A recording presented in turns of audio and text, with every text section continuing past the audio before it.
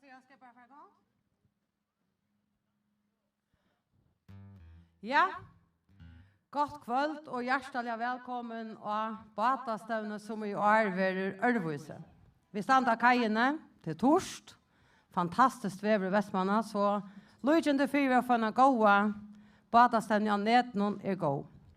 Vi kommer att sända till klockan 1, ta senaste orkestret vi livet att spela.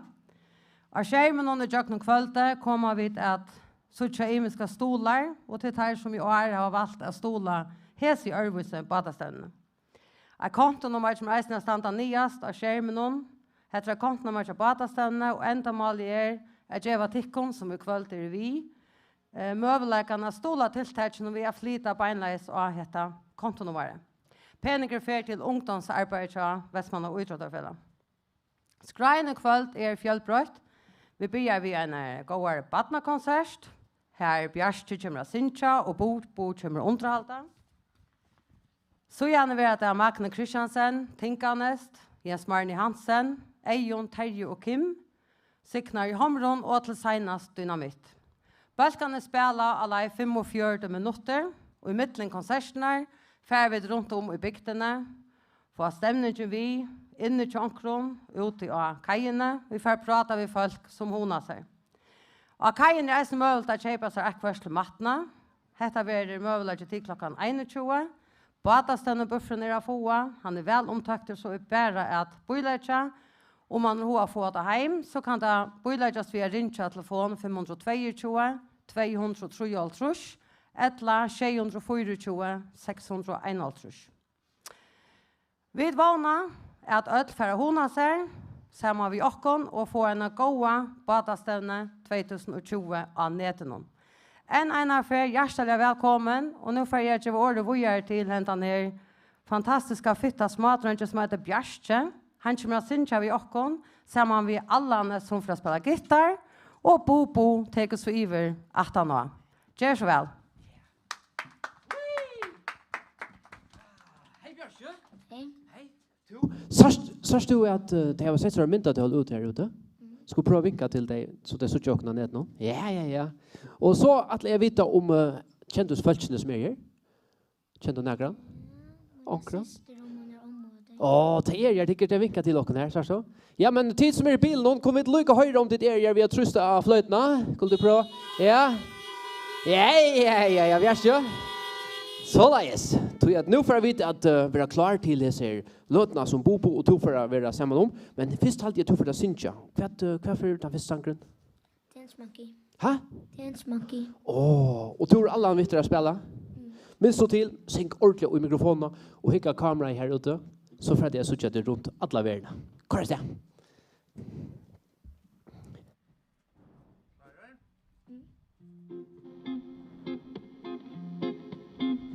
They say, oh my God, I see the way you shine.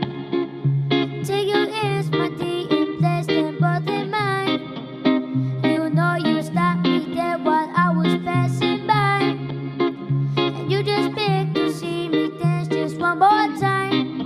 Ooh, I see you every time. And oh my, I like your style. You make me wanna cry. And now I beg to see you dance just one more time. So they say, dance with me, dance with me, dance with me, oh. I've never seen anybody do the things you do before. They say, move for me, move for me, move for me, hey. And when you're done, I'll make you do it all again. I said, oh my God, I see you walking by. Take my ears, my dear, and look me in my eyes. Just like a monkey, I've been dancing my whole life. And you just picked to see me dance just one more time. Ooh, I see you every time. And oh my, I like your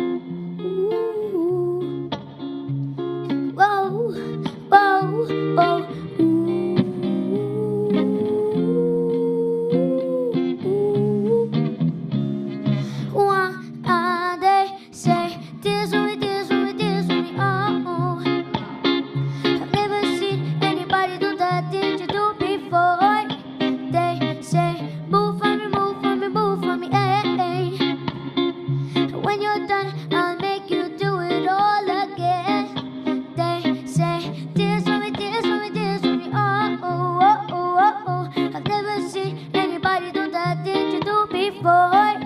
They say, move for me, move for me, move for me, eh, eh. And when you're done, I'll make you do it all again, all again.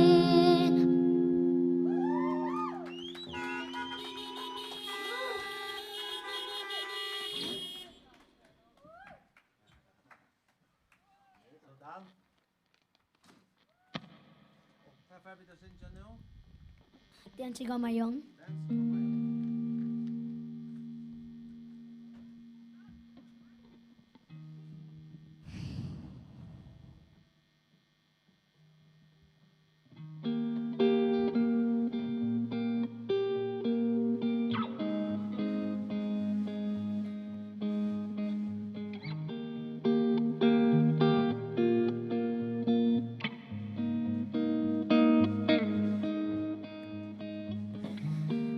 Somebody said you got a new friend.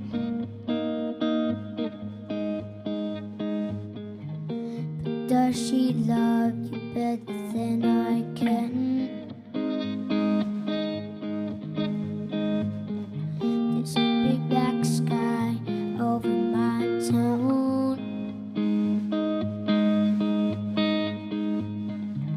I know where you're at, I bet she's around.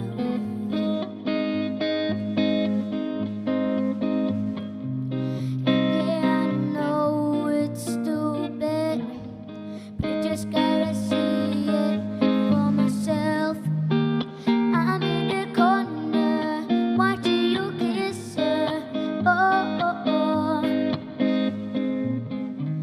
Now right over here, why can't you see me? Oh, oh, oh. And I'll give it in my all, but I'm not the guy you're taking home. Ooh, and I keep dancing on my own.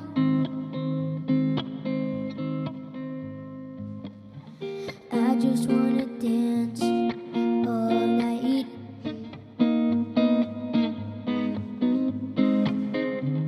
I'm all messed up, I'm so out of line. Yeah, I know it's stupid, but I just gotta see it for myself. I'm in the corner, watching you kiss her.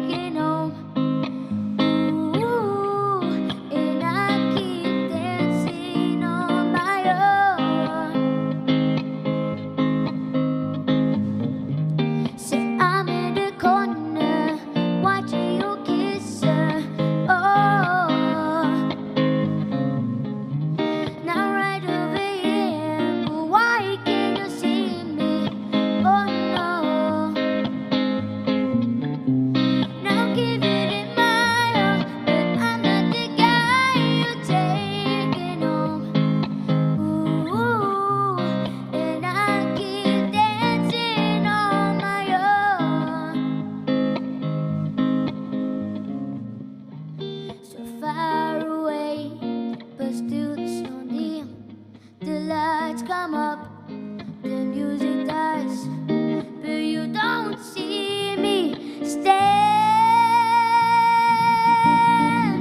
here.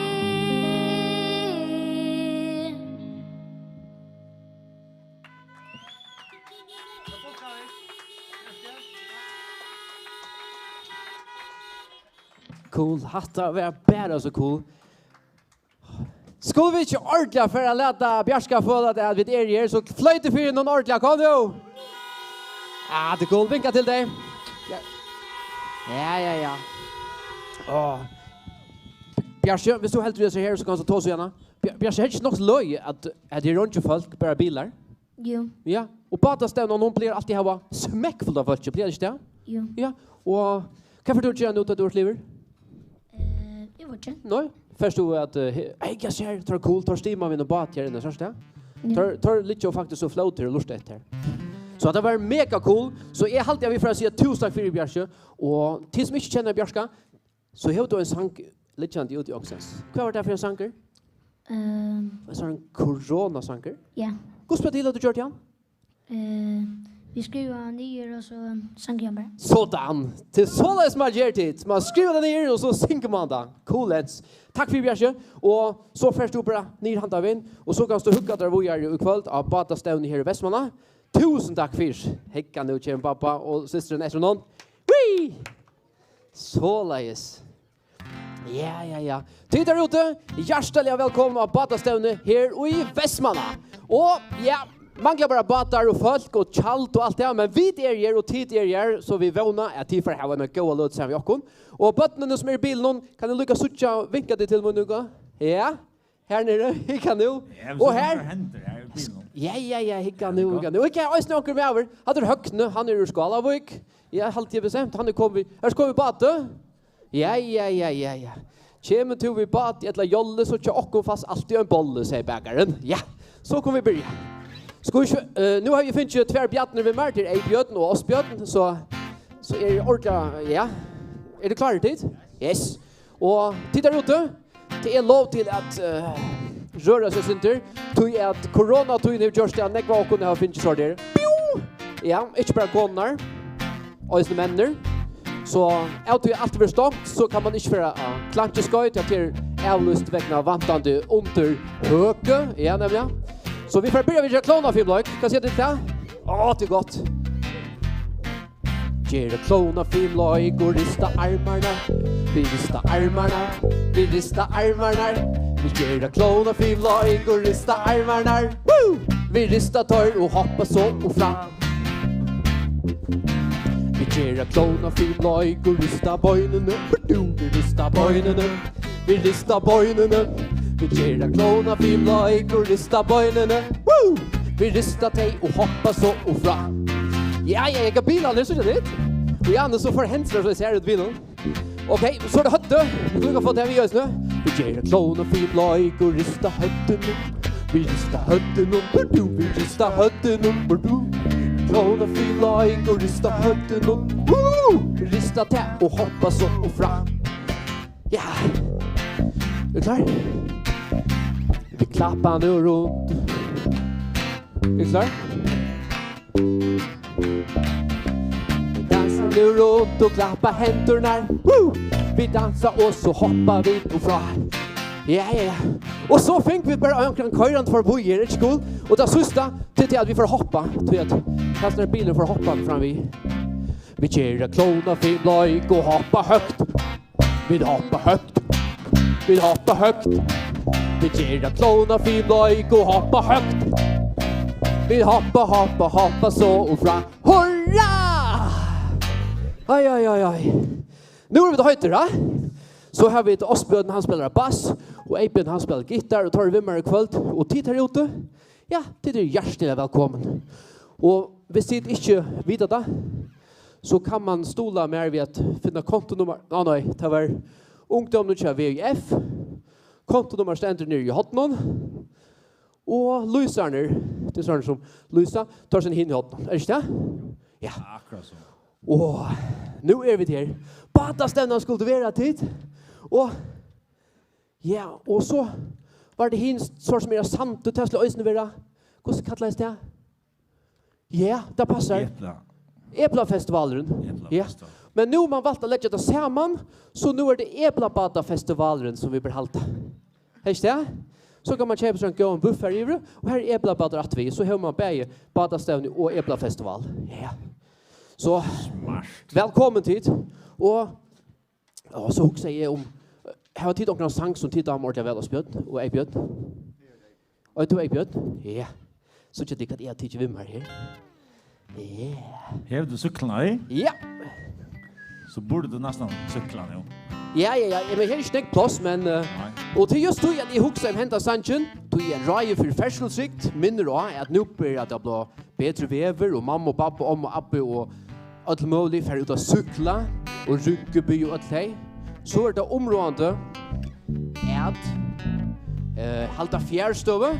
Det här är Löckmäver, baror som bor här uppe i Ångstannes. Han har sagt att vi skulle halta fjärstöve, så vi har 2 meter mittelkvällsank. Nej, mittlen, vad var det vi skulle ha 2 meter? Kan passa short. Ja, mitt Lockenborg. Ja, mitt Lockenborg. Ja.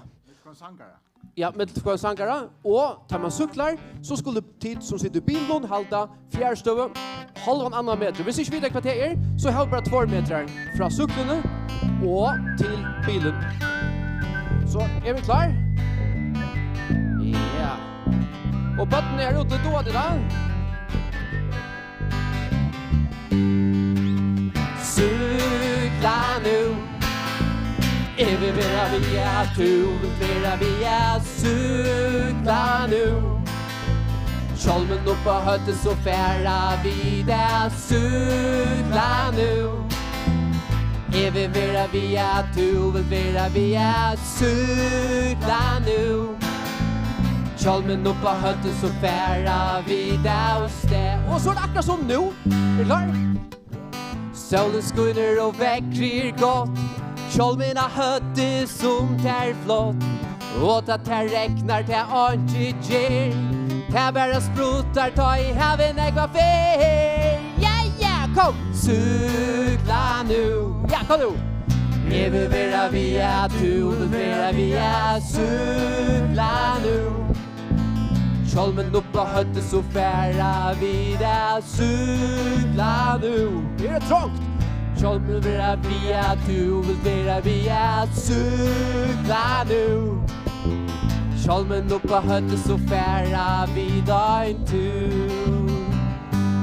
Och så samma vi går och vinen är bäst. Etta är det och vi glädjer med mest. Händerna rör och kjolmen upp på. Tracka av pedalerna så färra vi då från. Ja. Oj.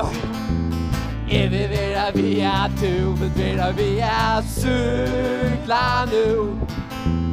Kjolmen upp på hötten så färra vi där cykla nu. Är vi vera via cykla nu. Kjolmen upp på hötten så färra vi där inte. Ja, och vad är det? Ta området i ösnen tar man ur cyklar. Ja, man har endurskin. Det är så sutt att det som köra, eller gänga, eller kvarter, att du har sort här, så ser man det ordentligt väl, så du inte blir förvanta för färsla. Det är området, ja. Så läs. Men andra cyklarna är inte sälja stor. Hä? Det är inte sent Lydlanda, ne? Halda dit, ja? Ja, hon är grön. Och fått. Ja, hon är nog så fint. Och vidare till kvärt. Det var faktiskt inte så lej ui dessa cyklarna.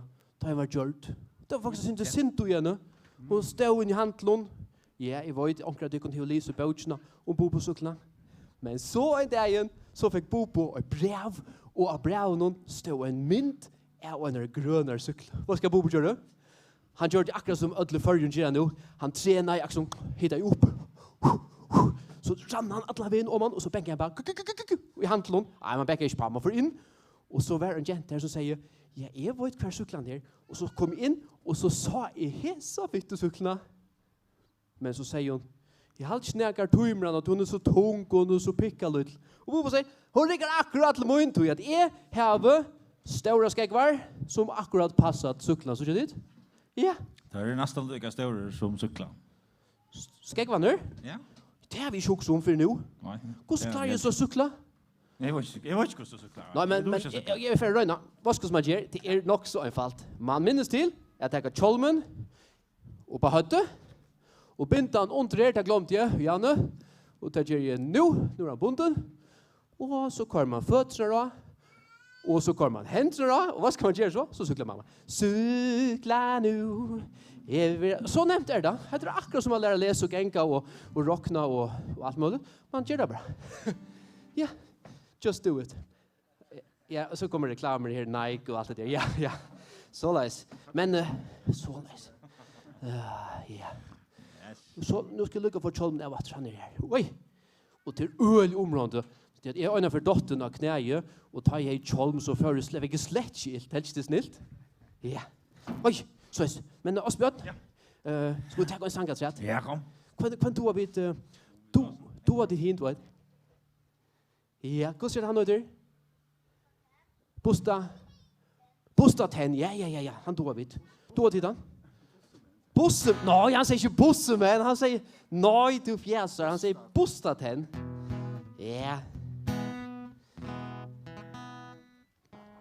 Ja. Och titt, så för att vi inte har också spännande ojesner kuffers nu. Ja, vi det batastävne. Och vi söker faktiskt några batar ute i fjörden och så rätt. Ja, och för här. Onkel cyklar här inne. Är vi klar? Så man lukar finna nu ska lukka. Hava jag hade det skulle ha en tandborste att busta tänder vi. Jag hade inte en tandborste. Ha? Att det är en tandborste. Inte hönne vid sen. Att det är en höna. Ja, är det en höna? Okej, så ska man ha en tandborst. Ja. Eller tvär. Eller trutjar. Och här har ögonen till botjar. Eller ditter. Eller det som är mitt i mitten. Så läs. Och hvis jag får ordentligt busta tänd så kan man göra så. Ja, jag hade inte haft en tandborst. Ha? Jag hade inte haft en tandborst heller. Okej. Hatta? Hattar till så man kör på hött. Ja. Så som jag har nu. Jag ska synja, jag kom. Och det går synja vi. Det är det för sång och kväll. Så är det öl området att du busta tänd. Ja. Busta tänd. Aina tonne sen. Allt skuina skall. Så där rickar väl. Busta tänd. Aina tonne sen. Allt skuina skall. Så där rickar väl. Sera klävor vakt i även morgon klockan 6. Leipi upper sanjene och faje mer och brev.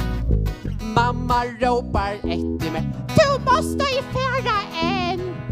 Inte ut att spela. Finns måste du busta tänd. Busta tänd. Aina tonne sen. Allt skuina skall. Så där rickar väl. Busta tänd. Aina tonne sen. Allt skuina skall.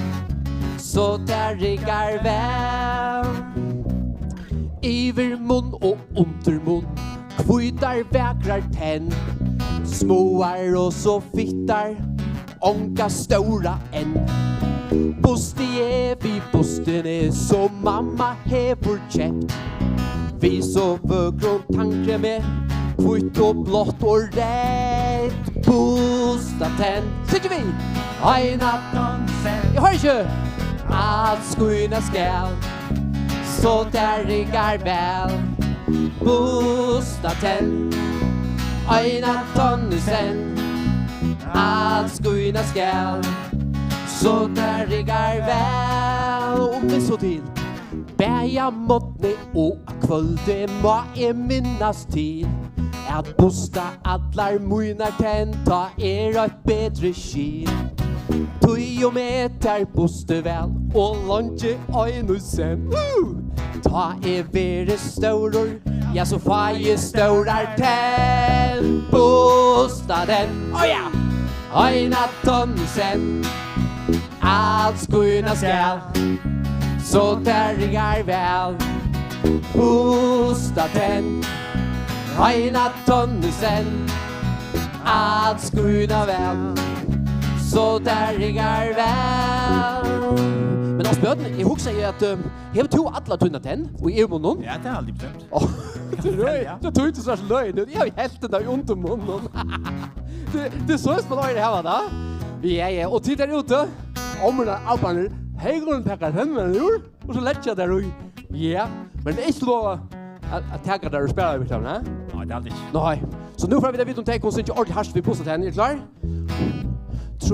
3, 2 och synge ordentligt. Pusta den. Ein afton du säl. Oh yeah. Allt skuna skall. Så där rigar väl. Ja, ja. Pusta den. Bam. Ein afton du säl. Allt skuna skall. Så där rigar väl. Oh yeah, ja, ja. Hatta var en muskla fitte sang. Asbjørn, vad ska du skriva? Och han lacknar nog nu. Hvis man har sån egna lakna, har man så egna lakna? Jag vet inte. Nej, men så säger onkel, hvor lagt det? Så säger onkel, jo, tandlaknen. Ha? Hade nog så invecklat allt. Ja, men Asbjørn, jag huxar ju, hur du några video där? Ja, det har vi. Jag kom vis mer, jag lägger också andra kloster med igen. Och till som är komna badastavne bs.fo öder hemma så igen. Och där ligger också en Facebook halt jag. Till er hjärtligt välkommen att stola VF. Så ett kontonummer. Och hvis det är för nekva pengar så flyttar det bara till lockon. Vi tackar för det. Yes. Och hvis det inte gör nog så flyttar bara lycka väl. Är det tid? Jo. Asbjørn. Ja. Jag huxar för att göra jigg. Och jigg, ja, men där står välkommen till. Så huxar jag att jag vill lära det då. Ska du lära mig? Ja. Okej. Jag ska göra mig klar här, men så gör jag mig klar bara så ja. Ja. Man ska bruka det turkla. 2 turkla. Ja, nej, jag gick bara här först. Ja. Man gör så snart så binder man det samman. Ja. Så kör man det. Man binder en knut. Ja. Ja. Men inte en drong som ett knut. Det man inte binda. Det man inte. Okej, så binder man knut så snart. Ja. Och så går man det lumma. Ja. Och så kan du ta det här turkla här. Hej. Ja. Så lös. Nej. Inte okej. Okej. Så går man till hinlumman. Ja. Så lös. Ja. Så ska du så ser jag viktigt man huxar rätt turkla. Ja. Du sa att jag tar ju här. Okej, så tar jag här. Ja. Så lös. Så. Rätt turkla. Okej. Ja. Åter. Så kommer du mitten. Det är cool. Det är cool. Ja. Det är pura rätt. Ja, pura. Ja. Som det ser så ut. Ja. Hatta huxar jag för att lära dig att göra. Jag tror också väl att säga rätt. Pura rätt. Ja. Så. Ja. Och jag kan se att vi tycker ute att det är ordentligt hållt att sådana tonläggare fram vi här. Och onkel GT har polterabben här i att komma ut Trillebörre. Så att ja, hvis ni kommer här så är det hjärtligt välkommen. Halt upp bara fjärrstöve. Och Du fortsatt. Jag kan nu. Okej. Men så går det göra det. Ja, man skulle binda knut. Nej, jag ska binda knut här. Det är blå, hej. Ja. Det är blå här. Blå. Ja. Så lös.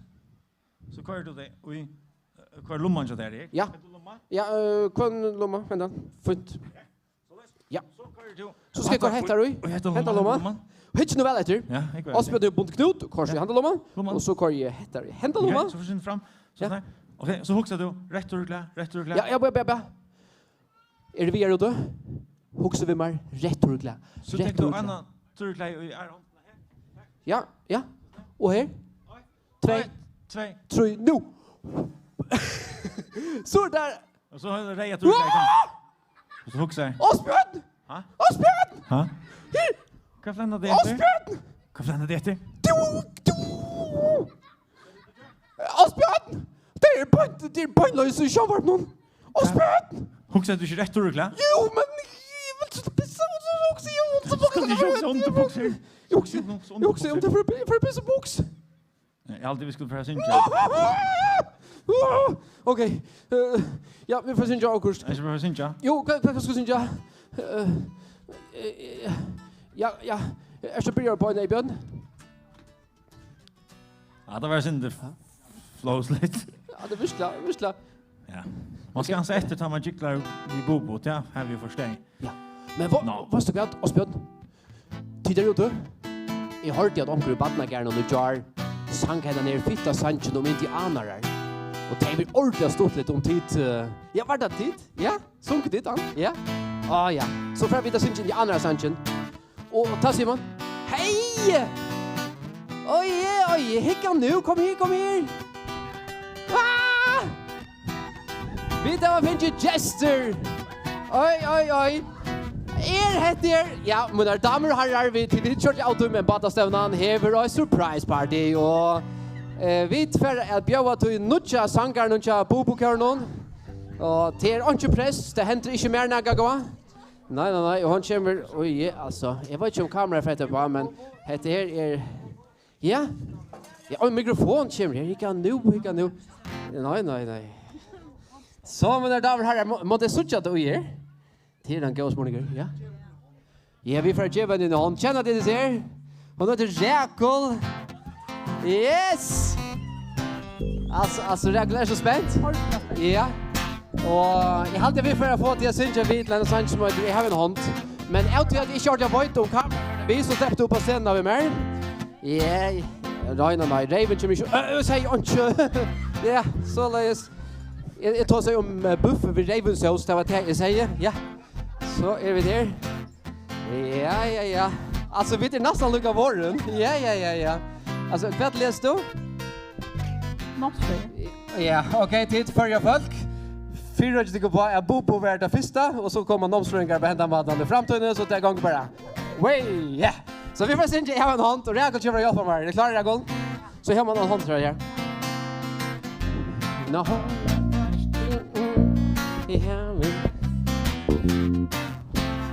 Have you in a home?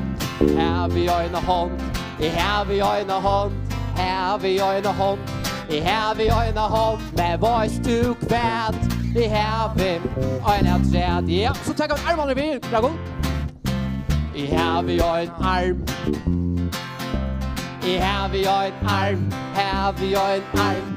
I have you en arm med voice to kvärt. I have him en av träd. Så ser Räkul bra. Jag vet inte hur lyckas cykel ser det, ja. Nu.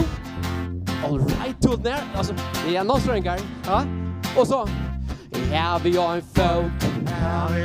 Jag har inte. Have you on folk. Have you on folk med voice to kvärt. I have him en av träd. Ja, och så tar stora. I have you on point. I have you on point. Have you on point. I have you on point med voice to kvärt. I have him en av träd. Yes. Och vad så?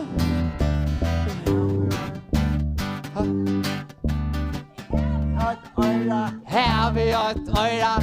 I have you ett öra med voice to kvärt. I have ett träd. Och så Eja, du får filma. I have you ett Eja. Have you ett Eja. I have you ett Eja. Have you ett Eja. I have you ett Eja med voice to kvärt. I have ett träd. Och så tommelen. Så känner du klar? I have you en tommel. I have you en tunnel. I have you en tunnel. I have you en tunnel med voice to kvärt. I have ett träd. Och så sista. I have you ett hunt. Ja. Mina damer och herrar, här är Räkul. Ja, Räkul. Det var cool. Ja, hicka nu. Ja. Hette absolut det sista kvällen du får mus från Räkul så att klara det där. Ja, stia tilltäck någon över Räkul kan vi säga. Ja. Och så kommer hjälparen ner till tre amigos. Så titt, vi sitter där och köper mus från Räkul så är det välkommen till. Ett att flytta pengarna Brand Westman ut och fylla på en av till er välkommen till. Yes. Alla går en fair till. Ja. Ja. Hatta var stort lite på vi känner Räkul och vi får någon. Ja, vi får göra det Nordic Club. Tack för det. Det är bara Batastävnen jag slukt händer. Ja. Och nu var det Jockno brott till Räkul för vad man ständer på Batastävnen nästa år och upptrackar. Ja. Så läs. Oj. Har du det där i bra? Så läs. Asbjørn. Jag var inte tog dåligt väl att gikla så nu att jag får vet om to. Jag har tyckt en ballon eller snart vi. Och så ska det. Aj! Oj. Säger du? Okej, så må jag finna något träd, okej, bra? Brast. Jag har en rätt. Jag har en Braston, ja, på nu på. Så okej, men så må jag jämmer klara den här så att jag att Men lämna syns finna. inte, ni har en ballon. Jag huxar bara att hick vad jag fick i fjör. Det var inte corona i år. Så jag fick bara så här kämpestörst höjersmest i fjör. Vet att det kunde effekta fra? Nej. Är det nära tycker så vad ett karriär fick att fra? Ha? Han är ordentligt känter, han bor i Danmark. Ja. Prins. Ja, prins han var prins och hur ska han? Fredrik, ja. Och det är inte att pinta sig Fredrik, ja. Man vill helst säga Promprik, ja. Ja. Prins Promprik. Och jag fick det till ett rand var det här Klaxvik och det var så cool och näck folk och sånt. Ja, så jag fick en hela sån här miljon eller så. Vet du vad det är? Ja, medalj. Ja, medalj, det var teatervärd. Ja. Men Ospen, jag att lära till några. Ha? Han stod lite. Jag var där stått lite. Tja mer till honom. Det var inte. Nej, men jag att Ospen, jag vet om jag fick ballonerna inte här. Så läs nu fann jag en ballon Ospen. Jag vet att du så väl att göra försäljningar vid ballonen, så nu har jag funnit en ballon till. Mina damer och herrar, nu får vi att ge var en ballon till Västman Idrottsfälla. Jag har sagt att det var 1 miljon, men det var kört lite. Så läs. Och så kan så hållas ner. Så läs, ja. Du är att... Vad failar? Ha? Kan du? Jag var inte som förra också. Kvar? Hon ligger där. Osbjörn. Du måste prova. Du har provat, så läs. Okej. Det var inte nog väl efter tid så att Osbjörn han tar grujan inte. Okej, så läs. Är det gott nu Osbjörn? Ja, nog, inte mer. Inte mer? Nej, inte mer. Håll sig gust. Snack. Ja. Så ska jag så se. Så ska jag så ska du bara på ett halvt år ner och så läs. Och så kan du göra också ordentligt spännande vi en figur eller något. Ser du det? Nej, det kan man inte visa ner. Man kan bara göra ett ägg. Och en kväll och en vägg. Alltså ägg. Och ett ägg. Ballon. Kan man inte göra vi häsar? Nej, jag hade inte man så länge som brast. Fast kvätt. Jag får spy han. Ja, hej. Okej. Inte säga något. Jag har sagt för Osbjörn att och så okej. Hej. Ja, och nu att jag skulle ta sig ballonerna och så ska du göra och stort liv. Ha? Kan boiler? Ha? Nu får en halt ner väg. Ballonen? Nej, det är att inte. Helt du kan få ett nu? Ja, jag kom på när vi åter.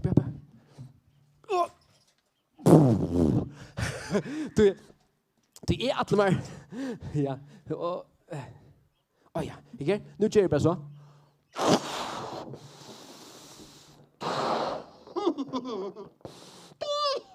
Så och så binder jag knuta.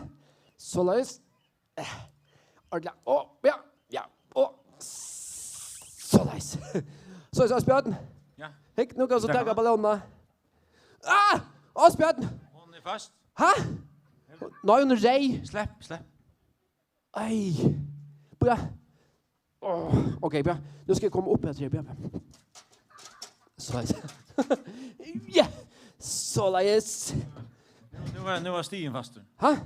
Ballonen var fast och stigen fast. Hvor sätter han ner? Halvt av 1000 töckstan uppe. Ja, hon började snacka om stolar och hvor är stia till det. Och så skulle det komma så nära. Det var inte... Visst du bara helt oss ner? Ja. Så läs. Vad ska vi göra just nu? Ha? Vad ska du göra? Jag helt skulle göra George. Rikard det inte? Jag hade bara sin James Hank. Nej. Vad det väl? Jag ger visst du George så ser. Så är här. Ha! Flöjta du? Från er sted. Trus ordentligt fast. Jag hör inte. Trus av flöjtna. Allt du väl. Jag flöjt i allt. Men inte Asbjørn, jag kan nu i att faktiskt affära upp i stigen här på vita hur så inna fjörd och allt det. Ja. Ska se ut det? Ja, bra. Så färgen nu och nej, det ska inte flanna. Okej. Så att jag husar att det okej. Ska jag vänta någon annan väg? Jag ganska ska det. Så rycker det bättre. Ja. Så är det. Asbjørn. Väntar han skojt? Så läs, okej. Nu är det. Nu då är så läs, men där. Aj! Han lumpar minst ner. Okej, jag så läs. Bättre nu? Ja. Nej! Okej. Det är så sen ja. Ho! Så läs det. Så jag är Ska, ha? klar. Nej. Nu väntar han skaft. Väntar han skojft? Ja. Ska vi hinna med? Ja, upp så där. Ja, så läs, ja. Så läs. Nej. Nu rycker det. Han vänder hödden honom. Rycker det nu? Hallå? Nu vänder han rumpen där så där. Ha? Han vänder hödden honom. Kvar vänder hötten någon?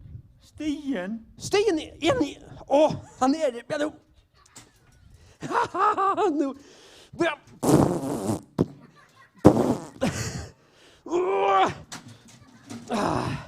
Så läs. Nu, vad är det? Nu ska jag komma halt upp. Är du klar? Tälla det betröj så färdig halt upp i stigen. Är du klar? Ja. Okej? Ett, 2, 2, 3, nu! En rannslu så in ja. Kvui flott du han? Ja, jag flott inte. Jo, han stod fyra så jag skulle bara ränna upp, okej? Ja. Så pröv att göra det. Är du klar? Nu täller det vi. Är du klar? 1, 2, 3 och nu! Var det han? Var det du?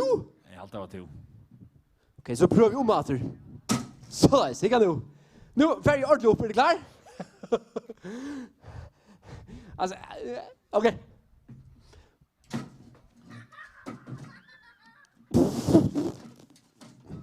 Asbjørn, jeg halster rikker. Asbjørn, jeg halster rikker, Asbjørn. Hæ? Er det for en skoj med, ja? Ja, så ses man. Passa det? Åh, så var det. Nu färger jeg ikke. Tær opp på stigen. Ok? Ja.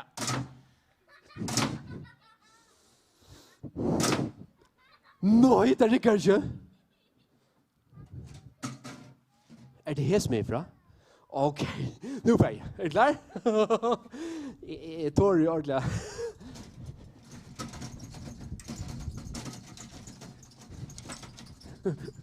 Det är farligt då. Det är rätt.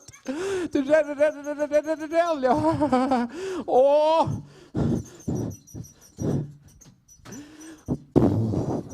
Gå släpp ner där. Ja, skreja ner där. Sagt du längt nu? Jag såg jag kan nu en donna och en kona och Donna heter en dronker. jag såg stjärnor och manar allt möjligt alltid upp. Jag vet inte om det är gott. Helt det är gott. Ska jag komma ner åter? Ja, du ska komma ner. Ska du hjälpa mig att komma ner åter? Kan du hjälpa mig? Tälja på tröj. Okej, ja. Är släcke benchen. Är ganska bra så ser ut. Okej, tälj nu. Kan så tälja. 1, 2, 3 och nu. Oj. Jag hade för att flyta den stigen, ja. Jag vill halt där uppe. Halt. Kusse kom ju upp här. Jag alltid kardan bara bort till att du först har kommit till Skia. Skia? Nej, jag var vill stia. Jag vill inte skia. Stia. Ha, ja. Men okej, ska vi ta en sangasrätt? Jag kom till den. Ja. Är du klar? Oj, så där. Är det någon sang till Doa? Ha? Nu är det också några bilar här. Ska vi... Ja, då spelar bara så här. Är du klar?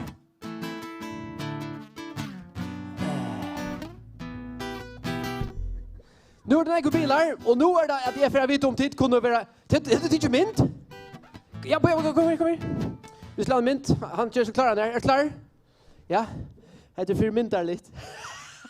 Det vann ju bara akkurat nu. Visst inte. Jag kan nu. Han säger bara han tog släck. Vi får att jag Sanchin kör i bilen. Och nu måste vi dra vi. Det är inte största för det. Det är så tolkar vi. Då tar det Greta Thunberg och allt det där. Inte jag tar. Okej?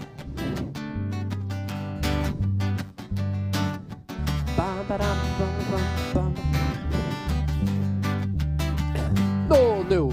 Köra i bilen. Köra, vi går och Chile. Jävla never när vi inte kunde flänna till det sig. Ja, det säger kom nu. 3 och köra i bilen. Köra vi bjau och skile. Bälten vi spänna kjolen etter renna linne kon och flänna tuta köra vi tryggt och i bil. Ja, då hör om det där här kom. Köra. Ja, då ska du höra dig. Ja. Hänga nu. Och så nu. Är du klar? Och då kan du se att jag testar med att få spoil, är du klar? Tej vi möta på att spoil. Viner halsa mer. Bilar svimor som är suin. Så tryckten hon när. Och så kom nu. Tuss jag flöjtna. Köra i bilen. Köra vi gå och skile. Bälten vi spänna kjolen etter en linne kon och flänna tuta köra vi tryggt i bilen. Bälte spänna fast och i las. Bär stor och svag. Bilsättor till lojtlappa. Och sistor sidor pud och så där tid kom. Köra i bilen. Köra vi gå och skile. Bälten vi spänna kjolen etter en linne kon och flänna tuta köra vi tryggt i bilen. Ja. Och så gör de klar. Tror jag, hvis vi var en sommarfestival, så vill det räkna. Det gör det bara inte. Så vi gör klar till räkna gång. Räkne, vi ska vi bo. Vi ska så att vi rör tor. Och så är det flera gång. Räkne, vi ska vi bo. Så vi kan nu bilden här att ja, hallå. Vi ska så allt vi rör tor. Så tar vi fram nu. Köra vi bil. Tyst nu va. Köra vi gå och skile. Bälten vi spänna kjolen etter en linne kon och flänna tuta köra vi tryggt i bil. Och refrän, gå nu! Köra vi bil. Köra vi gå och skile. Bälten vi spänna kjolen etter en linne kon och flänna tuta köra vi tryggt i bilen. Sådan, ja. Nu fick vi hämta den här bilen av flöjta. Yes, det är för det ordentligt, det börjar klackor. Ja, och nu vaknar vi alla fiskarna, så står där hoppa och sjönar i det. Ja, tar väl upp allt det här, ser jag. Det är Ellebruk. Ja. Ja, men tid, vi får komma till det allra sista, och till faktiskt det sista som är, i akkurat tilltaget till att bara lycka i vår hals på bilarna med där är här, och att den så för också andra komma, och också insläpp för över bygden. Och här bygden, det är inte Anna. Nej, helt inte. Ska du ta den rätt? Ja. Ha? Alltså, manglar vi inte hända sånt? Ja. Och transportsangen kvalt till indianare. Och jag såg att det nästa tonlagaren gör sig klaran. Och här är jag Badastavne och Havnaland och Västmanna. Så får Bobo och spekla runt det av. Till att 18 heter så får han hålla på platsen och så sitta i bilen. Fjärstove. Ja. Men nu får jag sin indianare. Är du klar?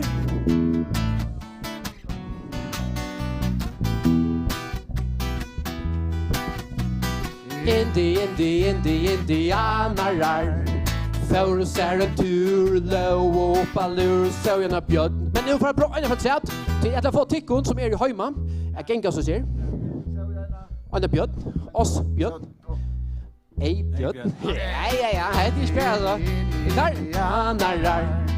För ser en tur low och palur så gärna bjöd. Jag prövar nu. 3-2 och indianarar. För ser en tule och palur så en fågel. Då det är en fågel.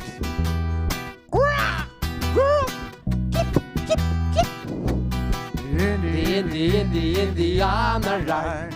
För ser en tule och palur så ett trä. Middag? Ja.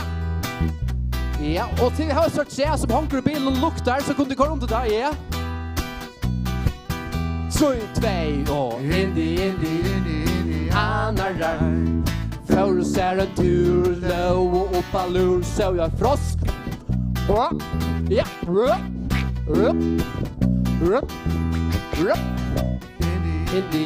Indianarar. För ser en tur då Opalur så jag fisk. Hur ser jag fiskar?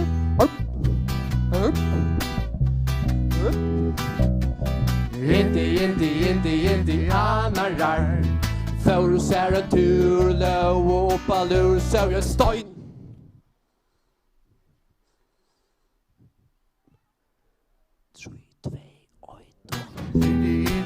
Ja, vi är det var inte fristebox eller pausskärmer. Ja, vi är det stadig. Och badastan i Västmanland. Och tältskylten uppe. Och vi durtar växer. Går sig inne. Och ösning ute. Och du går för buff. Du kan få en kartan hem. Du kan också få en EU-kartan. Ja, och du kan också få en ut-kartan. Whatever du önskar. Allt blir till. Så kom och badastan. Och vi tar synja till syster nu. Så nu får du få en lur. Ja. Och nu flyttar vi inte för härst. Indianarar. För ser en tur low Opalur. Och finko ser en goam lur. Tack för Jakob dit. Tack för Jakob. Och tack för att ni kom. Glädje mig att så att det kom. Och där vi.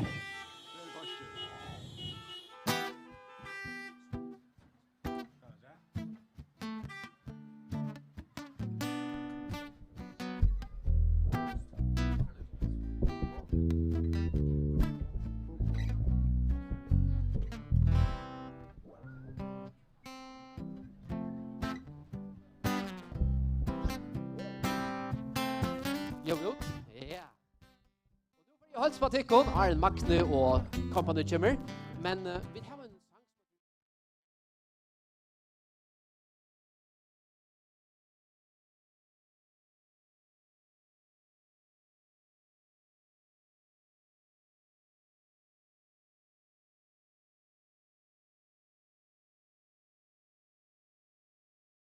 När bygden vi var kors i bilen också näkt nian och jöknen också näkt svink. Men här uppe här är den öliga går änke. Vi får flytta oss in i kommunen i höllena.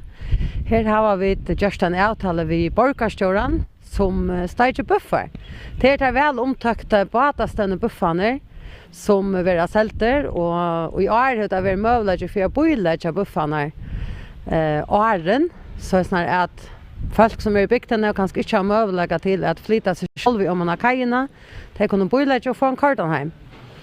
Så här är en öliga enker. Här är 4 man som är igång till. God kväll. Borgarstjóren ständer här. Røyner att grilla buffar. Paul kommer ut avräkva till lycka. God kväll. God kväll.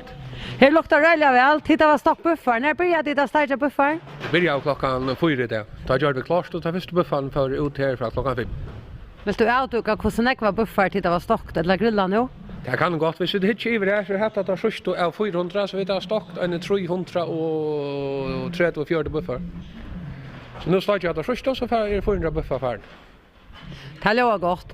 Vad ser nu hentan Örvus och badastövnan eller badastövnan av näten som hon eisne var nämnt.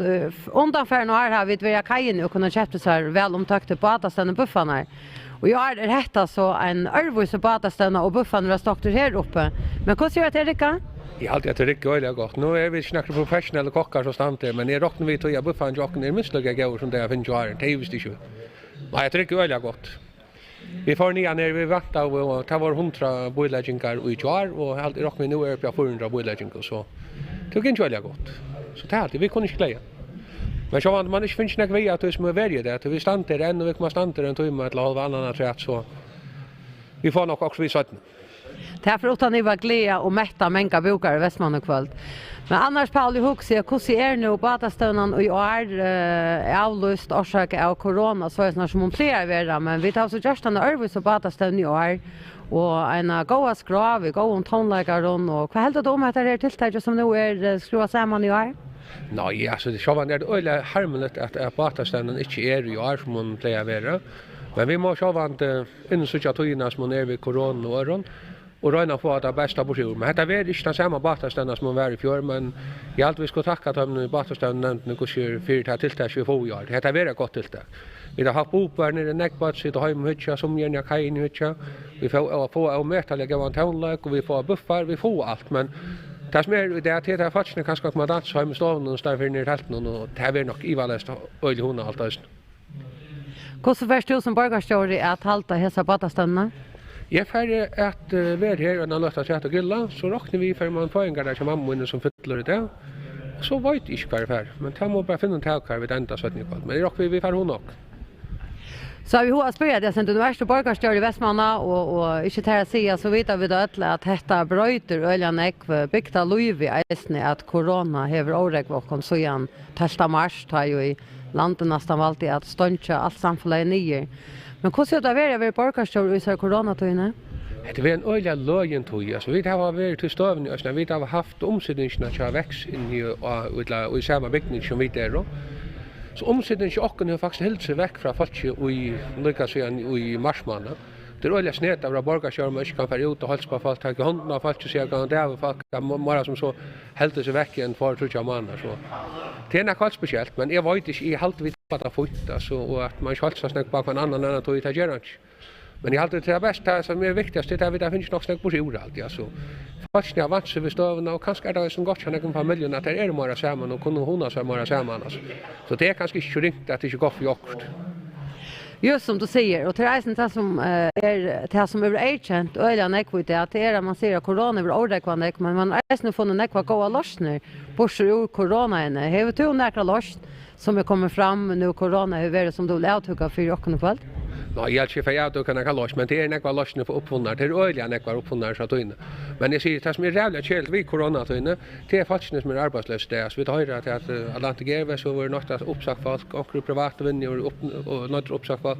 Färra vinnarna stäcker upp så det är då något öliga kärl i täcken i förska samhället. Det är vi har byggt och några stora vinner upp som omsätter för en miljard för ju kanske 1,2 miljarder som är färra vinnarna till arbetstjänster och folk och här stannar ganska med en person arbetslös. Allt det är förfärligt harmligt alltså. Jag vet inte hur jag vill hjälpa packa som kan komma hjälpa som folk och sån här fyrdagen kontakt och så att förra vi inte stäcker upp för. Det är kanske min väg under Västman. Ja. Vet jag att jag lyckas få färdri som bilförare någon eisne som foran inne i bilen. Och jag lyckas. Jag lyckas få färdri som bilförare någon här. Nu är det så läsna att du är slappen att köra runt vid buffen och i bygden. Eller kvar först vid buffen nu? Det var man halsmystina. Kvar är det halsmystina? Ja, här gör det packade in och kör ut det igen och tack mot ordron och allt det. Kvar får man att vi som buffen? Ja, här är salat och romäppler och gåsås. Vars du kvar över kocka så vi snär såsna och äpplen och Ja, här är jag alltid det mest konfolk som kokkas och så är det några matfolk som kör ut. Alltid det är trutjebilar som kör ut. Ja, vill du avtaga hur resten av batastävnen till här är i kväll? Jag alltid det testar jag plejer att tackla något som det kommer så det är det i kväll. Kanske man får gänga runt mellan husen. Jag sa gång tanka. Gå batastävnen och gå en buff hvis du först äta en eisen sättne. Ja, tack så mycket så signal. Vi får lyckas flytta oss innatter här och i kommunhötterna till Västmanna kommuna som är det så hötterna som vi är ju inne och stött utanför hötterna. För jag vet inte hur jag får tror jag någon öron av kocken någon här. Ragnar? Ja. Nu tog jag vi till att kocka här ute och vi till att starta buffar. Vad ser det vara att vara en av kocken någon? Det var en sessande fisk när grillen tog en synda 2 år det blev där. Men nu är vi faktiskt framme för det, så det är inte faktiskt fint. Alltid vi där prövar några buffar och prövar smaka där, tar det går. Så vi rocknar vid gång respons och hoppas att det blir hjälpt på coronabatastävnerna. 8 batar. 8 batar, det är väldigt särskilt 8 batar, men så inte till andra ting eisen som är gå visa corona. Nu ser du buffarna. Smakar buffen väl som du att? Ja, smakar över. Så det är gott kött. Så det är det första trädet. Och så har vi kryddat det väl och tar riggar väl grillen till ända så det blir en god. Och är det alla grillar här och är grillen som är 18 okon? Ja. På grillen tycker jag 100 pers så 120 pers så tar arbetar för sätsen så grillen resten. Så det är inte fint. Nu är du kommen till Västmannar, tror jag du har funnit där en flytta dam i Västmanna och är avbyggda med över och i en luttarbygd som är Västmanna. Vad ser det här vara en pastor av en så luttarbygd och nu stanta som kocker och till badaställen på fan är det? Det är funnast det. Allt stottlar i råkamon här, det händer något och så det är ordentligt gott och man är väl mottagens. Det blir inte man gjort till där som det blir till. Det är fint. Men det är ganska en möjlighet för att komma att känna andra folk i bygden blir större tar man väljer att bjöa sig fram och färdig ut här som det händer. Ja, helt säkert. Helt säkert. Det är en lidel till det som ska, hvis man ska vara några ständigt att man minglar här med man är. Det är speciellt hemmekura. Kvädra skråner så här ikväll av Batastanne? Att när det är grilla så får nog kajman låta. Vi har utsynning och allt det här som gängligt för kajene och så kommer sig några folk gott och jag vet inte om vi kanske får gott junk nu. Det får det så inte. Det är synd så. Man vet inte vad det är för en badastund att den inte är så vanligt då. Så tack som det gem. Det är mycket gott. Gå badastund till nästan. Ja, så tack. Vi är färdiga att flytta oss spekla om och kajøk efter. Här halte jag att Magne Christiansen är i färd vid att göra sig klara till att ha en konsert för oss. Och så färdiga vi ett ordet ner väl enkande bufflukten och kajerna och till tycken som kanske inte än har öppnat det en buff. Det är gott hos gott och att det ser gott ut, det luktar väl och är gitt i eisen att det smakar väl. Och mat till tycken av kajerna.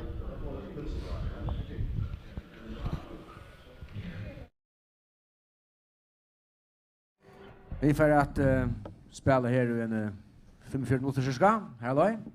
Sindra. Hej! Kontratonlag för det gång. Och oss till som sitter hitcha skärmen, god kväll. Det är nog den frästa måten man kan göra det, inte kunna samla så det är en god måte att göra det på.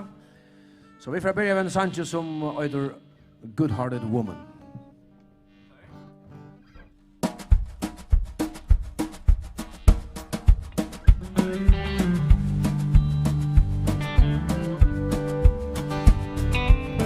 Long time forgotten and dream that you spell by the way.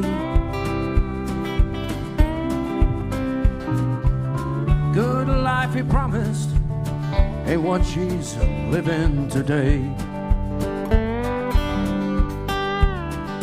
But she never complains of the bad times, a bad thing she done. Lord, good-hearted woman, love with her a good time and man. She's a good-hearted woman in love with a good time and man. She loves him in spite of his wicked ways, and she don't understand.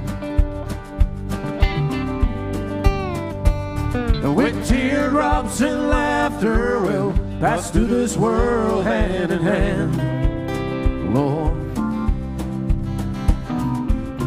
Good-hearted woman, love with her a good time and man.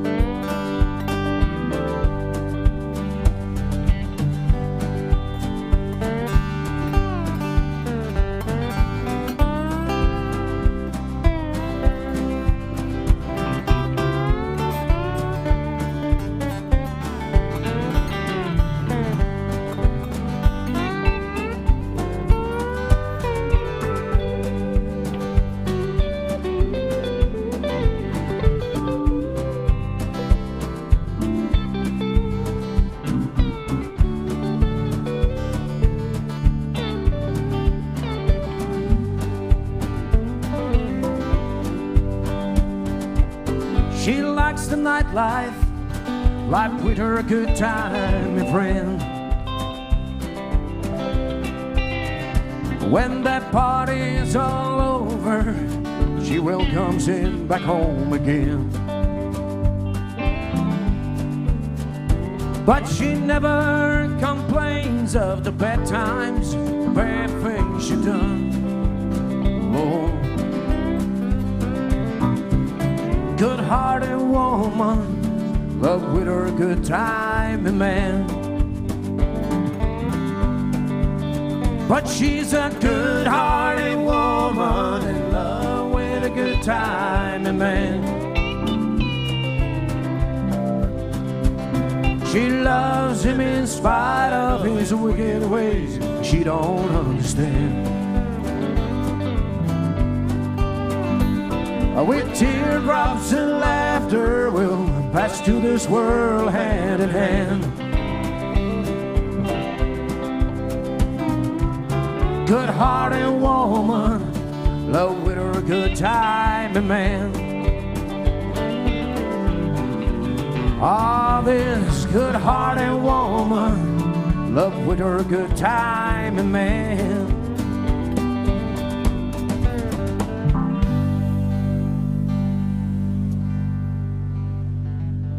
Ja. Den nästa sången vi för att spela är en gammal klassiker av Charlie Pride.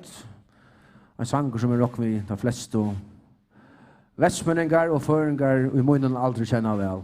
Han heter Detroit City.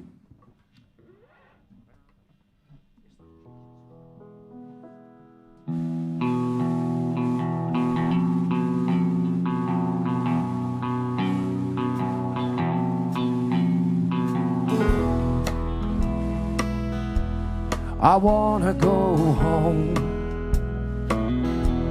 I wanna go home. Oh, how I wanna go home. Last night I went to sleep in Detroit City,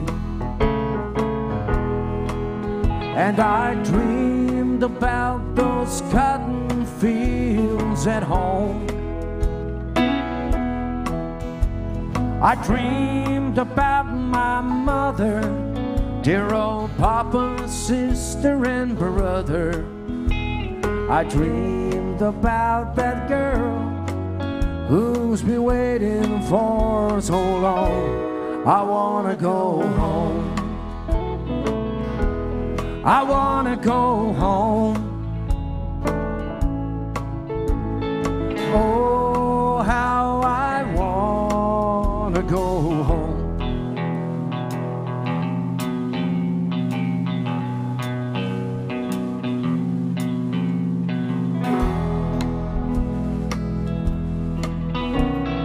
Home folks think I'm big in Detroit City,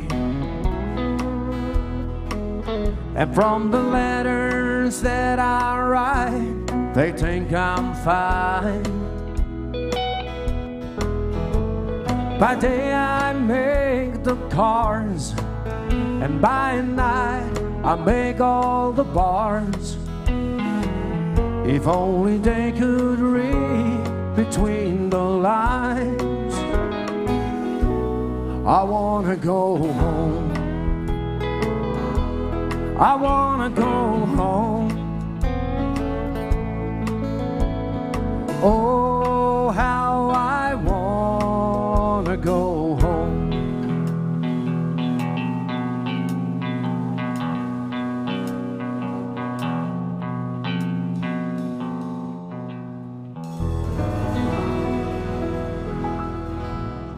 Ja, man kände slagaren, Charlie Pride.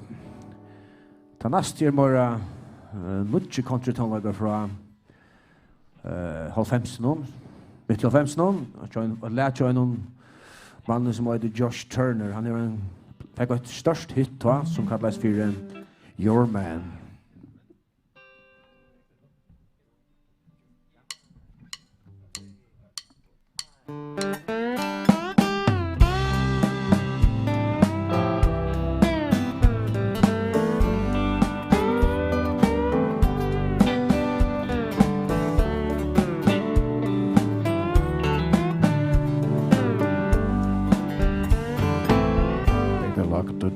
And turn the lights down low. Put some music on it soft and slow. Baby, we ain't got no place to go. I hope you understand. I've been thinking about this all day long. Never felt a feeling quite as strong. I can't believe how much it turns me on just to be your man. There's no hurry, don't you worry. We can take our time. Come a little closer, let's go over what I had in mind. Lock the door and turn the lights down low. Put some music on it soft and slow. Baby, we ain't got no place to go. I hope you understand. I've been thinking about this all day long. Never felt a feeling quite as strong. I can't believe how much it turns me on just to be your man.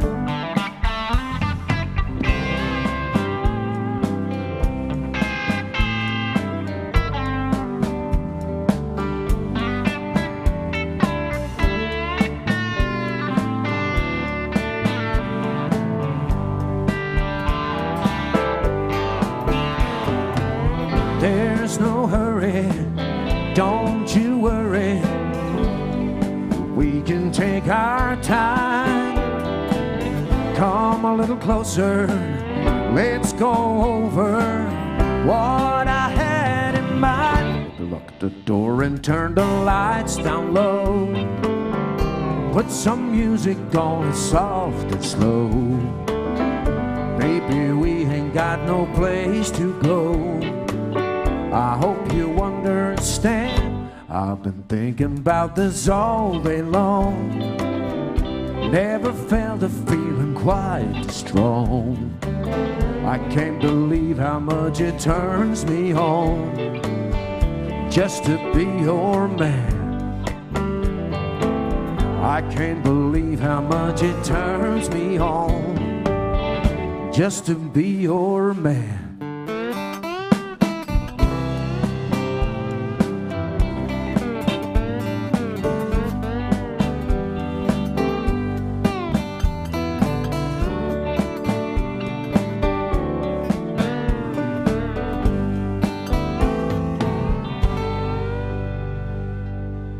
Ja, your man kan det säga. Den nästa sången är från Sinja för det kom till en sång som kom ut av flövande vid vägen. Sången heter Hin miste frieren.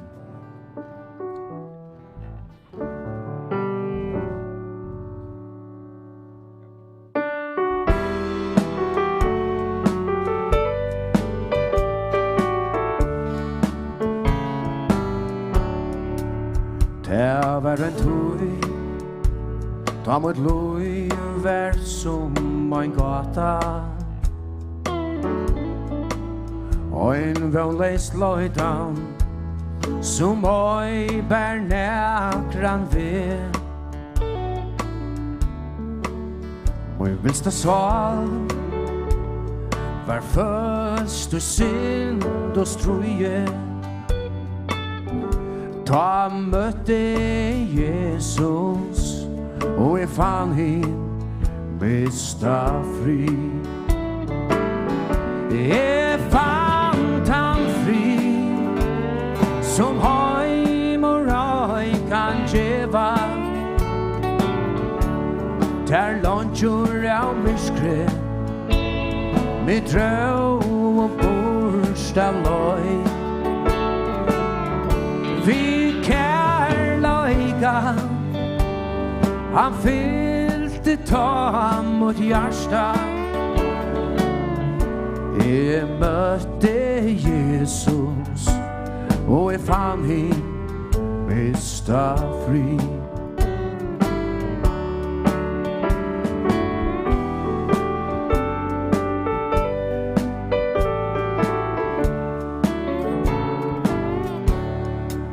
Det var en tøy. Ta mot liv og i hver verst at liva. Jeg kunde jeg stilla stormen og i møyne sal. Men nu er kvile trygt tog jag fyra djäving. Tack God fyra Jesus, han är miste fri och rer. Jag fann han fri som heim och röj kan geva. Tär lunchor av myskre med drö och borst av löj. Vi kärlöjka har fyllt ett tag mot hjärsta. Jag mötte Jesus och jag fann i mista fri.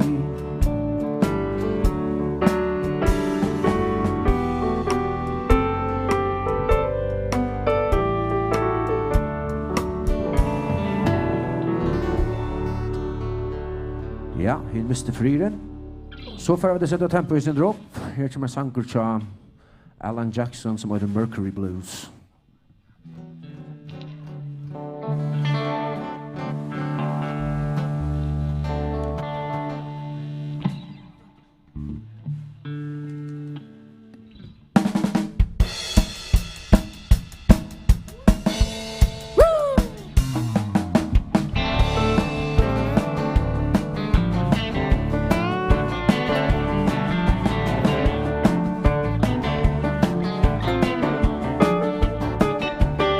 Well, if I had money, I'd tell you what I'd do. I'd go downtown, buy a Mercury or two. Crazy about a Mercury.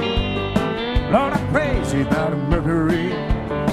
I'm gonna buy me a Mercury and cruise it up and down the road. Well, the girl I love, I stole her from a friend. He got lucky, stole her back again. She heard he had a Mercury. Lord, she's crazy about a Mercury. I'm gonna buy me a Mercury and cruise it up and down the road.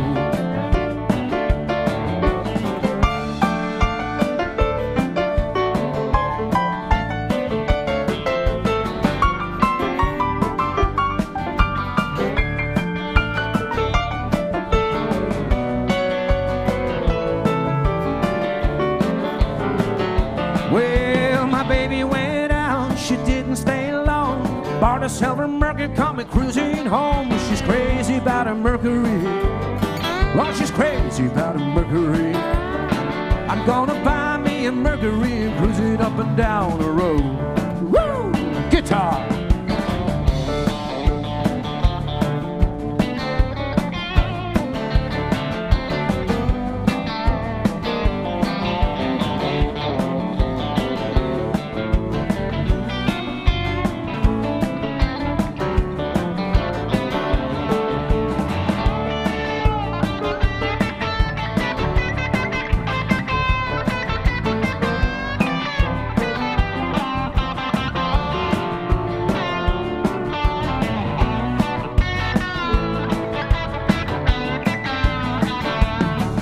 Well, if I had money, I'd tell you what I'd do. I'd go downtown, buy a Mercury or two. She's crazy about a Mercury. Lord, I'm crazy about a Mercury. I'm gonna buy me a Mercury and cruise it up and down the road. Yeah, I'm gonna buy me a Mercury and cruise it up and down the road. Yeah, I'm gonna buy me a Mercury and cruise it up and down the road. I'm gonna buy me a Mercury and cruise it up and down the road. Yeah, I'm gonna buy me a Mercury and cruise it up and down the road.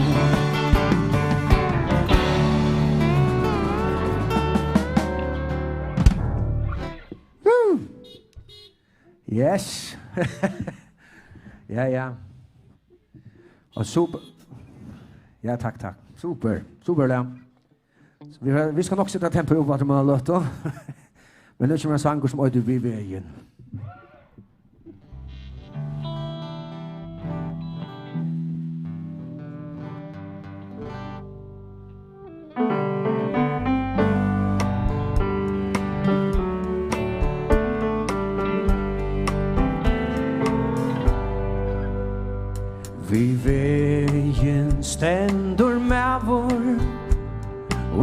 Hemma stendur fra Ikke bort Og genje Kjøtt fram vi Lysens vatten han talar Og skær og kvildar I havet sko I vil best hava fri Han sier kom Og ratt mer Tøyna byrå Kom her til mig Og rinda møyena Takk mot og det tinger ikke Og en så hansens melder gjer Kom her til mig I djevet her min fri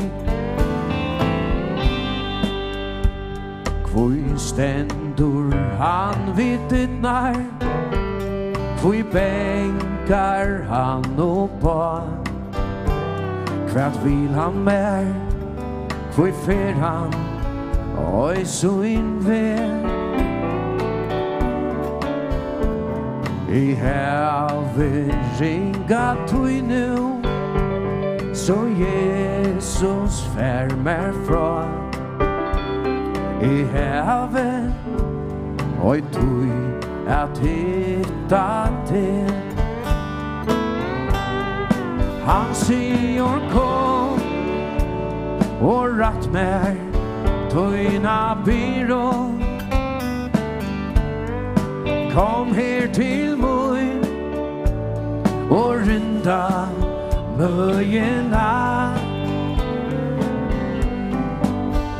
Takk mot og det tinger ikke Og en så heimsens melder gjer Kom her til mig I djevet her min fri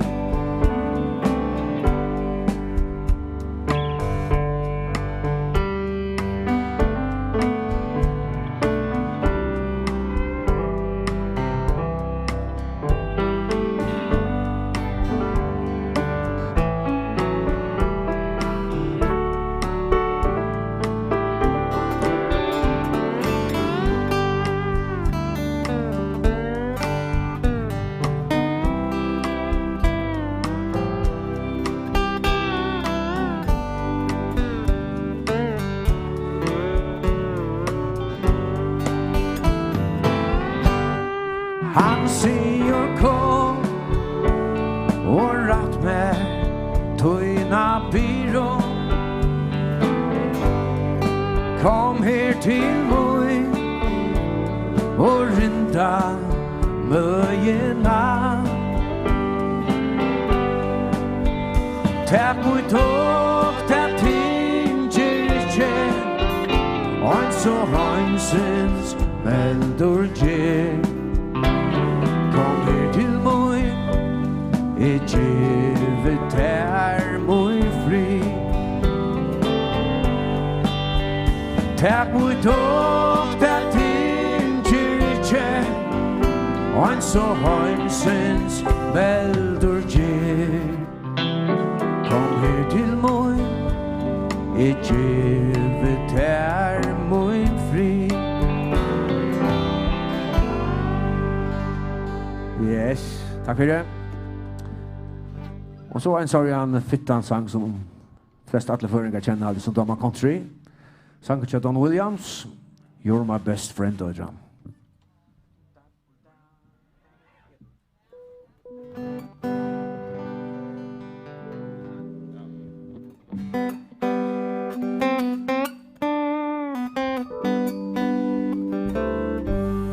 You praise go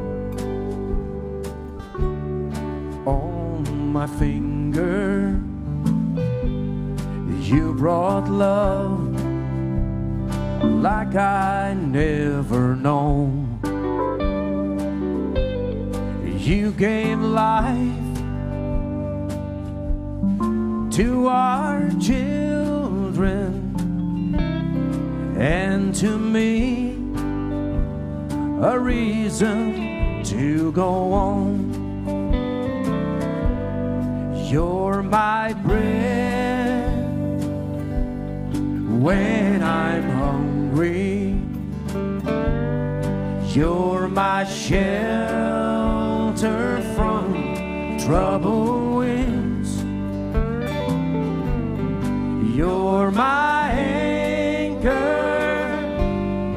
in life's ocean. But most of all, you're my best friend.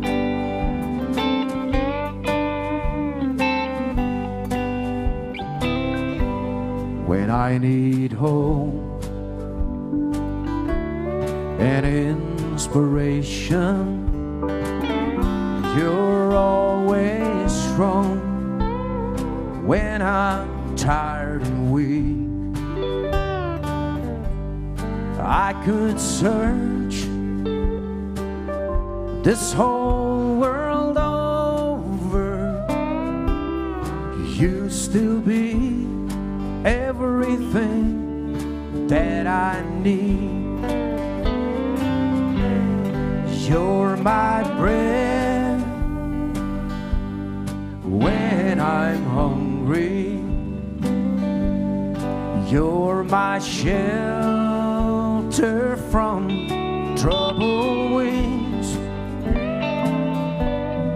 You're my anchor in life's ocean. But most of all, you're my best friend.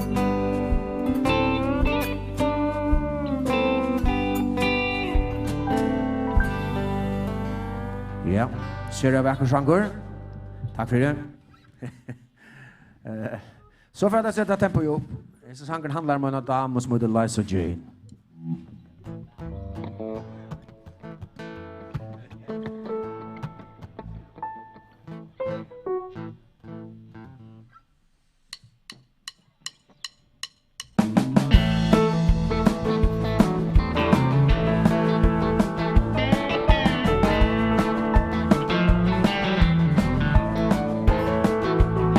Now you got my number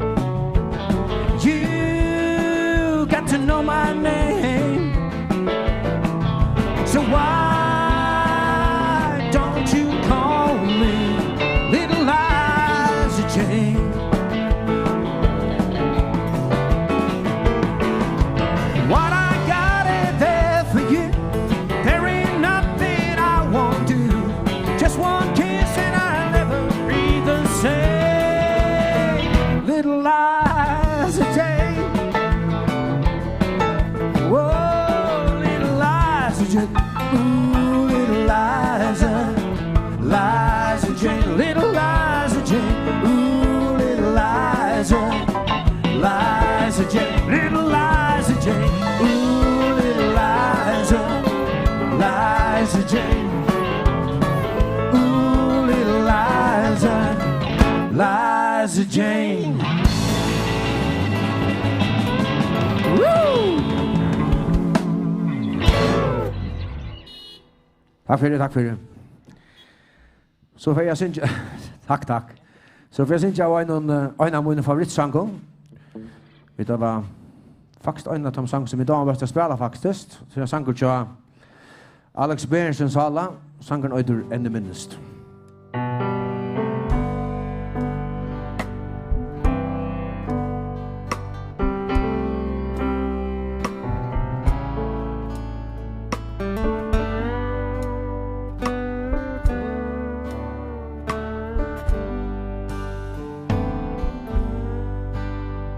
Enda minnest fyrsta kvölde ta bär till god jag inse bebagte mine knö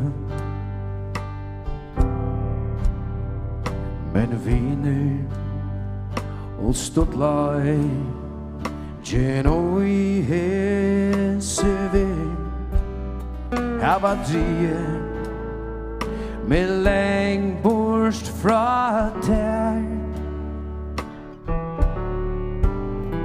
og I hugse ta kvölde ta tu vars mer nær tøyn ande han tælai jeg til moi gode årskje oi longur at strujast loi me atur til Golgata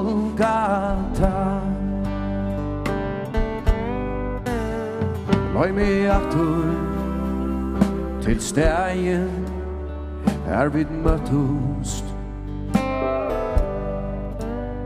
takk for smiskre og langtjornar løys tog he årskje og langur at strujast løy me atur til Golgata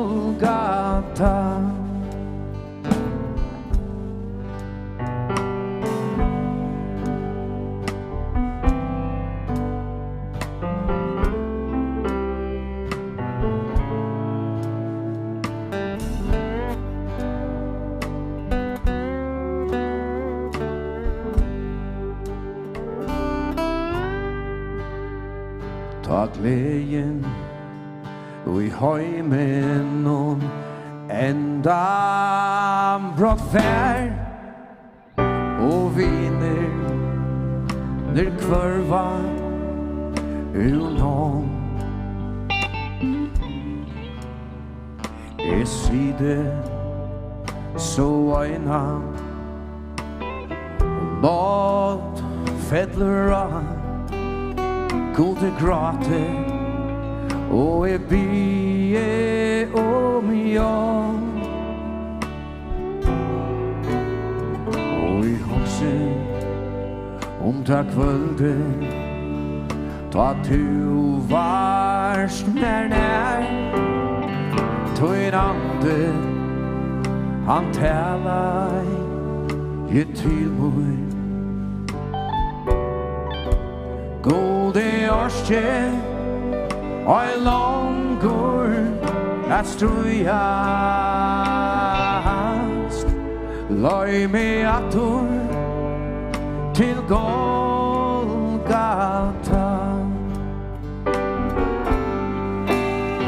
løy me atur til stegen vid møttust takk for smiskre og lunchurnar lois tui orske oi longur at strujast loi me atur til Golgata.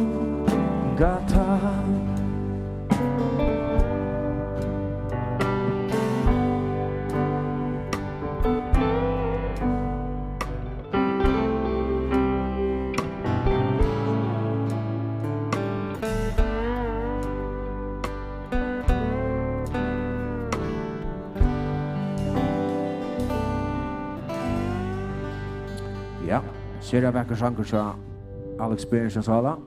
En minnest. Takk. Deiligt at jeg tugger deg. Håper du tugger deg når framme for skjermen eller telten her hjemme. Og vi vil takke for at vi fikk lov til å være vi her. Og det er deiligt at kunne støtte stunder til folk. Når man ikke kan samles sammen som det alltid har vært en av baterstøvnene. Og dette er så et godt alternativ, og dette er hyggelig og øvelse. Neste sanger vi fra Sinja til en sanger til Vince Gill som øyder One More Last Chance.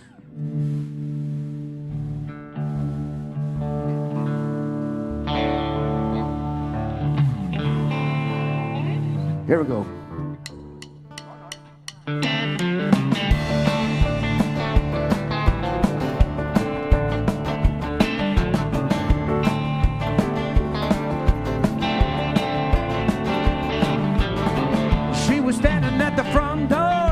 When I came home last night, a good book in her left hand, rolling pen in her right. Said to come home for the last time with a whiskey on your breath. If you don't listen to my preaching, boy, I'm gonna have to beat you half to death. Well, give me just one more last chance before you say we're through. I know I drive you crazy, baby, it's the best that I can do. With some good old boys and making noise, I ain't running around on you. Give me just one more last chance before you say we're through.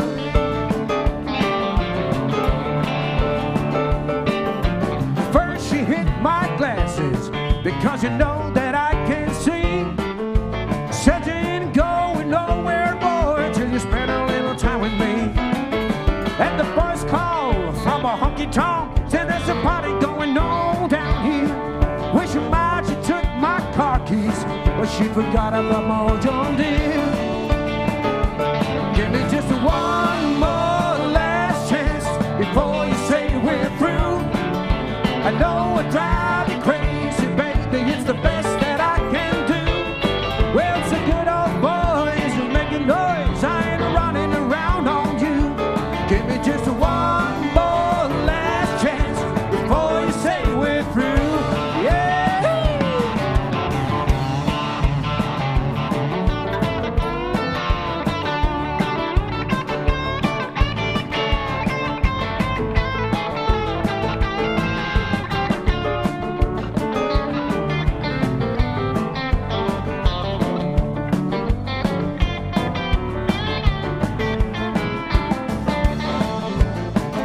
Well, give me just one more last chance before you say we're through.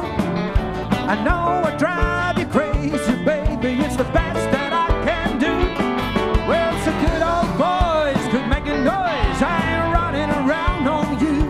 Give me just one more last chance before you say we're through. Give me just one more last chance before you say we're through.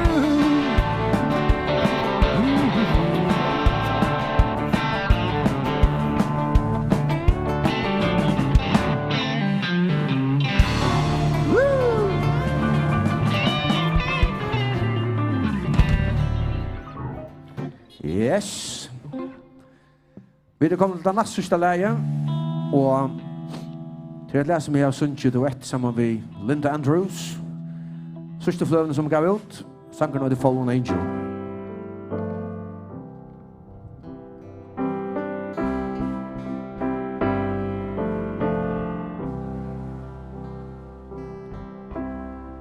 It's sad to see we may never be the way we were before.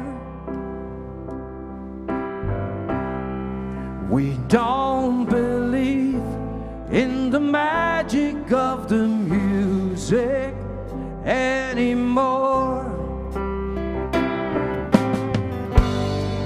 And too many more, my friends, are dying today. Whoa, darling, I believe there's gotta be a better way.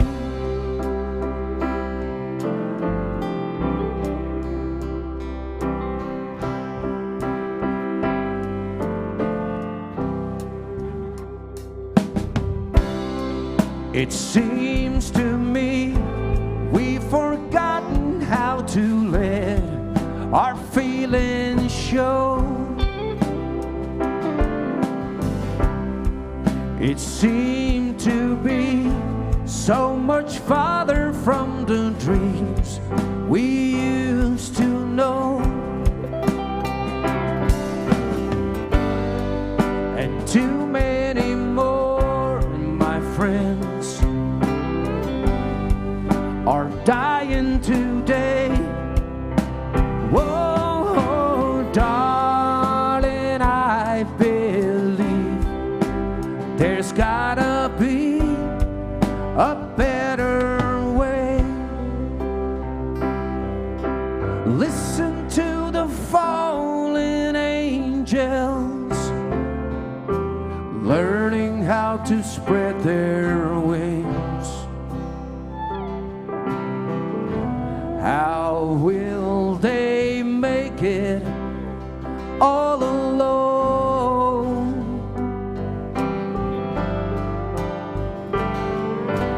Look into the children's laughter.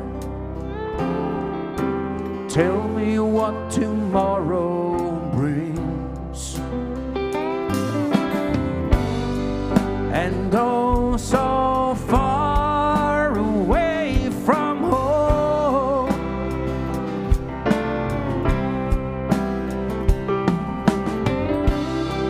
and I can say I'm not sorry for the things we tried to be, but I'm afraid what we heading towards up to you and me.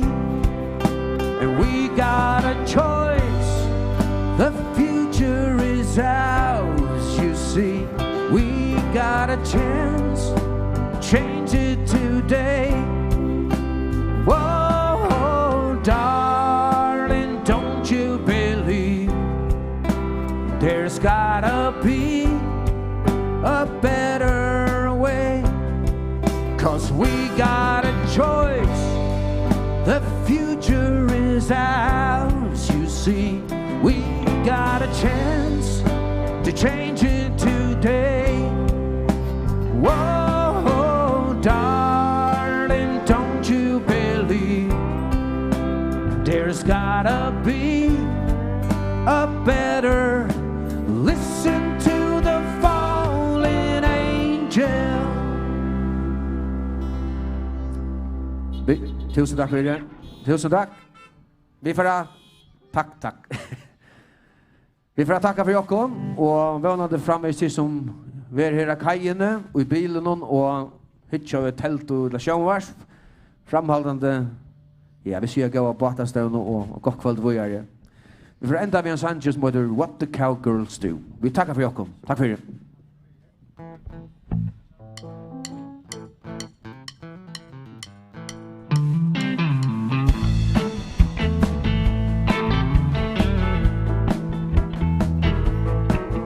Have you ever been down in Texas, down around San Antonio? I love to go all night, treat you right, party till the cows come home. But I love when they let their hair down, dance a real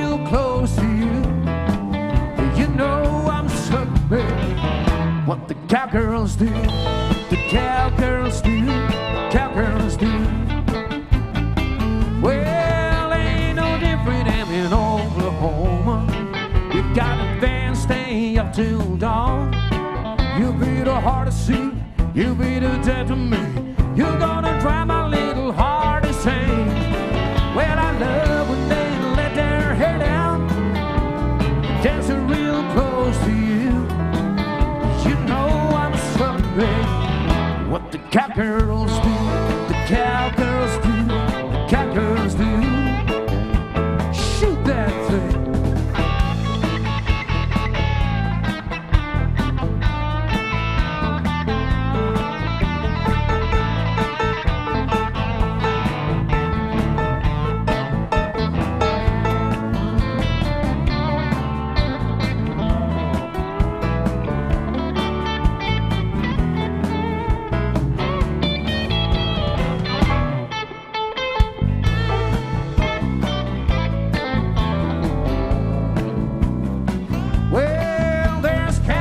All across the country, from Baton Rouge to Bangor, Maine. They'll be the heart of sea, you'll be the death of me. They're gonna drive my little heart insane. Well, I love when they let their hair down, dancing real close to you. You know I'm sorry. What the cowgirls do, the cowgirls do.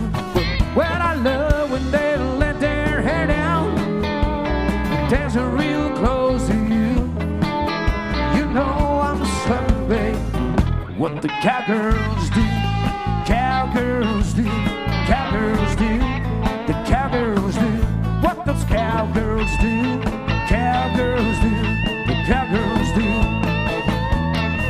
What those cowgirls do, cowgirls do. Cowgirls do what those cowgirls do. Cowgirls do what those cowgirls do.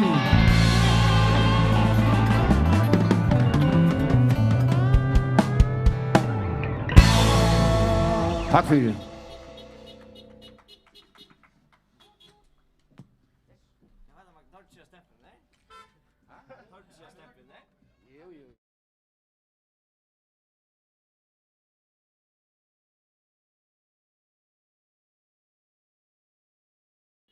Ja. Ja. Vi tar nu flott okkom, vi tar da fløyten av Kaiøknon, og vi tar flyt okkom av Sinter nyan etter av Kaiøknon, og vi tar om vi ikke finner okkurst husaffær og vitja her. Det dråper av Sinter bært nu, men det finnes av vever likevel, og det ikke så snart at det sårt regn som man bør vatre av. Men nu får vi at leit okkom, jeg halte det alarmer av Sinter bært innenfor her, så jeg halte at, skal vi spørre for inn her, jeg vet hva 4 ganger inn her. Dette her gamla skivan, som man sier i Vestmanna. Her var selt, brei og sort, 400 år siden. Vi får vite hva inn her. Her låter til å være Loivoi, og her god kveld. Her fullt av damon. Altså, hva henter her inne? Hva her? Polterapent, det var polterapent. Hvor skal giftast? Her sitter broren. Vi sitter dere ned i rommet her. Hallo, Rekkel. Hallo, Ranger. Sånn heppna som slappen av polterapent i kveld? Ja, ta den. Jeg i ordla. Jeg i ordla heldig i det. Jeg er godt av å gå folk om seg. Jeg vil ordla hugga meg i Atlandet. Aller først. När vi tar stora där Rekkel? Ett plan så är det 14 juli. Men nu är Jan Paul akkurat för någon bord och ja, vi tackar allt det kommer, men annars är det 14 juli. Så är det att du ser att du har haft en ordentlig gående. Hur börjar det där inte där? Ja, det börjar alltså jag har 2 små böt som tar för om sån appa sin kurvagat. Så var det för just kvart det är inte så det. Och så är och systermor liksom Maria, vi tar bara hugga hemma och just kvart och ja, och så Marco så jag akkurat kort väg. rista eller tar ropar in i ristaren. Kan vara god till himmel. Så det sprätta upp så stanta där här och alltså ja. Så nylonsockon i hötte och annars ska jag för men så rand upp för mig lukar som nu. Nu var det poltrar som lukar som varje gång då. Ja, så jag hade bara kors då och vi var ordentligt jobb. Jag har haft en så rävlig gående. Eller vad jag är. Och här en särskild bonus till erst för nöje det. Vad är det du ska lyckas? Ja, alltså det som jag ska mynta det är faktiskt rätt. Det är simpelt det var jag det att system liksom hon kallar mig för rätchan. Hon jobbar för rätchan efter mig. Det är nog du gör rejer då. Ja. Jag har hållit någon och alla muntliga verk och rätcha vill jag säga. Kanske inte penaste jag vill säga ja. Jag vill säga, du får nu apelsinkollar marscher och du finns ju också pynta i snöte. Ja. Alltså, ja, tack mamma säga. Vi tar kom inte på jag blev barn av kort. Ja. Jag blev kort när väse på när Sonja blev sminkad mer och Lilian Holger som lät mig oj och först fick jag marscherna och så fick jag blåsna. Så fick jag så flott och drakten där.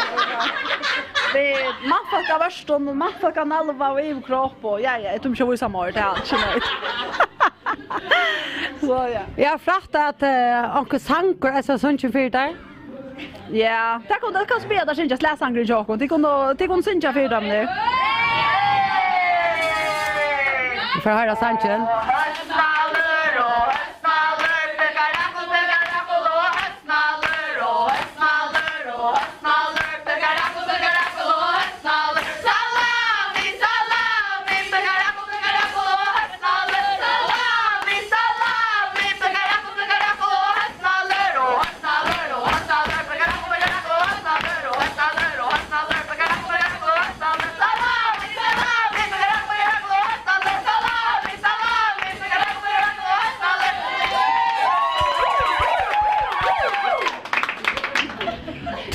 Tack för att det verkar Sanchen.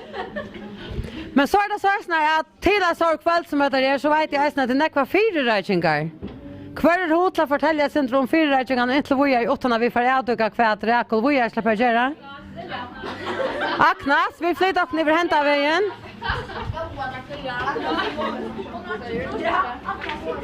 Vi flyttar upp ner rum här, vi tar Aknas och Lilian. Lilian kommer hjälpa oss ner i det. Titta var fyrräket till polterappen och titta är nog så näkvar här så tjek. Vad hur är mest sträv i dessa tøyna? Alltså först och främst så attla vi det här där borta sen från början nu, men så kom corona och så det att lucka sätt på paus så. Men så för en vecka sedan. En vecka sedan. Så kom jag till tilltäck att då faktiskt räkor sen till mig natt. Och så skära borta sen och skiba vi en tilltäck upp till henne eller möte som känner.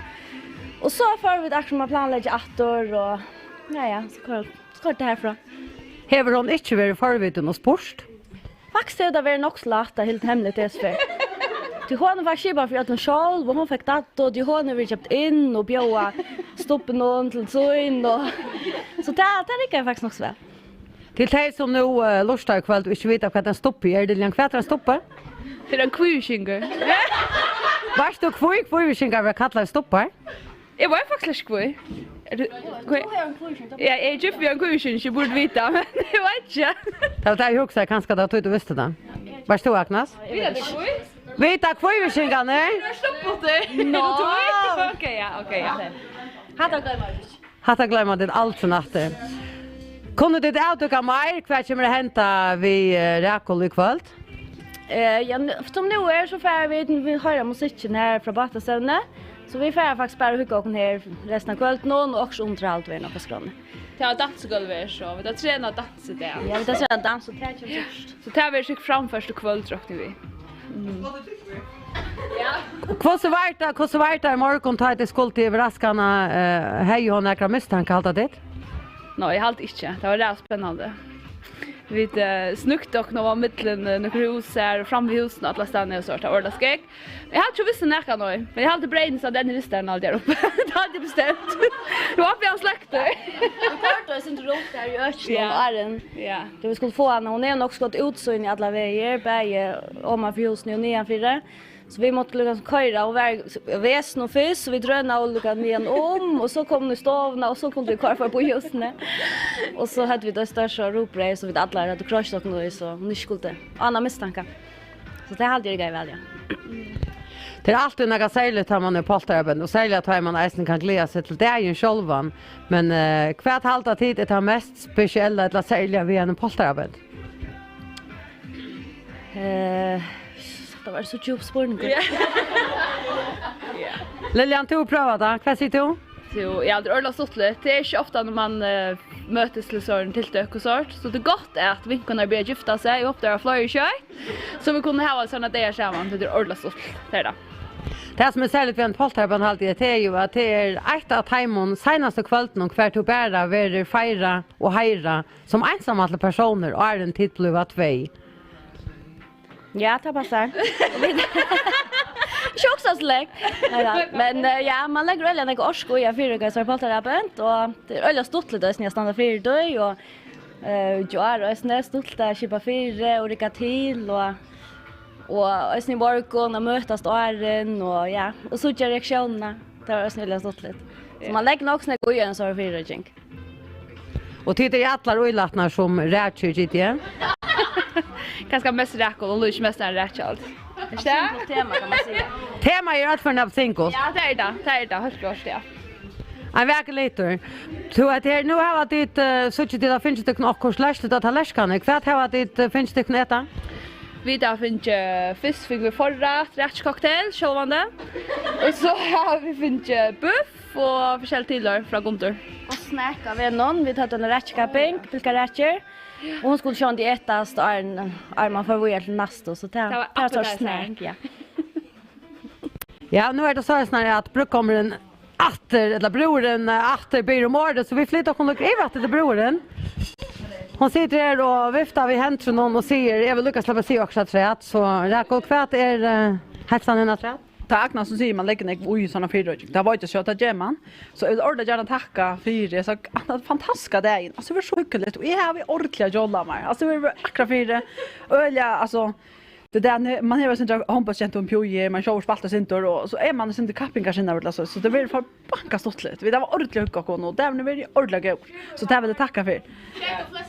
Ja, jag ser nästan men jag var den allra första av ötlon tvär och ja så skulle onkel lugga vissa sin skills så där. Men vi har haft oss fantastiska där och vi köra av och gör lugga till den lösa morgon. Det får vart det då. Tack för det Angel. Hej, du bara näka tuschpunkt för att misstanke om att han skulle vara polterabend det. Nej, men alltså då spörs mig handa spårningen så hooks jag sen då det där system som sagt bottne för det var till mamma och pappa min jar och Jan Paul först där och jar så också så inte ja. Det var ansläst eller så snart var lugga som för husen så där men system borde chatta någon när vi uppe på chatta det var ordla dåligt vid. Jingo mål och här och ja alltså också snett och som har hjälpt mig att lugga så tack för själv tänk upp eller så också att det gör en aldrig så för skuntar och som har chattlaren tar lugga som är alltså det just du ju hon hjälper som så inte och jag så alltså det var gott jämmer och så hon hjälpte mig vi alla möjligt jag sa okej stöjligt hon ordlar vill hjälpa mig hon säger att hon skulle leva vänner chattlaren då det är så hetta blev där det blev faktiskt förbi klock så hickade det jag kan inte så säger hon så hickar hon efter mig så gör så säger Jesus ska det leva till sirena när så megafonen så hickar hon efter mig ska köra en land som hickar så ut efter mig det sa jag det var så för ut i stoven och så sa jag alla så nej så kände helt natt så nösen och så bort upp över egen i alla möjliga men det var vet stav och fantastiska dagar och mega god upplevelse jag där tar man säga ordentligt gott. Allt det bästa Rakel och till allar och gott kväll vi är nu får vi vita sig om man från kajerna här för tänka nästa spela den nästa minuterna. Det är så väl.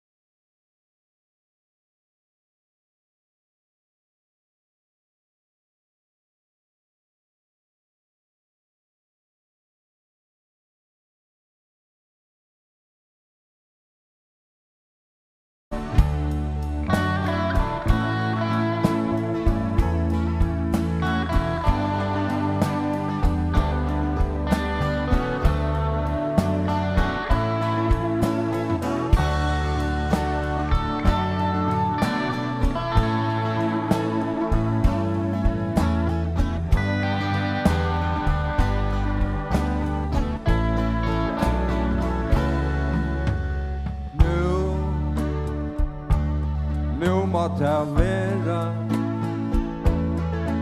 at det sier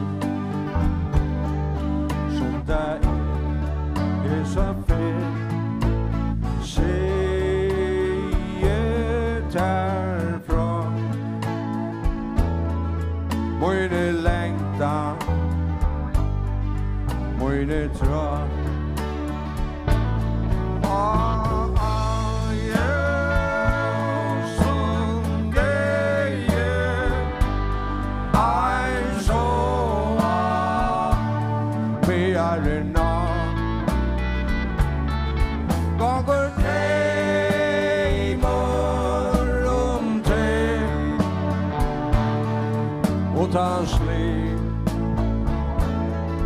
som ein filmur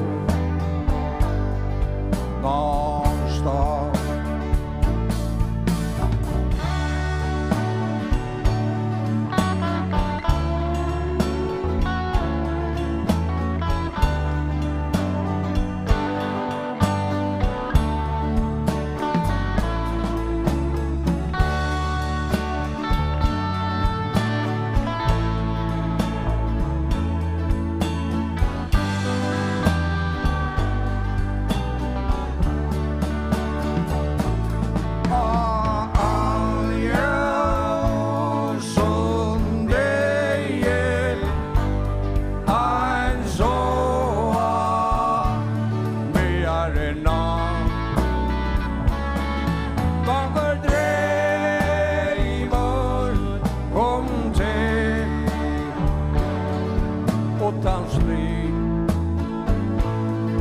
som ein filmur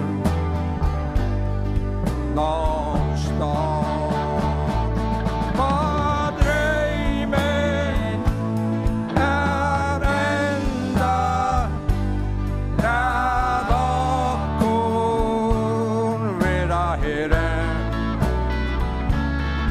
lät han ända och innan och hör mig go what you ein happy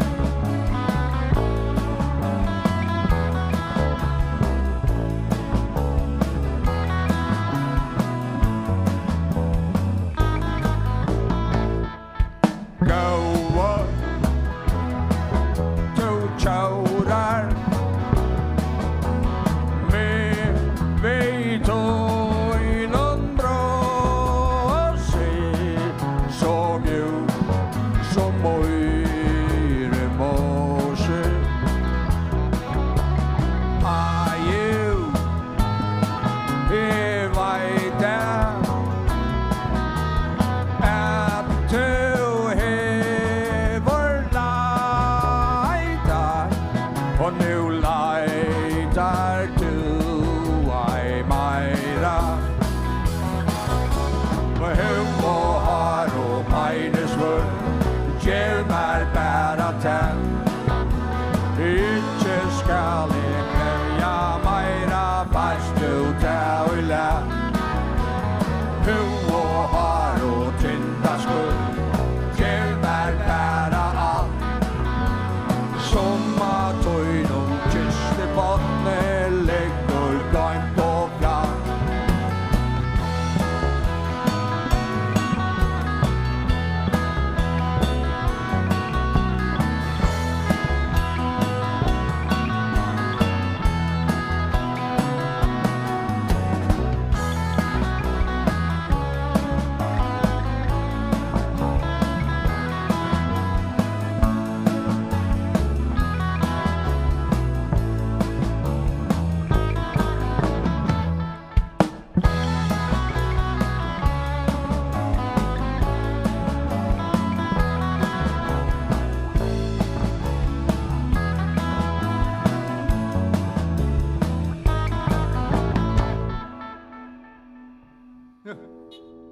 Thank you.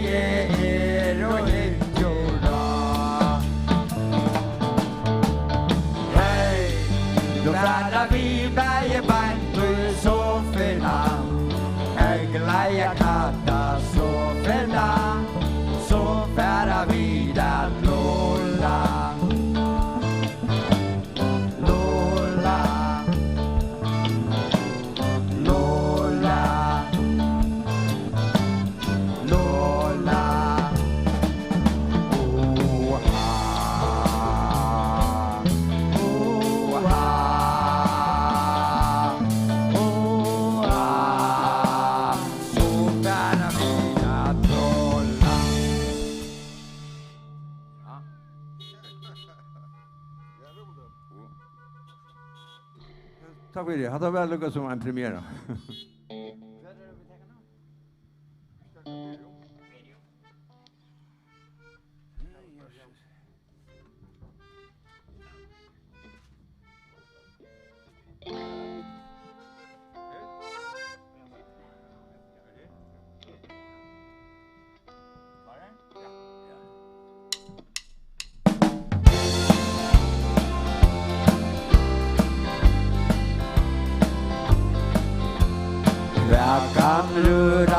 Hjarta stång Virium Och klackar restan till en drang Som Librium och Valium Som Librium och Valium Bambirium Och min håra vinsko skajr Virium Ta hjälpor med attor av beina laj Librium och Valium Och Librium och Valium Bambirium Och gångbord här av skriende Virium Ta här vi är stia med Librium och Valium Och Librium och Valium Bambirium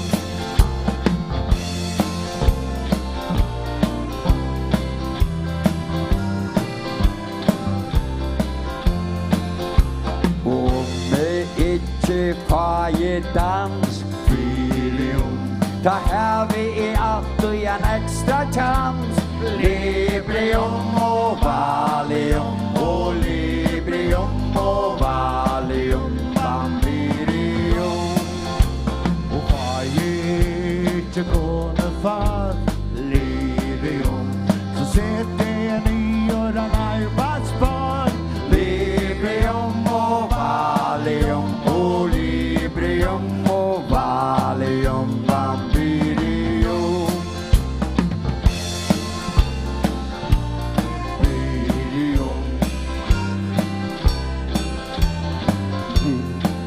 Librium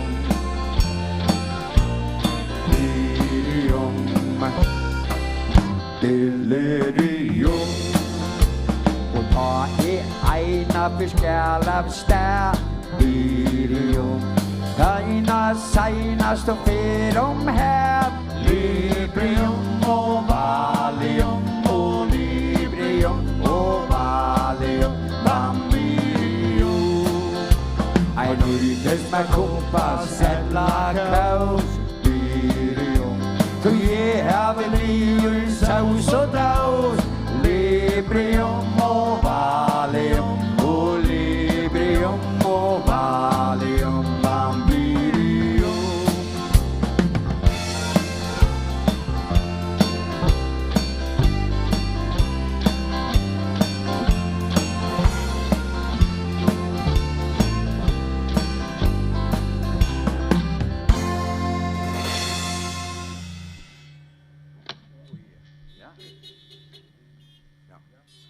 Det är kalda fingrar, det är ett visst problem. Men så vet att det är live, att det inte snackar.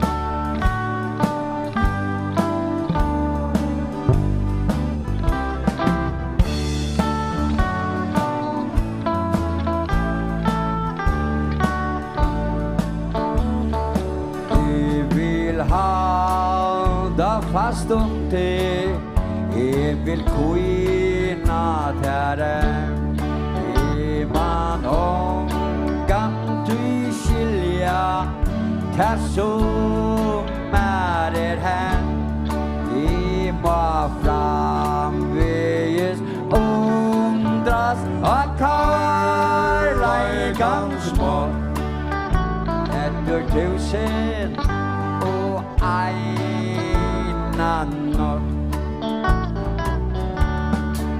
Jag vill tacka kvandan som han tjemor och fe Ut och leder med vida kvackvurda vår be Och I älste och hävje till och äga så hårt Etter tusen och ena natt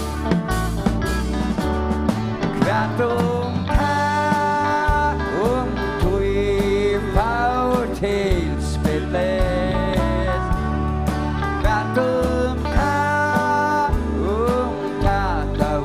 svina tog ta vid fingo at sot at ånge lång efter tusen och ena natt.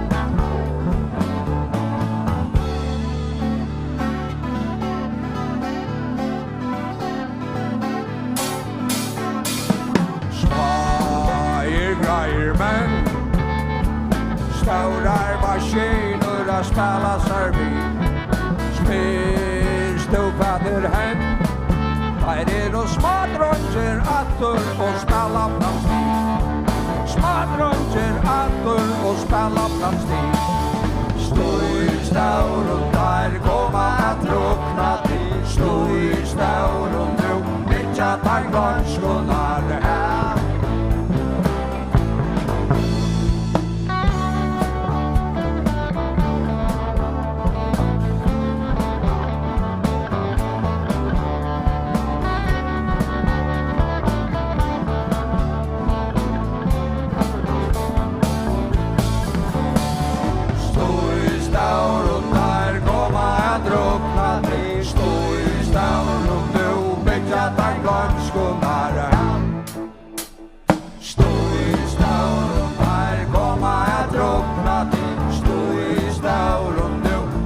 leta glömskonar hem.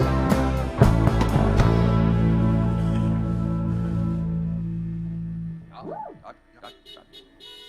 Hej då. Tack för det. Ja, vi vågar lite också. Ja. Vi kan gå våga då.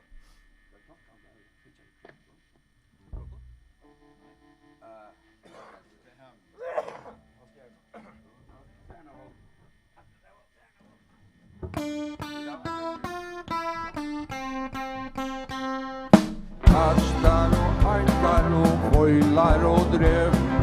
Tålen hon böjar till böjde jag. Tär berstackon och i kvittan om huvud. Atlar skärpånkan till husa vi sär. Kaldur och svartur ein örvides fiskur.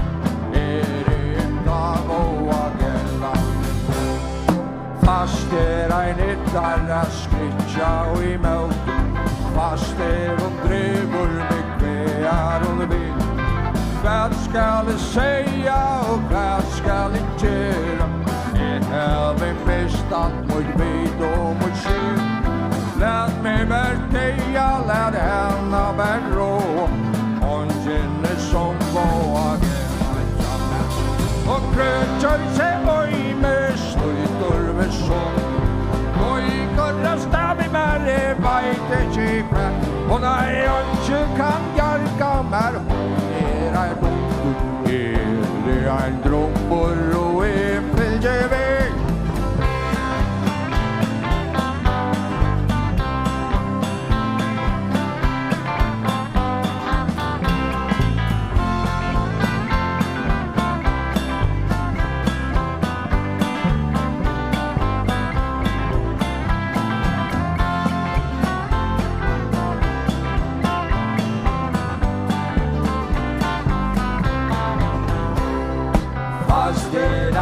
Där skritja och i møte.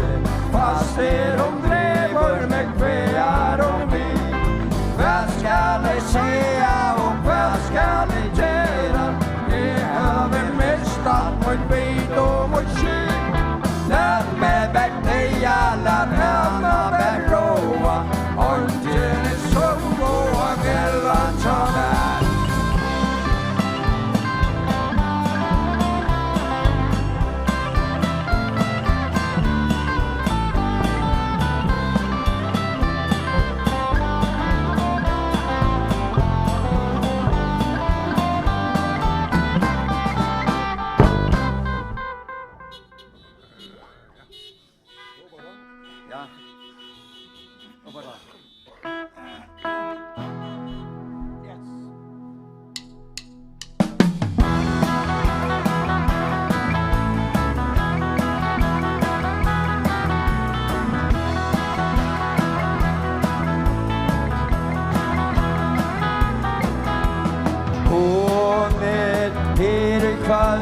Stendur her så smill. Hyggur omkran anna vel. Ta trøyning i. Leter som om hon ikke visste av. At ta av tådna. Kjemur hon i meg. Oppa ta leidar hon. Oppa ta sveimar hon. Kima zondan om se. Hekkur etter meg.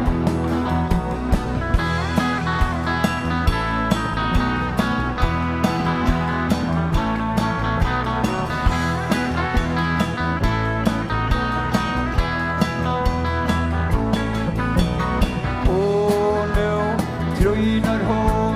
Spelsen frambagar. Indes li og vån. Røyga sal og kar. Men så ikke tænden annar sær. Så ikke at hon dansar bæra fri meg. Oppa ta leidar hon. Oppa ta sveimar hon. Skimas rundan hon.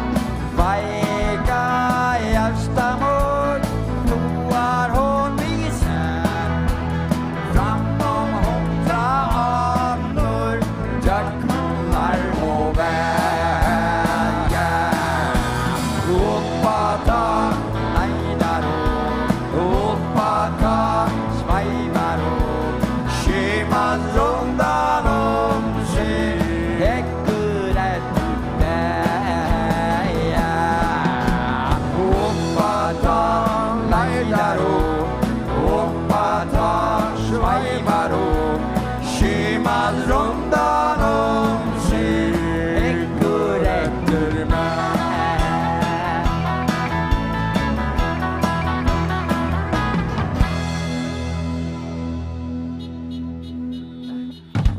Tack, tack, tack, tack. Sista dans.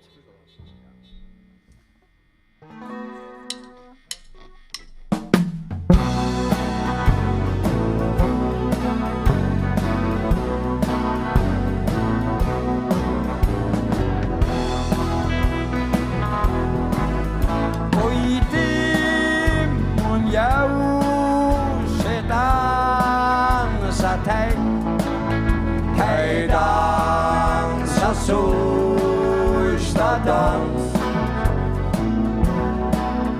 Og sveima bort og tvei have sista chans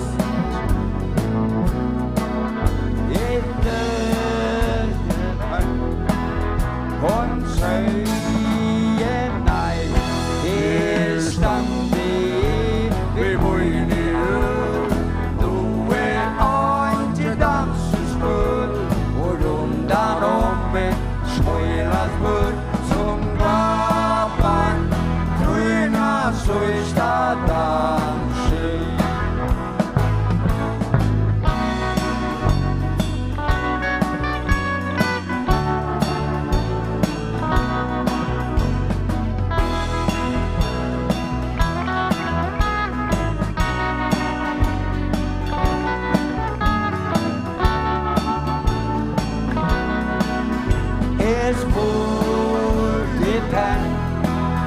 Hon säger nej, ständigt vi mojner då inte dansspel.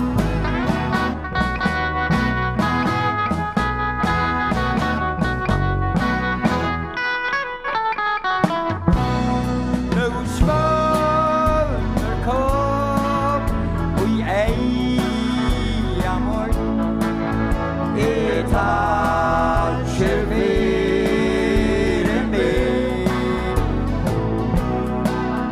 Oj nu vår sång att vi kommer och nu färdig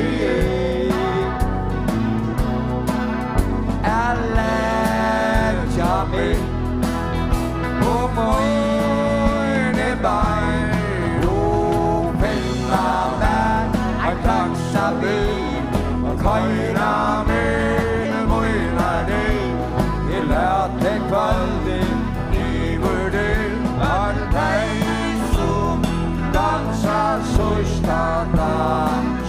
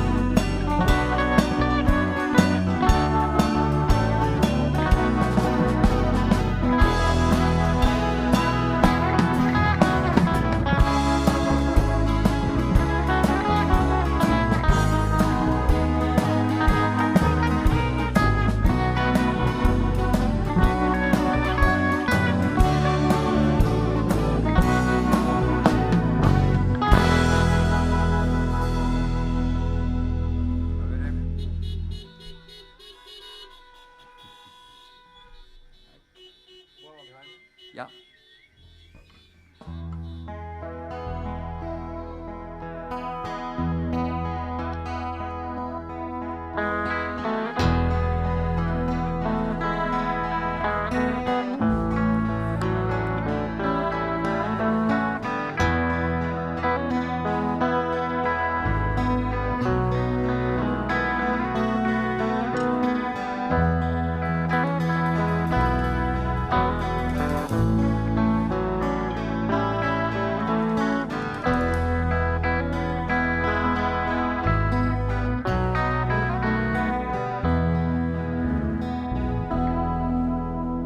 gav jeg det, kom det sunge et lær, som hjärsta mot kvöbor, kvann einasta dag, to og tajar, og heimlig sted, her fløven fra hånden, som släppt nær.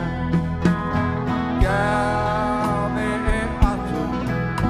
og sanden sted, ta sjøv den går nya, og i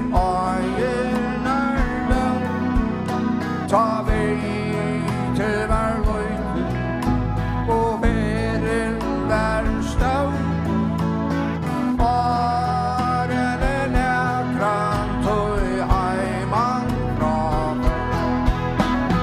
Valande heim etter nyare veier. Veren til et la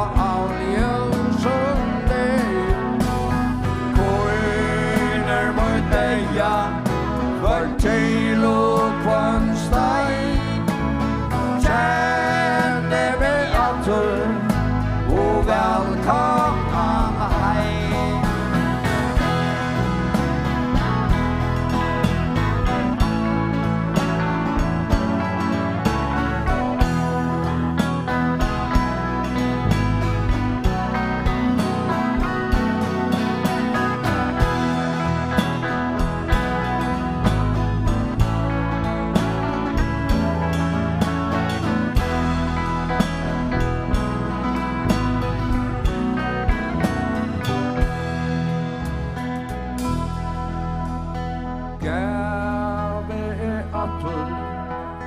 Sanden stav, ta sjøv, gengur nya, og i eiernar vel, ta vei til hver løyte, og veren hver stav.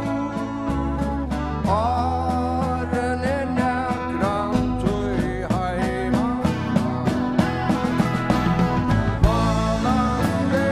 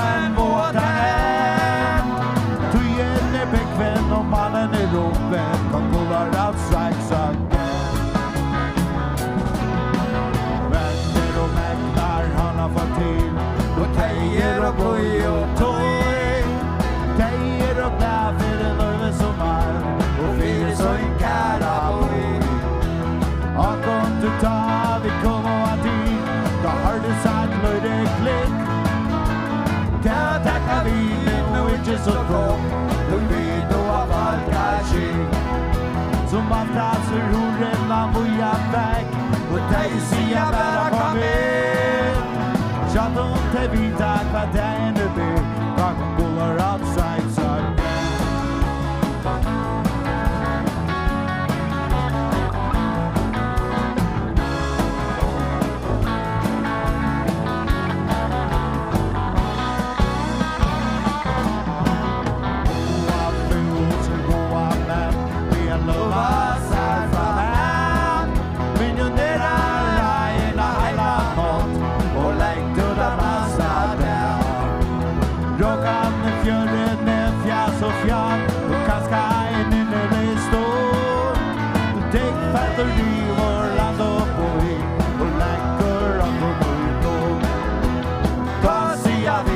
Farvel og takk til taunak, venner og menn.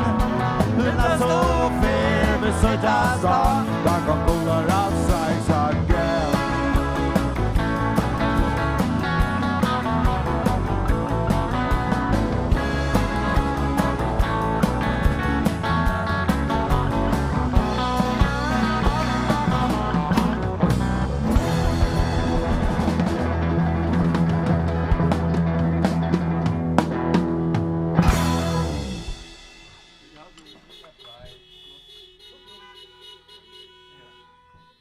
Tack för Jakob. Tusen tack för Jakob. Tack för Jakob.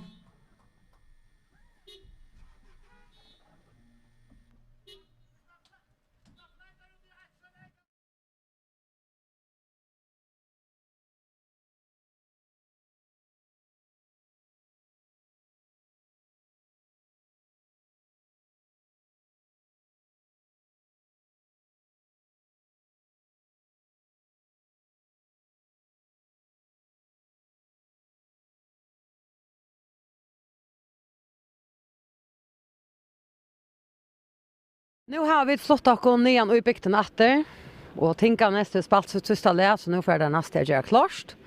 Och vi är kommer nian av hejar som det heter Västmanna. Och här är det så att när jag kan några år så har det varit några strandingar som fast kommer här kvar jag badastövne. Jag vet inte om det är ett stålstilltag till Sveinbjørn Paulsen som bor inne i husen som är 18 mig. Kvar en terrassa skulle göras och hon har varit igång till några år och som det såg framåt 4 år så är hon gjort och hon är alla vid om husen nästan. Och hon till så är snart att har vi just ett pett första år så är snart strandingarna här var en orsak till att komma åter första år att göra hesa terrasserna litna. Och jag är där så att undantag hos att badastövnen är nät någon så här var vi ett åter och jag är fratt att strandingar är komna att bygga terrasser. Det är så läsnar att Sveinbjørn ner av Stronton och har spelat handboll av Stronton och jag har alltid att det är det som behöver connecta dessa strandingarna. Vi får släppa och inhämta vi. Vet om vi finner några strandingar där inne. Ja, helt jobbar till att vara folk inne så vi får att släppa och om. Det blev alltså inte frialigt. Det var inte som det tog att jag hörde att horden gick. Är några inne här? Jag vill veta om strandingarna är det till stigar i kväll. Det är så frialigt. Vi tar fratt att den terrassan som återvändande är ett tilltag till Sveinbjørn att strandingar kommer till Västmanna och bygga terrasser och nu har vi igång i några år. Och jag vet inte om jag ska nämna någon namn för det som äger hejren av så här terrassen eller som petten någon av terrasserna. Jan är stå en. Jag tror vi vill bygga så terrasserna till Sveinbjørn. Jag vill hjälpa oss ändå ja. Tror vi först då? Ja. Ja. Och vad damer det heter återvändande tilltag? Det är bara hyggligt. Det är det. Hur länge är det kommer nu? Jag vet inte, jag sitter här så han måste bestämma när han lever. Vi spör han att han har kostat gånger men jag kom. Nu säger han spridda med. Man har ju på när han kan vara drog. Själv man det är konan som stämmer det. Så länge man kör. Hur länge har den ner terrassen varit avvägs? Nej, det är flera projekt. Vi har varit igång för 4 år. Och så körde vi ett först en stora allmäktiga. Och så körde vi en lilla. Och så har vi gjort en trapper i garagen. Eller vit och så tar. Och så har vi gjort en lilla och ett skirikt blend la levägg. Så har vi hört spyrja, hvordan ber det til at dette tiltaket? Jeg vet ikke om man skal kalla det stålstiltak, Sveinbjørn, men det stolar av Strontum som kommer att trofast i kvarstår. Vi vet at en øyelig ivrig etter å slippe mikrofonene til en som sitter og sover, vi som heter Paule. Han har reisende vært en drikk for stål kvarstår. God kveld, Paule. Hva er det hvordan det tiltaket viser til rassen og byrja, ja? Nej, jag vet inte hur det börjar, men alltså till och med som inte stod några händerna och så må man hjälpa till. Du är vi att lärna. Akkurat var för Midland. Och är det du som ständer för teknikon eller tillfärsliston eller vad är det din uppgave att rassna? Nej, jag gör faktiskt bara som är be eller Röjen gör som är be. Angeli över huvudteknikerna och Sveinbjörn är en ära. Och jag har en trea och jag skriver bara när vi är. Du gör som du är byen till det? Ja, bara här och hemma och karriär, ja. Hur är det just att bitcha till rassnet? Vad har du gjort det? Vi har gjort en levägg, klattan invändiga och utvändiga. Jag manglar faktiskt inte tillfärdiga för en av skilt. Det här var till... Vi snackar Västmanland manglar klattning så är det inte alls Sveinbjörn. Och det här var till en 2 eller 3 husrakning vi. Så det gick fram över, ja. Harslöv det är det. Så det finns ju näck på sjur håast hämta en batastannan är det som drar vi genom platta. Det började väl harst och kort och men så kom folk gott och så Sveinbjörn veck och så fattle tempo och sånt men jag hade att det gick champlet det allt. Vad så gör man att det nästa år. Ja, det var det som var i min nästa spårning till det var hur så är det rassan Leo eller är det till ett ongoing projekt? Ja, det är som sagt inte vi som bestämmer farsen är det är bara men i rocknar vi att det blir en kvist till lock nästa år. Det kan ju bra. Men det är nog så honalt att det väntar att först år och pitcha till rassorna och så självt om man kan se att det kommer och stanna av tekniborg och Angeli kött så väntar det glädje att det gör det inte. Pura säkert, men jag har sett att det är faktiskt som snackar med att på så fler attack och i så det var också det var säkert. Ja, vi flyttar kanske över till en annan man som sitter och soffar här. Heter en av fyrräkarna och hantan Batastävnefestivalen i år. Han är vi ötlis i årene, Jan von Elsnes. Tog vi i Batastävn lyckas igen, man kan se hon börjar i Västmanna. Hur ser det sig till i år och ha en helt arbets i Batastävn än undanfärna? Jo, jag vill säga det. Det fungerar öliga gott, det vill jag säga. Nu då tar det brött så som att det är, men man har Batastävn ett något här. Det vill säga, det är riktigt öliga gott ändå gör, det kan man säga. Jag vet att du vill ha 4 Batastävner. Det är så att när tid för hållt vi har 4 nästan så kött som Batastävnen i Leo undanför några. Men hur ser vi ju när börjar 4 kan till Hesa Ölvus och Batastävnen? Ja, nu var det så att nu utsätter vi Batastävnen till 11 juli och jag är från det och till 11 juli och ta då så att ta blev inte det och så tog vi det lugga som att prata samman om vi skulle göra en alternativ Batastävn och annat någonstans vidare. Och det är kvart det halvannan vecka så igen eller så och är ringde så till Balka när tar som borde vara av Batastävn den 11 juli och jo jag var läst och läst så det var inte problem. Så det är som det här var i kväll där och tar man säga att det är otroligt tacksam för det. Det är helt fantastiskt. Det är framme och jag kan höra sammanhang när man säger att det är kött att skipa 4 och till kött att sätta nytt tilltök i verk nu i som coronatojon att ta gänger kött folk visar välvilt alla stan är detta är snacka som tog över mest och jag. Ja, helt avgörs det här är lika som tag loje bara simpelt den alla bei stolar och ja och inte minst familj och alla så mål ta kör bara simpelt det är bara starta så går det ta man säga. Så var det är hektiskt med att sända på och men jag kan nöjda det här med vinner här och det är fantastiskt. Det måste jag säga. Men här heter kanske att Lars kunna om kostet fram över kunna 4 Batastävn. Det kanske inte nej att börja bara 18 Batastävn men kanske börja som det sagt nej. Ja, det är så där. Hit tilltak är helt allvis tilltak och vi att samskipa vi tälton och vi bräckon och alla de tingen så sjön det är månader mer att samskjuta ta en vad det är men okej alltså det hade här är mer i telefon och mail och så ja. Det är fantastiskt ja. Det går bra. Nu vet jag inte om du fick det vi om för men det är så att när båtastande buffarna är väl omtökter att lundafärden är reisning och det är sannolikt reisning ju är och att han har att inslaget och kom vara om så gå båtastande buffar ta direkt mer när ut löta så var utsålt. Kosse huxar det och ta i till finka vita att det var såna buffar shelter till 400 buffar ganska på en lilla löta i förhåll till lundafärden. Ja, jag huxar jag lukar som vi hade 300 buffar och ja, och det gäller att ta folk som man och inte färbuff och ta som det inte så och så huxar det att nu måste vi alltså skaffa fler buffar igen fast och ta luckaist och så nu fick vi 100 buffar att rätt och tar det långt alla farna rösten så där kunde sakta ska vi fler buffar en kaffe fick men det är så där det är. Det ser ju också alla för så mycket av buffarna som har varit det här och har varit väl omtökter och har smakat väl sen att det är så kött att sälja det resten ja. Ja, det måste jag säga. Nu har jag själv provat buffarna. Det är fantastiskt. Det är super. En buffar kan vinna till Köpagasta. Det måste jag säga. Är det något särskilt att skråna chat här nu resten av kvällen och ta i hämtan Örvis och Batastanna Ja, nu får man så jag kan kväll göra. Vi sitter så väl här och det kan väl vara att man för man kan in en tur sätta sig i en bil eller röken bara batarna eller ett annat så det får man så. Men det är starkt hon det måste jag säga. Ordentligt. Ja, och härifrån så sätter vi om att kajerna här och Jens Marni Hansen är klar vi Synon tonläkaren och gör så väl Jens Marni Hansen.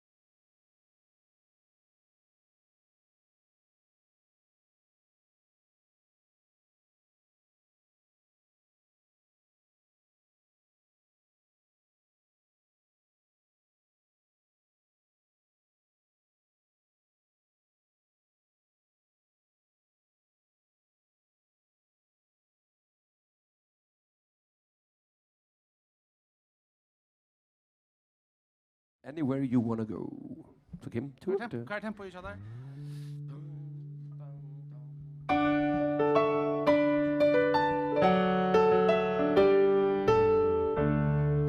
You tell me that you changed and nothing feels the same. No more drama shows and no more crying in the rain.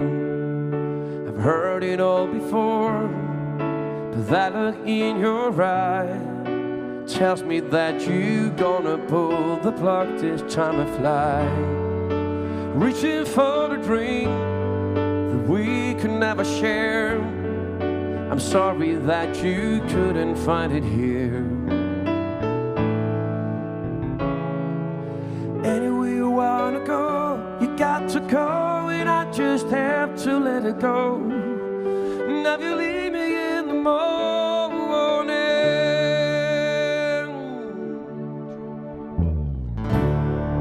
If love is all you need, how come it's not enough to keep us hanging on to all the good things that we got?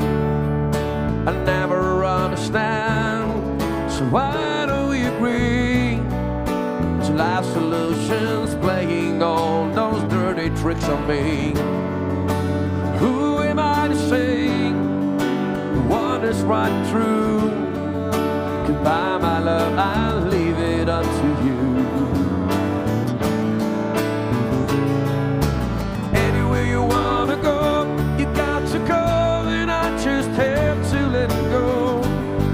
Now you leave me in the morning. Anything you wanna do, you have to do what I could never ever do. Now you leave me in the morning. So you leave tomorrow morning. Oh,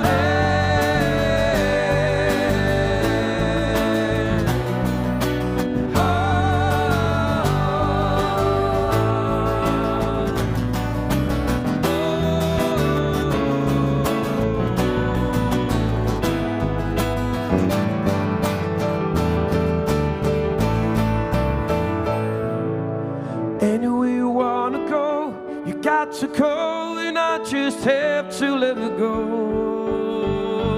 Oh, anywhere you wanna go, you got to go, and I just have to let it go. Now you leave me in the morning. Anything you wanna do, you have to do what I could never ever do. Now you leave me in the morning. So you leave tomorrow morning. Oh,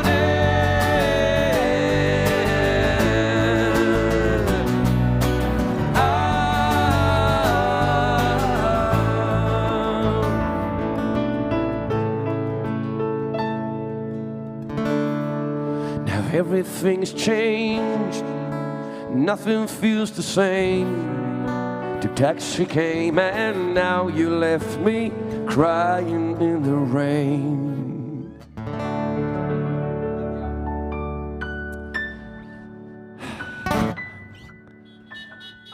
Tack, tack, tack, tack. Tick, tack.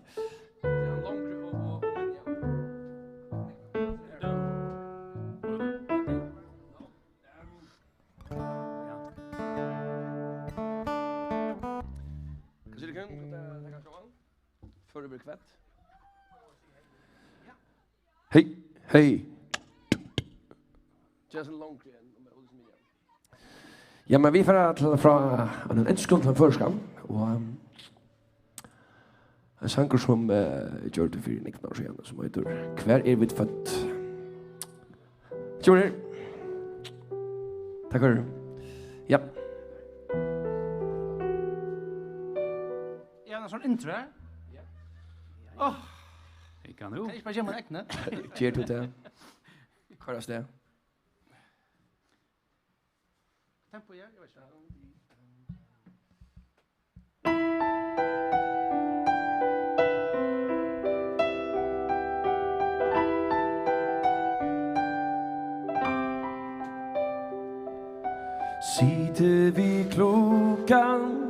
eg løye folk hugsa vel luika men tau I miskvider buita stuibar vi smuili og annor som Kvat det som ger dem Kvui og vit så Kvör det som djävul hese på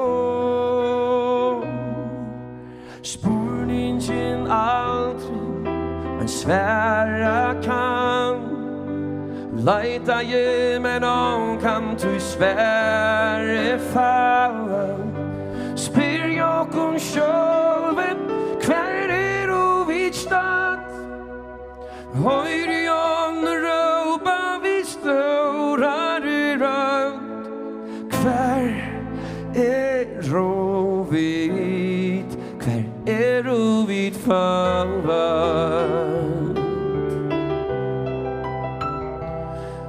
Sita och stura Vita och kvui Hetta og helt andre tøy Her var stunder høyra betso Spyr okkun atur kvui Sida og kjærkast Men få av ei svær Vånande vi kunne komma nær Spurningen aldrig en svära kan Leita je men om kan du svära fallan Spyr jag om själv kvär och vi står Höjr jag och ropa vi stora rönt Kvär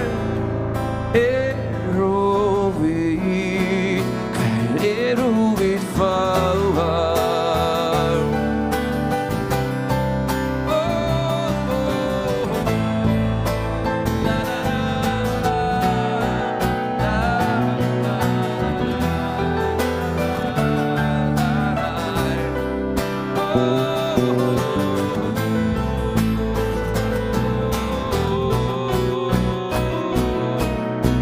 Spurningen aldrig en svära kan Leita je men om kan du svära fallan Spyr jag om själven kvär och vi står Höjr jag och ropa vi stora rönt Kvär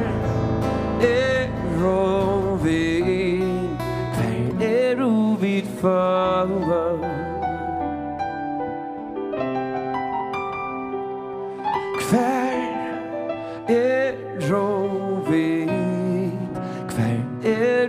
vid fallan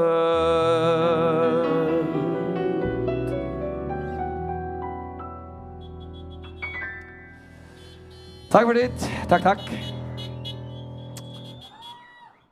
På Facebook här då thumbs up. Nu är det flöjt. Tack. Nå, så är det bara Peter.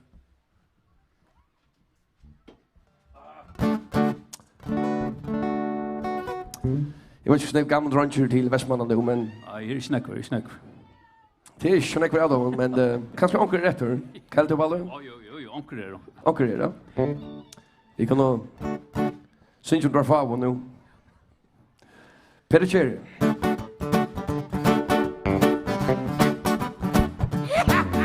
Ein ordans mäver I øyte Peter Cherry. En føring går I her borster vel Vi lengon meskon hare Reiban fjallir tare Svarstun lever hjertje kräv Men damer väl att mäla Gängar runt och playboy-spela Du är väl att se det hare Av det knoss till fitnesspumpen, mina muskulösa rumpen. Under brusen är en brudtje Hugo Boss. Jag gammal från hur är det nu? Kan man få have a boo? Och ser fatt här nu. Men nu är det alla. Jag är fin i ångaskar. Jävlar är och farnar, det är sant. Ett kolle förtryck hitchen med en bolle kom en tychen. Snackar det där här var chans att få en med. Och din och vi lösa efter kvinnor kan husa. Sen du omsökt så kan välja till.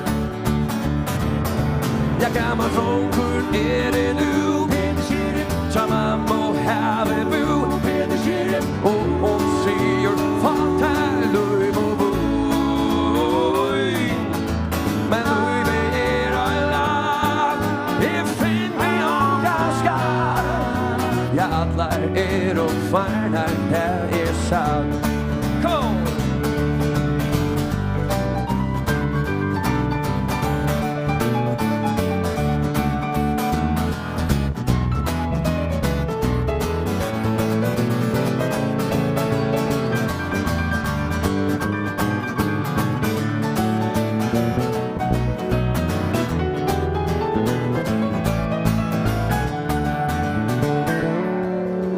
Arbetsleisor är det. Jag stackars Peter käre. Ofta är det smita vår till hus. Corona. Oh ja. Så jag vill vara stjåren. Oh ja. Och sida ha kontoren. Vi cigarr vi hand och vera kontormus. Jag gammal från hur är det nu? Som man må have a boo. Och ser fatt här löv och boj. Men löv är alla. Det är fel i ångaskar. Jävlar är och farnar, det är sant. Jag gammal tror hur är det nu? Ja, som man må have a boo. Och ser fatt här löv och boj. Men löv är alla. Det är fel i ångaskar. Jävlar är och farnar. Jävlar är och farnar. Jävlar är och farnar, det är sant.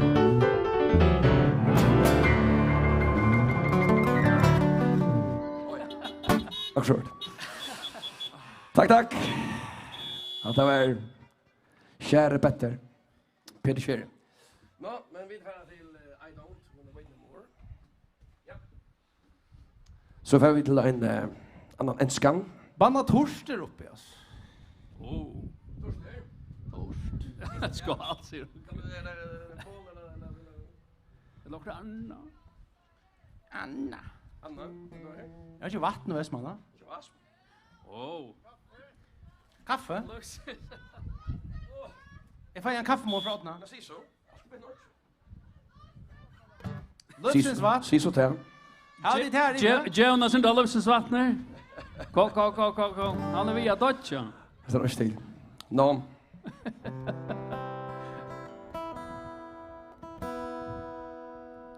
His second one, I don't want to wait no more.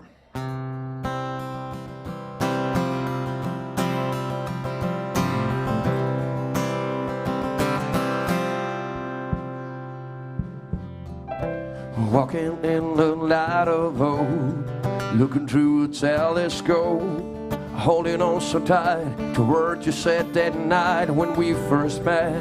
You know I'm easily amused, I like you but I'm still confused.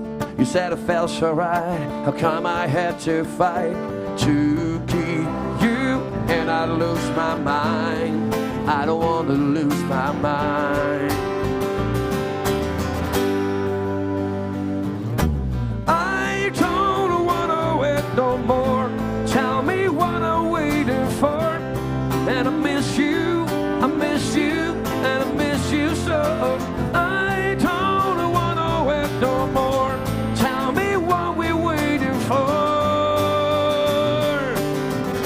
And is it me or is it you?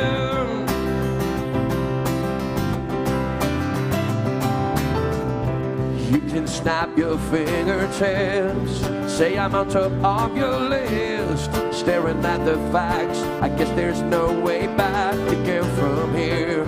I counted days, I count on you. I doubt myself, what can I do? You said I fell right, how come I have to fight to keep you when I lose my mind? I don't want to lose my mind.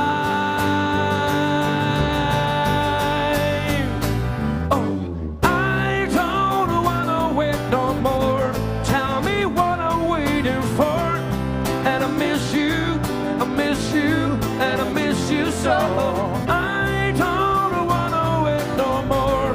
Tell me what we're waiting for.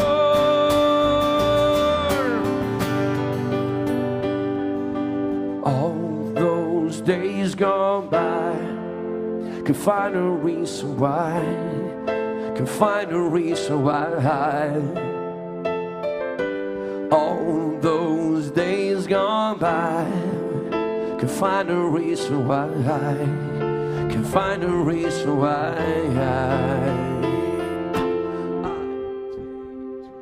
Oh, I don't wanna wait no more. Tell me what I'm waiting for.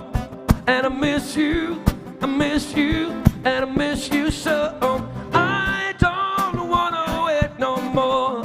Tell me what we're waiting for.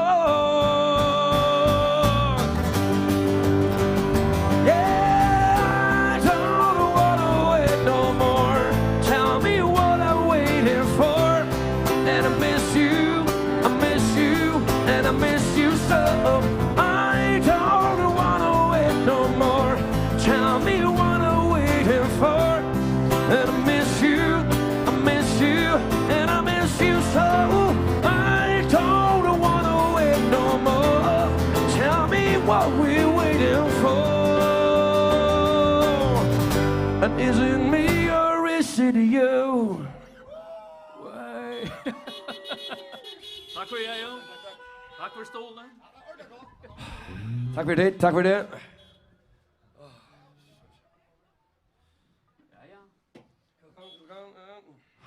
Tack för kaffe. Kaffe, kaffe. Tack för kaffe. Tack för kaffe, du. Så för att jag kan känna fitta en kärlekssang som heter Allt du är för mig. Apropå här i det. Och det för honom syns att han har gammel. Ja. Det här är vi har polterappen här så att ta button ner i flojen, abba button ner i flojen. Allt är färdigt. Kamraten ner från så finns det hända sig. Okej. Ta fem. Så svär det. Ja, allt är för mig.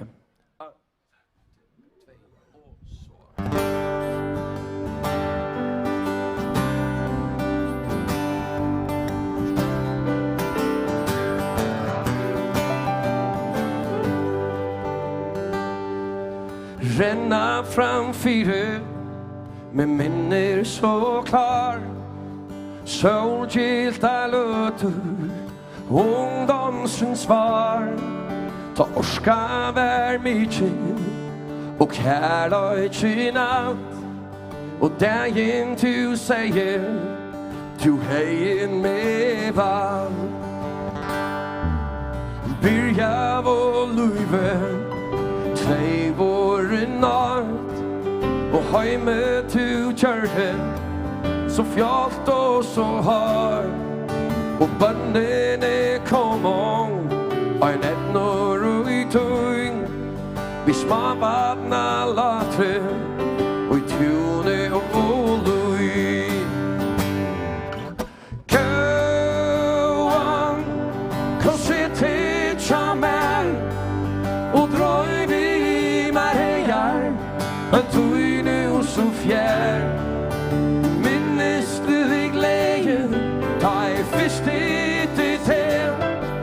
Så takksammer fire, alt du fire men. Leie så til, og voks så vid vi. Tar tøy rast og skattar, vi tøyna li.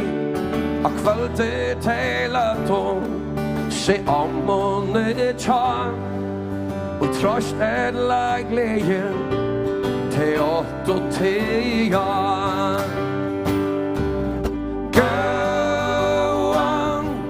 Kom se til Tjammer Og drøy vi med hejar En tøy nu så fjær Minnes du vi glæden Da jeg fyrst hit i til Så takk sammen fire Alt du fire men Nu sitter vi bæge Vi minnen så frøy Og langkur vi drenna tun og i løy En jota vil kvanta Vid en øya van Gud sikne i dagen Et fyrst og fyrre sang Gåan Kom se til Tjammer Og drøy vi med hejar En tøy nu så fjær Minnes det vi glæde Ta fyrst hit i til Så takk sammen fire Alt du fire med Og gåan Kom se til Tjammer Og drøy vi med hejar En tøy nu så fjær Minnes det vi glæde Ta fyrst hit i til Så takk sammen fire Alt du fire med Så takk sammen fire Alt du fire med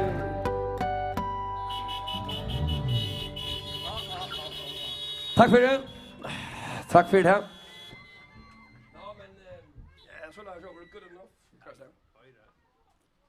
Nu får det rocka sin morgon ända. Det var så fitter. Det är plats att dansa jag tycker ner. Ja. Vad ska oss tatt? Det är sprätt Jesus lockar så på. Nej. Vad ska för tatt så bra. Helt just. Till lov att dansa. Själva det. Nej. Alltså vi behåller bara avstånd. Vi må omgång komma här till att vi omgång har lov att dansa. Nej. Vi skulle dansa köchen, vi skulle dansa sången, vi skulle dansa stålen i Chatlar och i Västmanna. Jag vant det hvis vi ikke danser nu, så er Eion han vil chatter med løt, og så han sier, du vil ikke danse mer, sier han. Så, jeg vet ikke, så det er bare dansa. Men hese sangen her, han heter Good Enough, for det.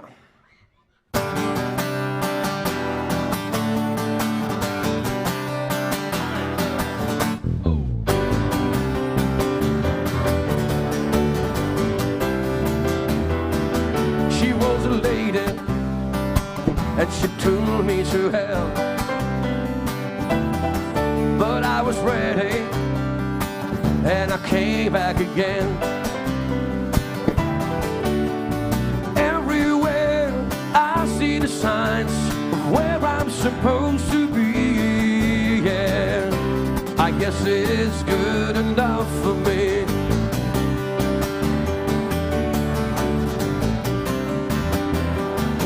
I got on a train I couldn't get off Got aboard a ship That never did dock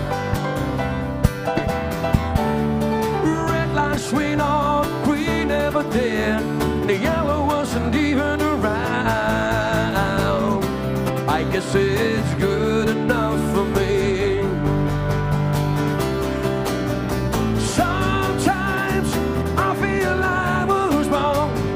She was trying all along Now I have to realize She was never mine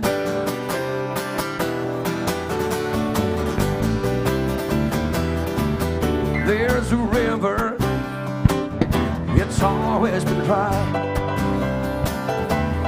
Still people drown Must be the tears in their eyes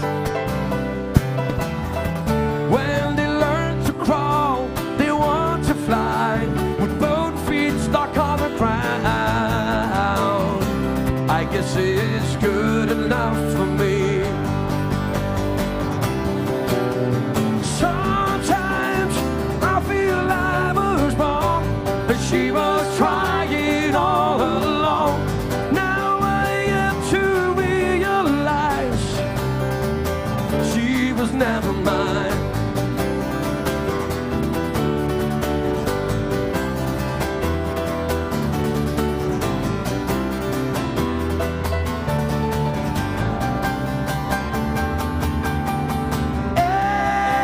Everything will be alright. Everything will be okay, yeah.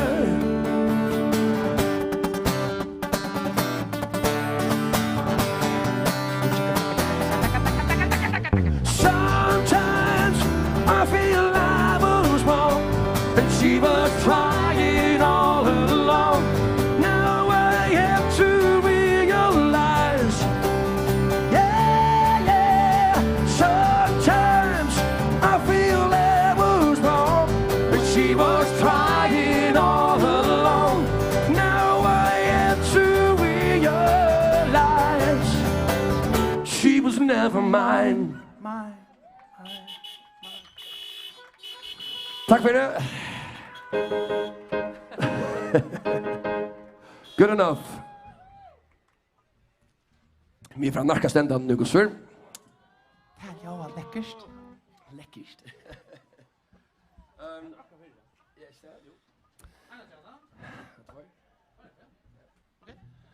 Hesa sangen heter den fitter kärlekssanger. Den var höjt. Ja, det är höjt. Det är tropiskt i Västmanland ikväll, alltså. Så är det allt i Västman. Ja. Tropiskt räkna kväll. Allt i underbräckan. Ja. Vad är klockan i Västman nu på nu? Det är inte farligt, då. Klockan? Ja. Klockan runt. Vi checkar den imorgon. 100. Jag finner det är morgon. Tror du? Sangen heter "Du är allt min liv". En polterrappet-sanger. Jeg sitter jo hukse at verden stå. Jeg spyr meg sjølva hver tøyen og får. Vil du rannså meg møyra så lenge som jeg ser. Men tar vi i øynens vi tær. Ja, vi tær. Du er alt og i munnen løyve. Du er denne stendig vi munnen liv. Jeg svei meg i skutsjoven. Vi tær er for jeg salar fri. Hver du nu vil færa fylgje der vi vil til å særa Vært vera vi tøyna li Og ta du med nærskast Jeg kan meg styra mer Faje en ekvar kossar Fra tær Ja, fra tær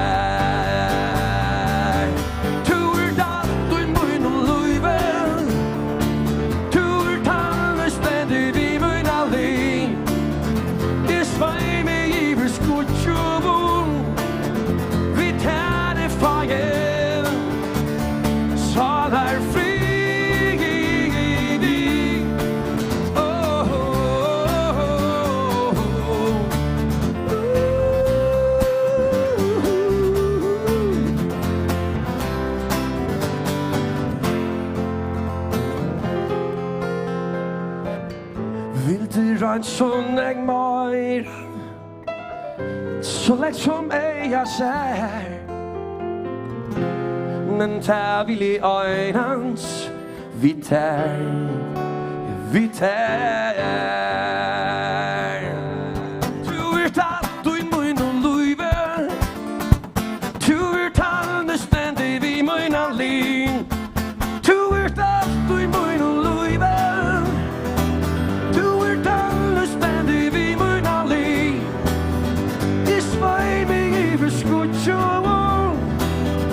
Vi tær er fire Så er fri.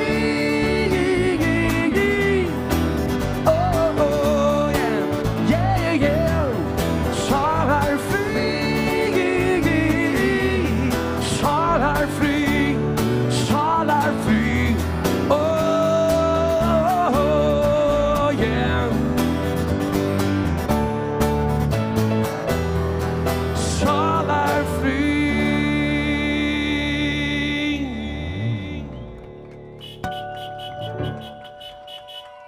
Det var alt i min livet. Takk for det. Så vi kom til aller første leie.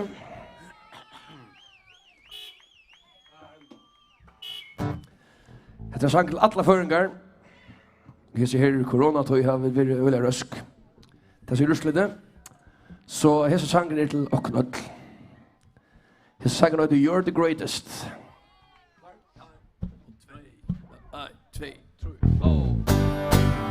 Så sier jeg takk for meg.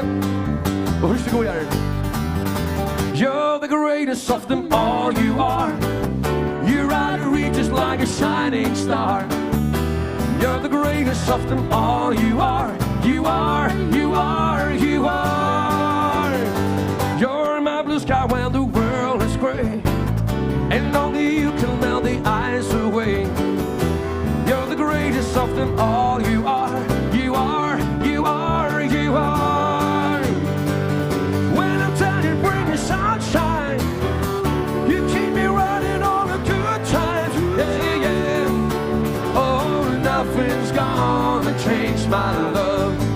Nothing's gonna change my love. You're the voice that keeps me going on. You're the promise of a brand new dawn.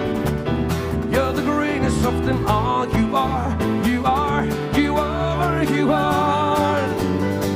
When I'm down to turn the lights on, it gives me meaning to that old song. Yeah, yeah. Oh, nothing's gonna change my love. Nothing's gonna change my love.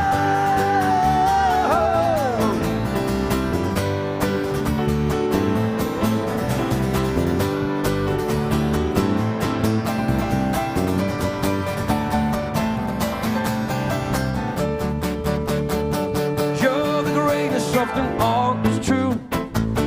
Never been a bigger champ than you. You're the greatest of them all. You are, you are, you are, you are. When I'm down, you bring me sunshine. You keep me riding all the good times. Yeah, yeah, yeah. Oh, nothing's gonna change my love. Nothing's gonna change.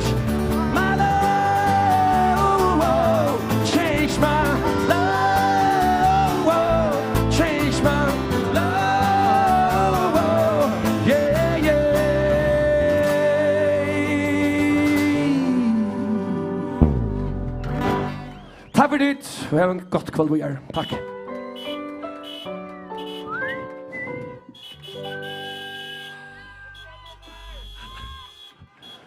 Nu kommer Egen og Terje, og Kim er verande. Her får man ha seg pause. Jeg skal ikke spørre ut om gamle.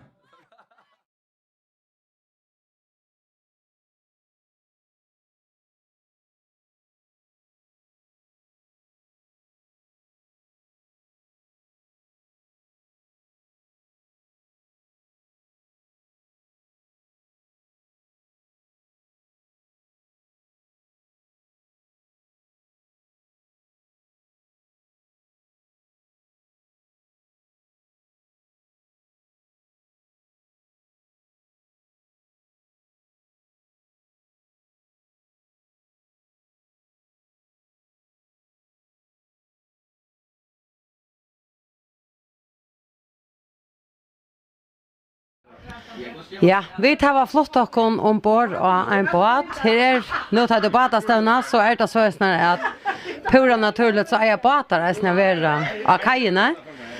Og hvis ikke være noen innsikling, felag skipa i det, så det allukal noen båteier som har valgt å legge seg ved bridgene og njøte båtastøvn i hona og stemning her nere i kajene. Og vi tar leit okkon ombord en båt. Her sitter noen folk og får seg eta, vi får årek hva det er sinter. Vi avräkvar vad det kan sända tageran tja. Vi avräkvar vad det kan sända tageran tja. Jag vet inte hur vi gör det närmast här, men kvar den häpne ägaren av så här flotta skotorna? Det är han. Han? Så får du plejer att vara en pastor av insiklingen här kvar står här på att stanna ner. Men och jag är det som de arbetsar. Vad säger du här? Ja, som vi är väldigt sånt det är för byhugglet.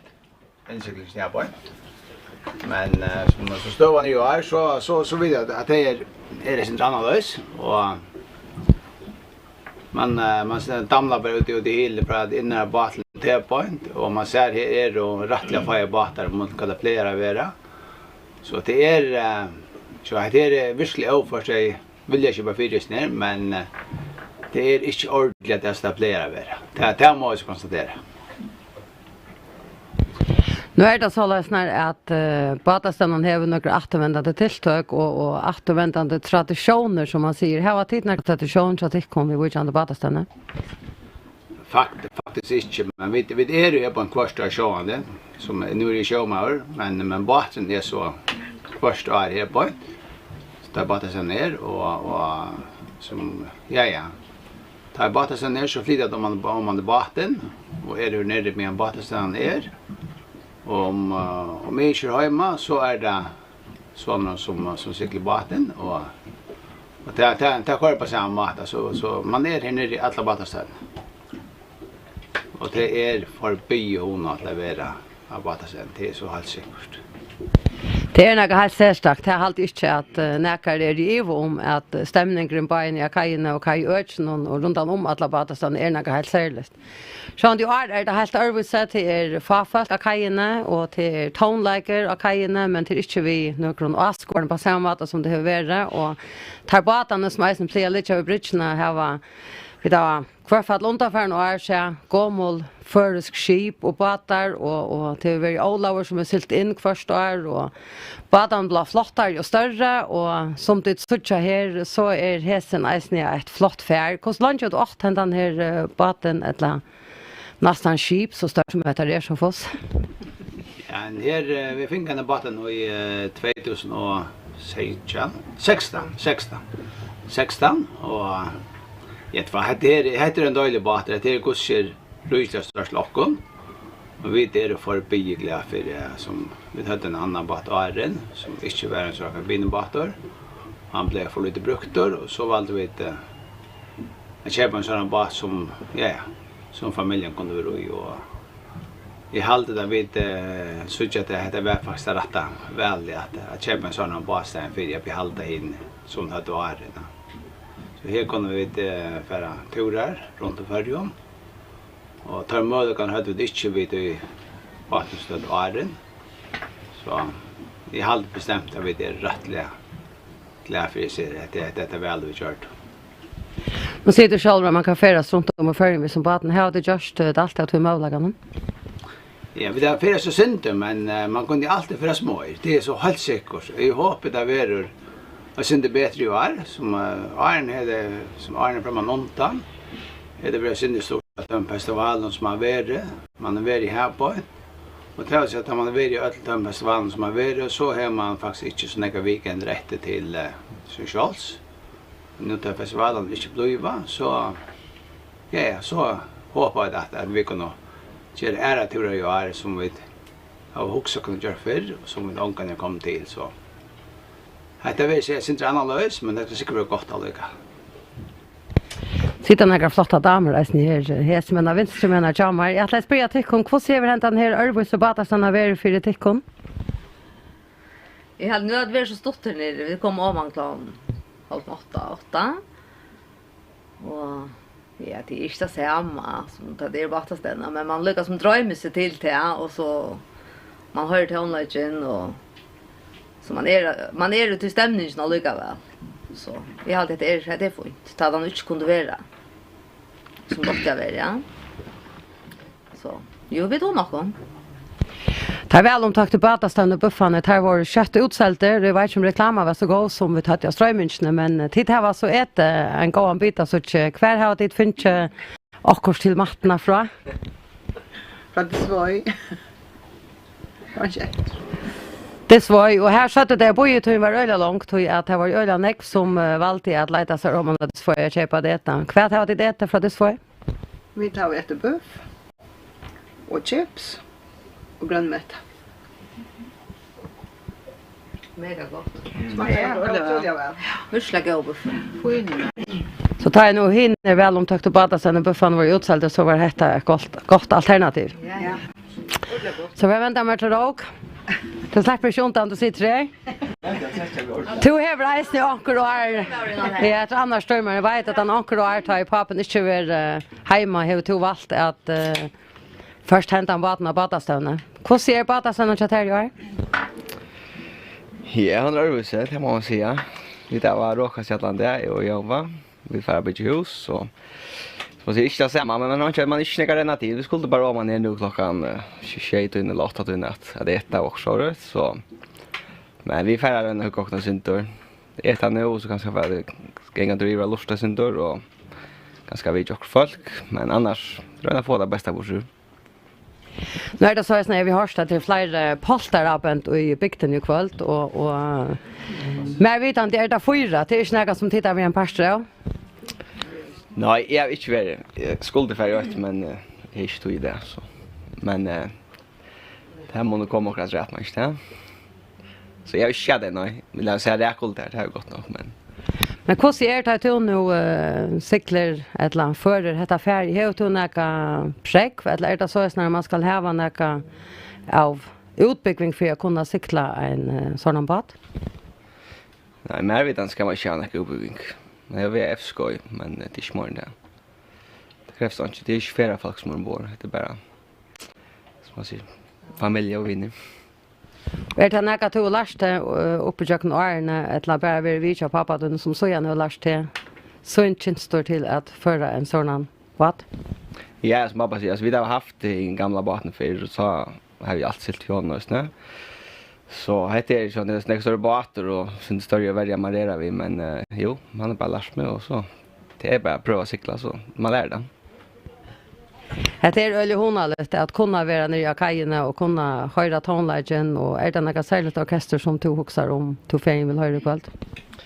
Nej, det är det faktiskt inte egentligen, nej. Det måste jag säga mer. Jag har inte hux skrån i jökna faktiskt. Men det är Jens Marnes spalt att komma och så det var super. Han är allt god.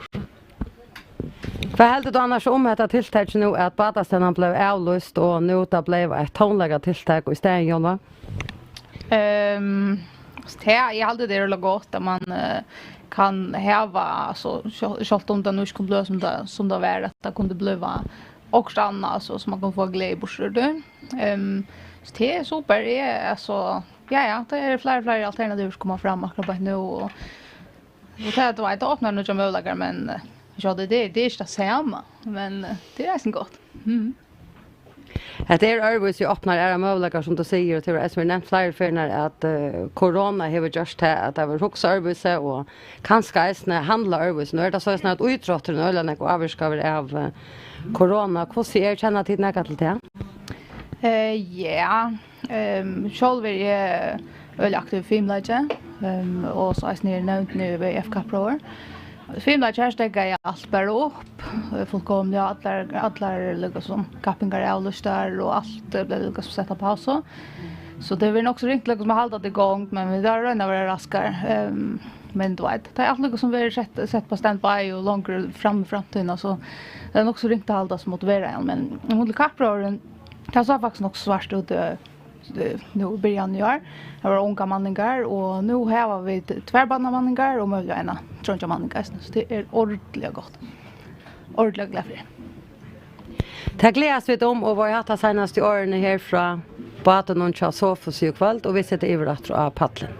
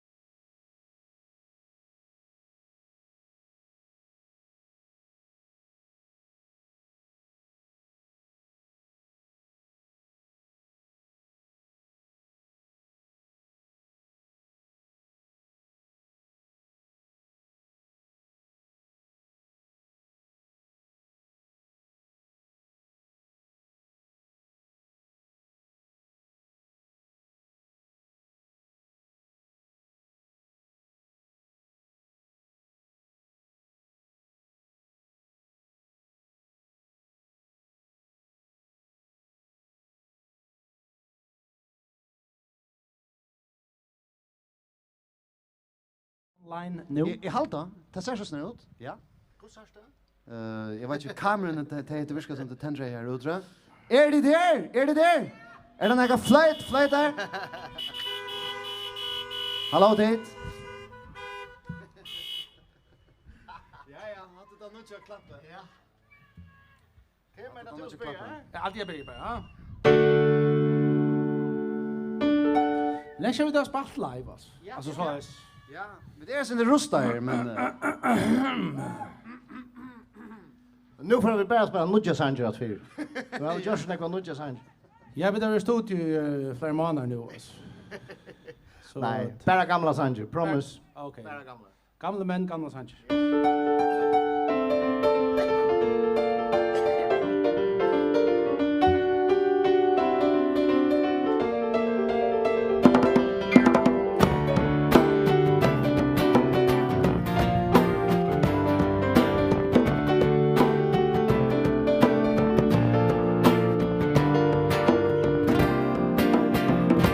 Tu and dan mastara man Ha vatli og vatni og skui hans vann Ha vendi alt og høtt I hana dejan om vann Han okkon endi føtti av leigan av fann Kjene tu and dan mastara kopp Og fjerne meter skørtur han kan ørvidis knokk Han vendi og matta stesa menneska flok Så vel og vylig han I et røkning og nok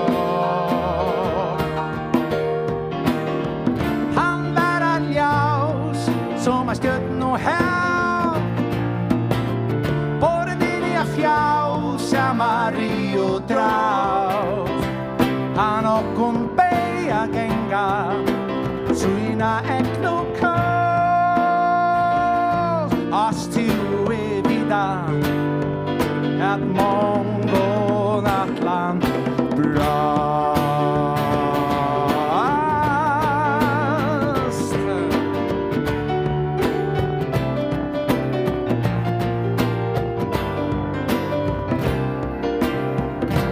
Tu and dan mastara man Han tempe falt raka divel lever og geng Det er steiner ransmann av bu Det går ikke skilja meg og tu Kjene tu and dan mastara man Han klarar kild og vattne fekkel perlade voin Han sier lade smabet nede koma til morgen A krossen unnar övara han beina til soj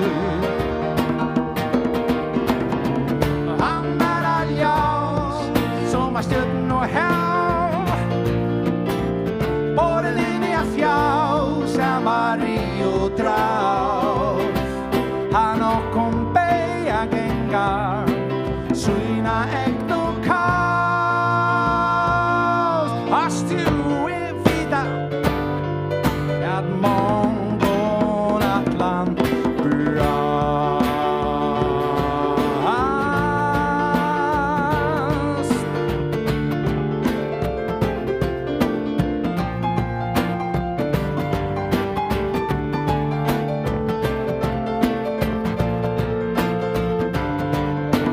Hey, hey, hey Han lær aljaus som at stjøtt no her Både ninja fjaus Mario draus Han okkon beja gengar Suina ekno kaus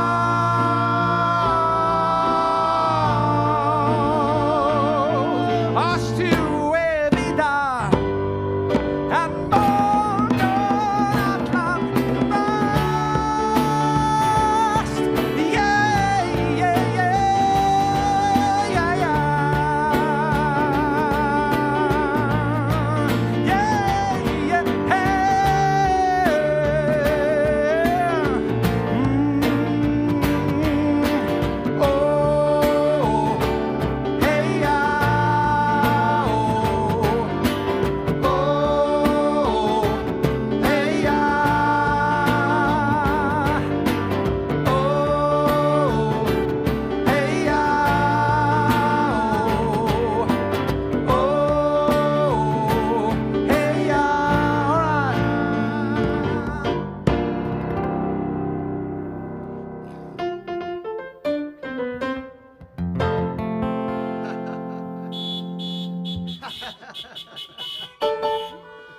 Tack för det. Tack för det. Kim Hansen.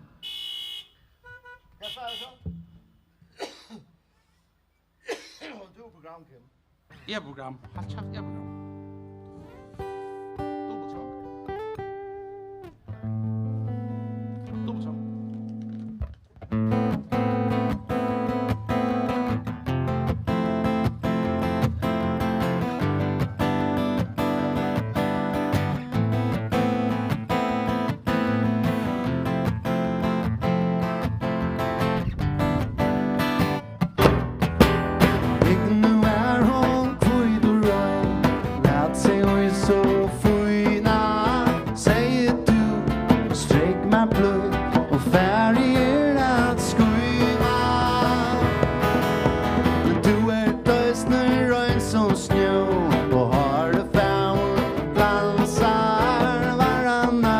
Som hjärsta blå och alla känslor dansar. Och oss kan en ligga tjukur nu iver på. Så det som i tråben och jag kan dubbelsång.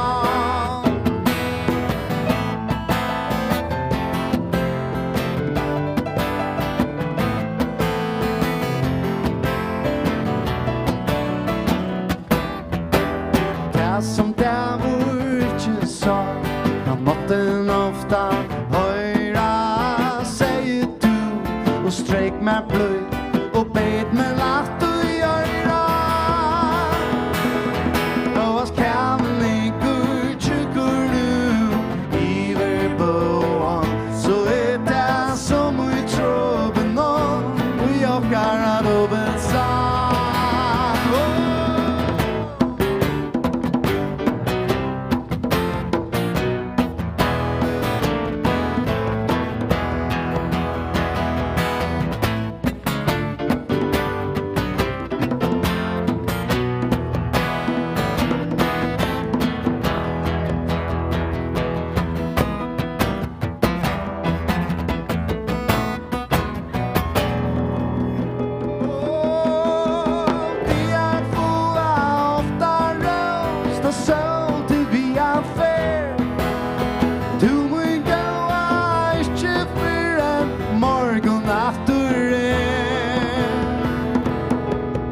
Håas kamen ligger tjukur nu iver på.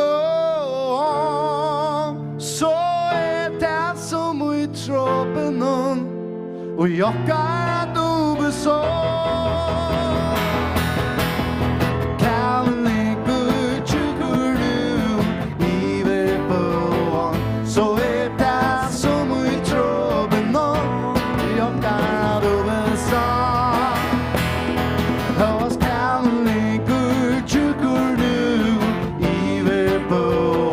Så det som i tråben vi åkar att dubbelsång. Åkar att dubbelsång.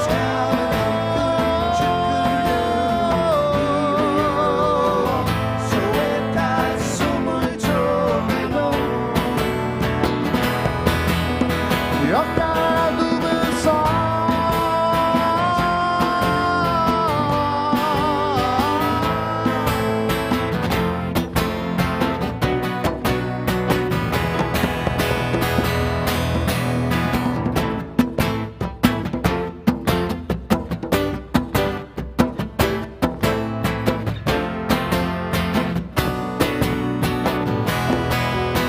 Vi åkar att dubbelsång.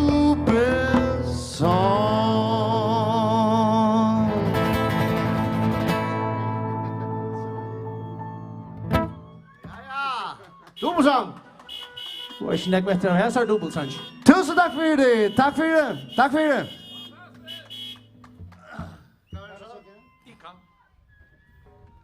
Ross. Diana Ross. Är det okej? Ja. Tempo i nyer, tonarsen nyer. Nej, han är ju. Nå, raskar och rätt. Tonarslä. En sang. Ja, inte hemma gör det. Sambars nu så är det tonarslä. Ja, kan det svarta? Jag vet inte. Nå. Det är tejaslä. Ja, svenskar.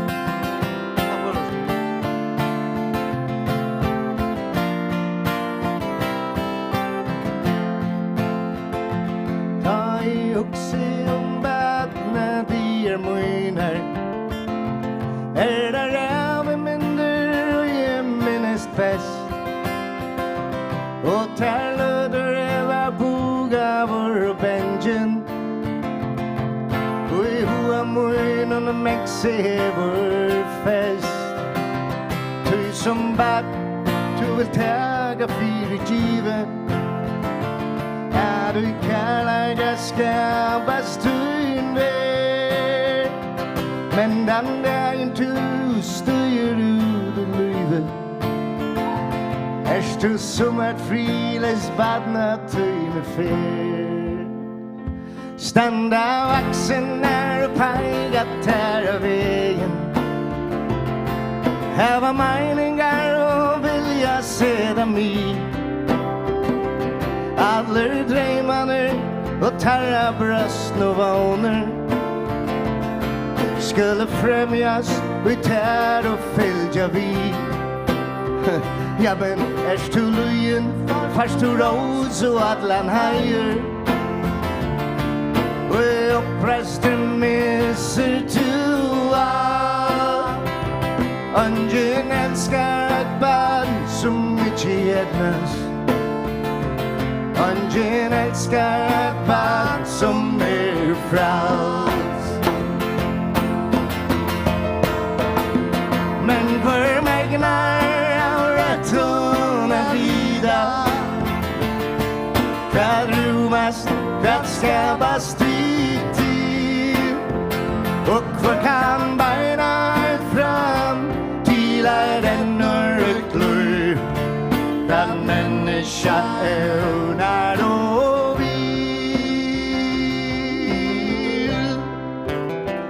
Lätt sina blommor fästa då du gå lände Och lätt planter dina gräva vilt och vitt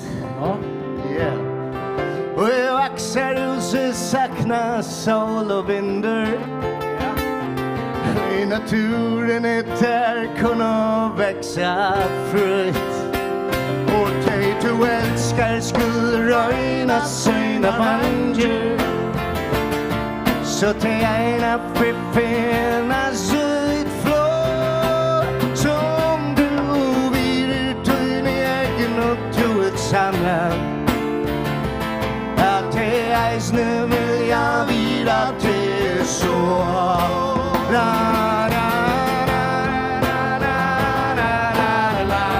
Kom nu, vem nu vi?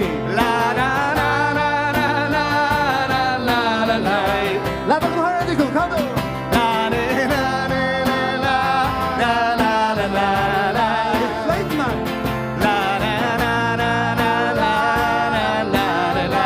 Vi må gärna flöjta nu!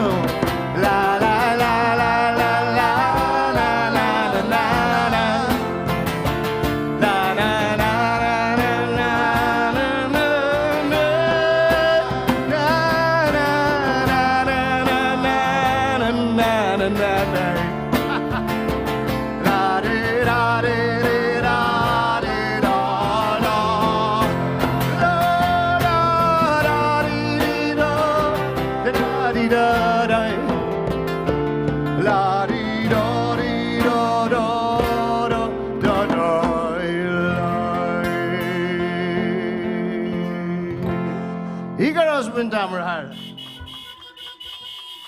Tack för det, tack för det. Tack för det.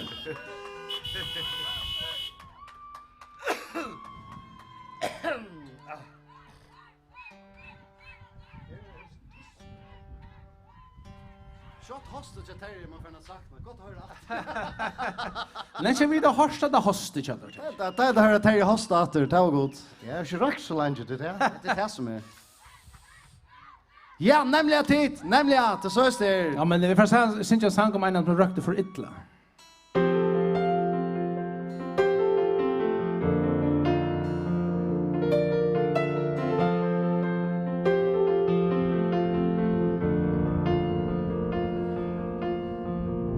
Fyrst du fer sa till det var en sommardag du kom rännande och i mauden mer så glad ditt länga myrska har vi vinden någon som lojn jag minnes det yngste tuart moj och vi till då samman med bär till stutta toj jag svaima jag skutjon du vart så fett så blöj du ville leva livet du ville vera fri och arne visste vart du var långt moj farväl Maria farväl och tack för det du var ur åkon barns borde stanche per men tack Maria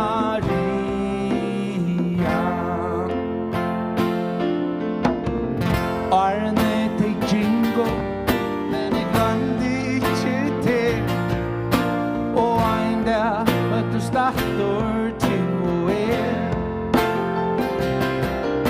en dollar mästanar du rätte fram och bär I don't have med sweet man inte tär det ände till vi navnet vi gav där till du bär du orskar inte att svära men för gråtande avstär och ikväll har en konserterna fick ett i tungo på att du var steg för skulle ta ända så jag fick inte se det här jag måtte ut jag få alena fyra mojna sol regn fjall tarne och gott värt här du jangen skulle sucha det grät där blir jag spallne men du då det inte här prys och regnbär humor du måtte tjalda ner men Maria vill minnas det som tog värt hans sommar där att du kom rännande och I maten är så glad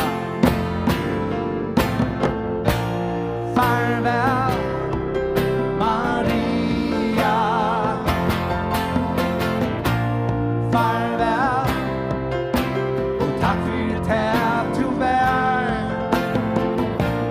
ur åkon barn spurte stanche per men tack Maria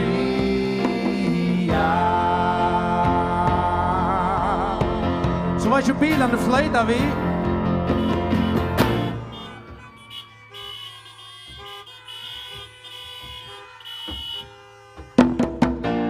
farväl tack för det du var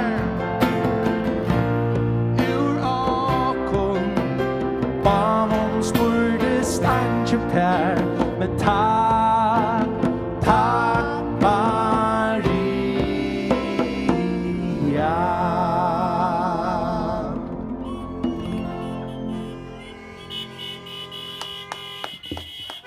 Tusen takk for fløytene og øyrene. Og Potter appen der er tid til det fantastiske.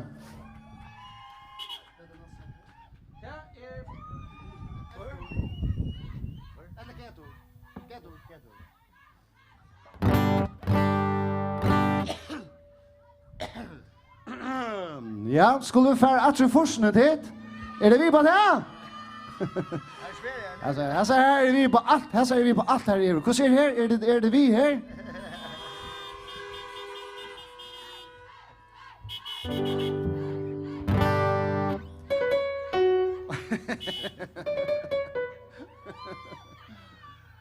Det kunde vara sån här, ja.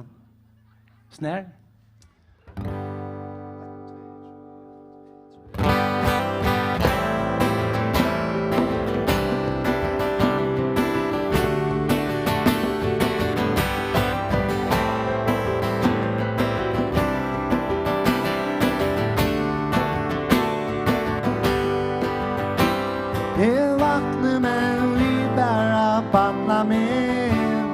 Och tänkte just tingre och tinja mot sig.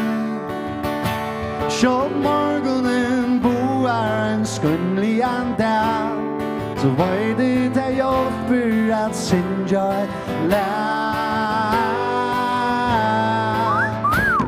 Jag i forsen och liv jag synja och skriver om någon som är i rutin. Ta prata och känna en kärlegar allt för rutin är allt för tid är vid våra tid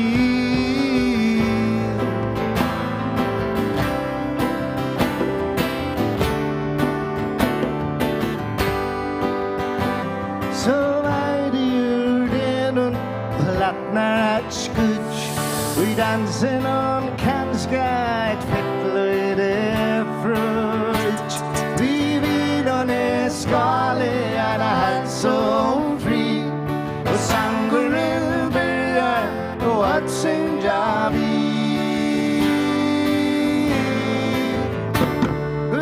älskar och liva synja och skriva om heimen vid all höra till och vi vill jag flänna, prata och känna en kärlegar allt för till, är allt för till.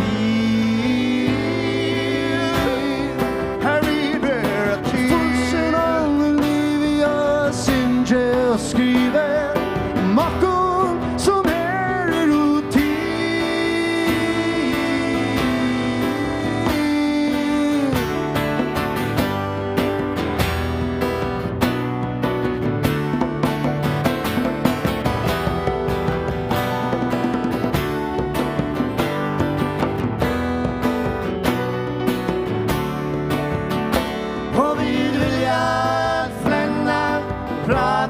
Känna en kärlegar allt för till är allt för till är vidare till är allt för till är vidare till är allt för till vidare till.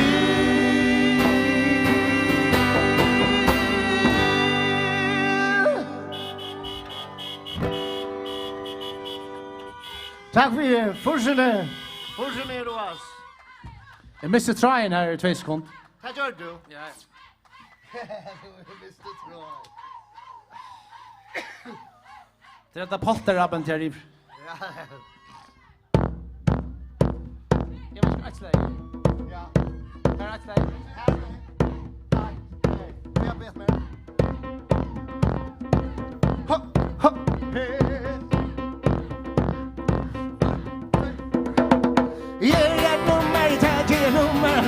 Nummer men en tjäder nummer vill tjäder med nummer jag nummer tjäder nummer men en tjäder nummer vill tjäder med nummer kvar en nu vänder när du är en sänder mer det kan jag färdas för du är sever och du spyr mig för det är det och är svärd här som är men nummer nöjdes det är nummer tjäder nummer men en tjäder nummer vill tjäder med nummer är nummer tjäder nummer men en tjäder nummer vill tjäder med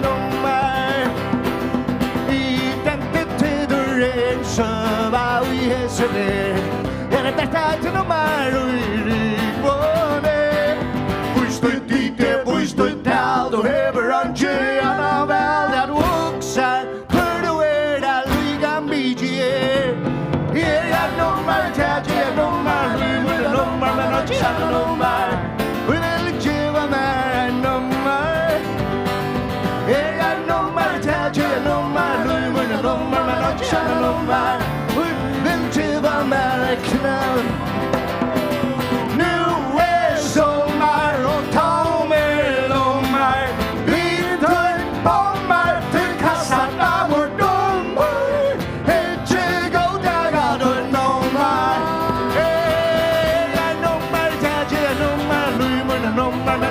nummer vi vill giva mig en nummer jag nummer jag nummer men att jag nummer vi vill giva mig en nummer vi vill giva mig en nummer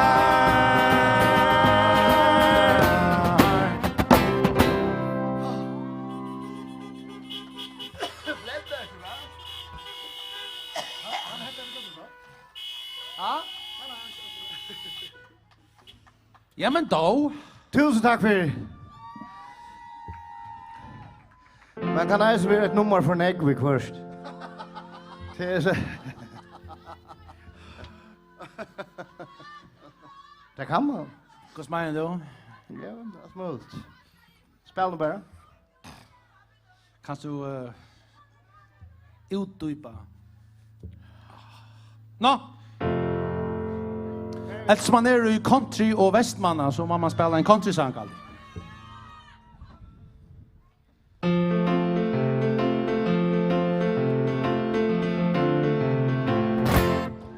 Ja, så Jerry är en country och västensång.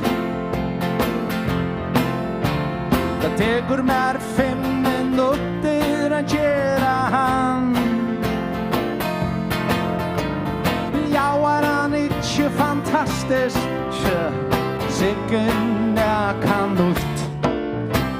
Jerry är en country och västensång. Damer tar inte mun country och västensång.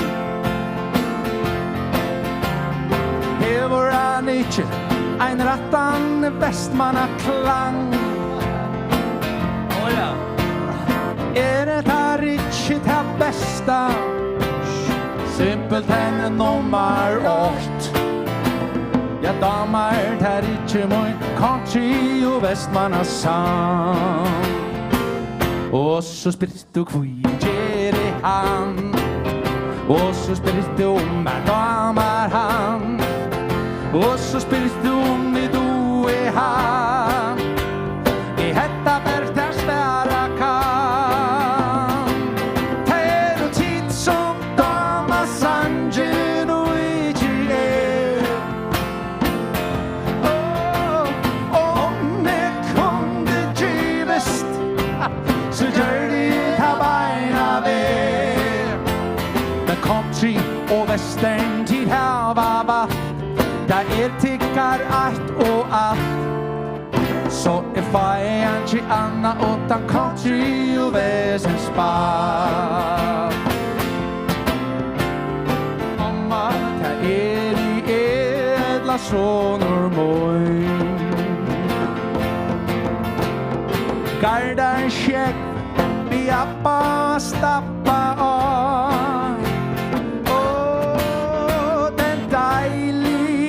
Musiker som hamsins bästa moj. Och händan sangen han ger det en ulltoj.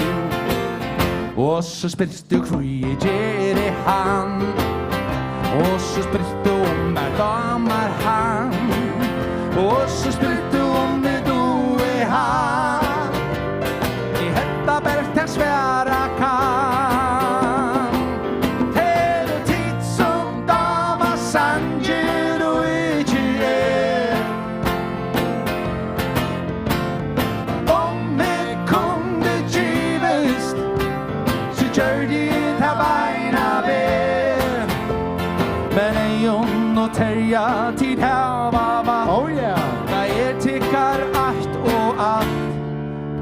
Så if I ain't anna utan country och västerspall.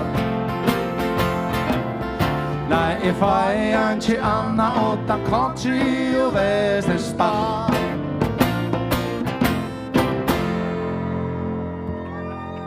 Tak for dansen. Tusind tak for det. Tusind tak for det.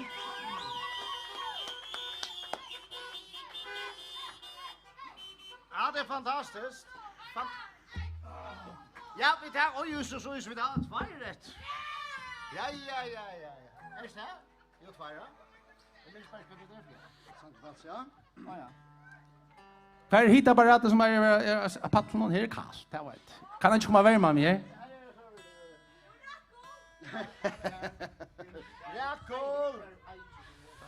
Jeg må si at det er verkta stand her og suttje ut i Vestmannabygd, Vøkerbygd, Vækerfjører og utrolig fitt folk, deilig fitt folk. Vi har langt mest bluskapen fra flere tykkere. Og vi kommer sikkert mest bluskapen av flere. Og det ser høskende alltid jeg vet for at nå er vi til Løkmannsbygden, jeg vil ta en sang til fralse. Løkmauer, hvis du hører dere, så er det en sang til fralse, jeg skjønner det. Han också har en personligt frals. Ikke minst. Tillmäles. Tillmäles frals. Allt frals är god. 1, 2, 3.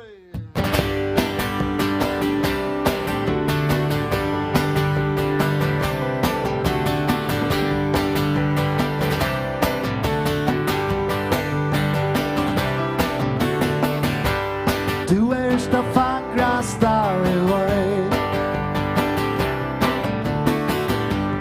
Du är det dyraste av foldon. Du är så stjärnor där, som vinduren, som bringbrodder, som fåglarna, som blommorna av bönor. Du är strikta stjärna moj.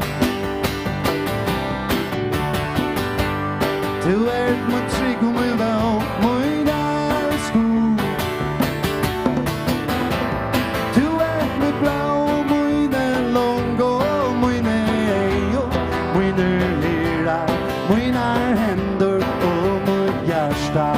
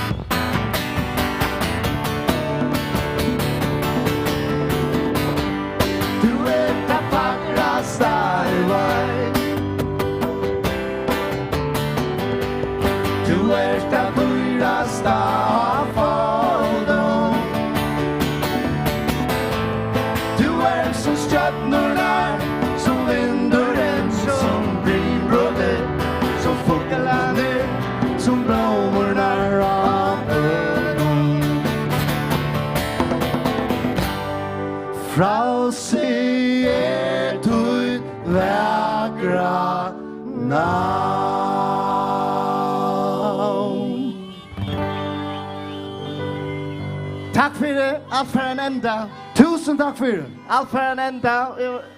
Vi får spela senaste jocken i kväll. Og hvis du kjenner så er du velkommen og synes jeg vi Eisefløyten her, det er sånt, men det her kom det godt. Han nok så nemmer. Skal du på paddelen, det er det du sier? Og skal du utstille, skal han ikke det?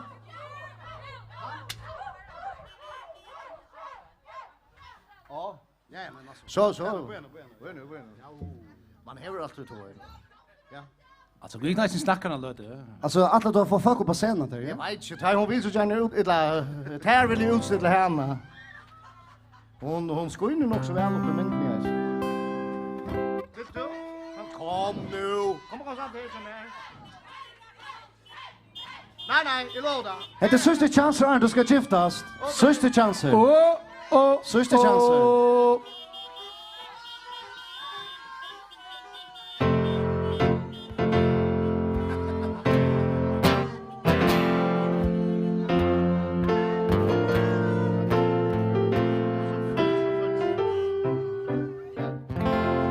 Her var Rakel. Hon er rævlig cool. Vi har akkurat just en avtale at Maudun har ikke til det, eller kommande. Han er så lång. Han borster, sier hun. Yes, til det. Jeg har sagt vi henne, vi vil ikke sammen for noen å bli en gift, til at gifta koner tar slæder ikke.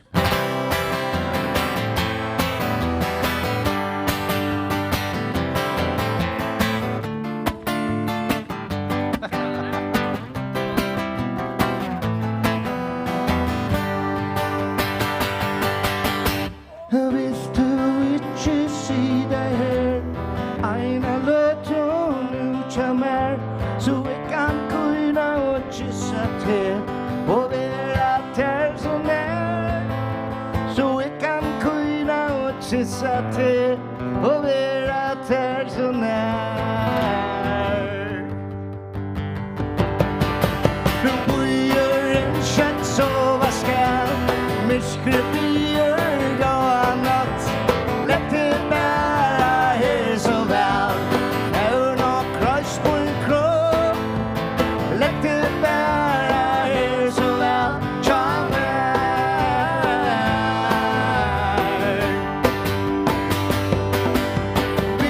man that sister we margin after freedom oh eras cylinder for lørdag nu solen sender gæslaren vi en lilla lån så vei her lytja for sammen ballasjen etter oss der leik her lytja for sammen ballasjen etter oss der leik. Kim, vet du vi?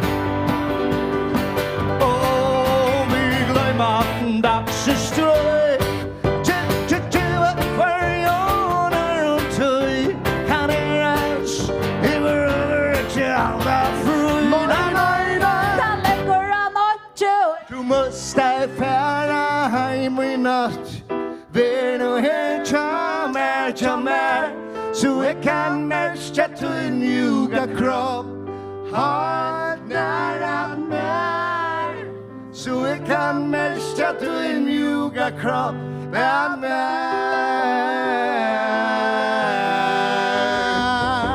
Du must I færa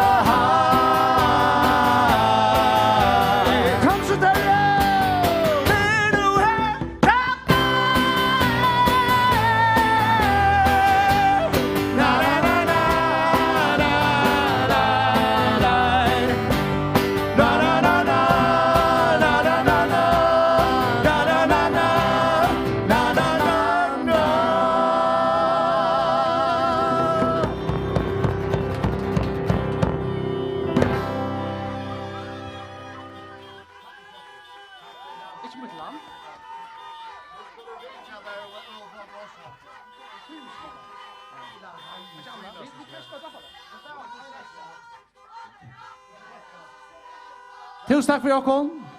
Vi er kalter og fingrarna. Du sier ikke hver er stedet. Tusen takk for. Vi tackar för Jokon. Men du tror nå har kört om att nu så där. Nej, fan. Nej, vet inte. Vill inte visst ha en chat eller kvart? Vi det akkurat finns jag vidare. Vi det har syns jag tror jag chat uppenbar. Så vi spelar en chat. Det är plus för en chat.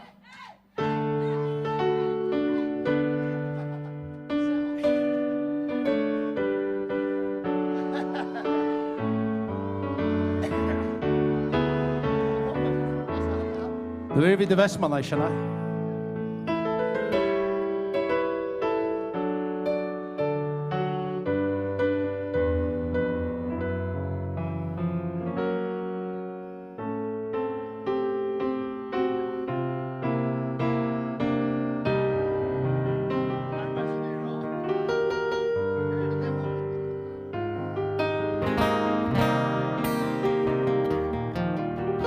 Men damer och herrar, Kim Hansen.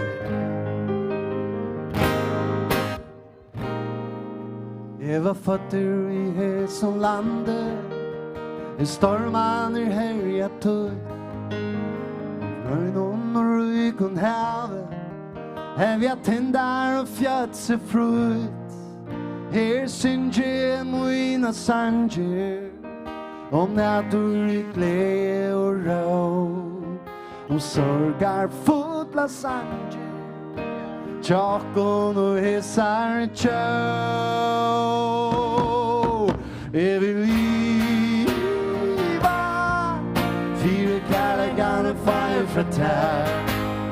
Jag vill liva. Som en spurning går i kräver att svär. Jag har bo i Hesson landet. De mängan är kallt och grå. Och prat som åkon damer. Terrongan tog och smått. Och dig som åt i olja. Skulle inte häva mig. Då var spiran alltid lattnar. Och mitt bära hemma från.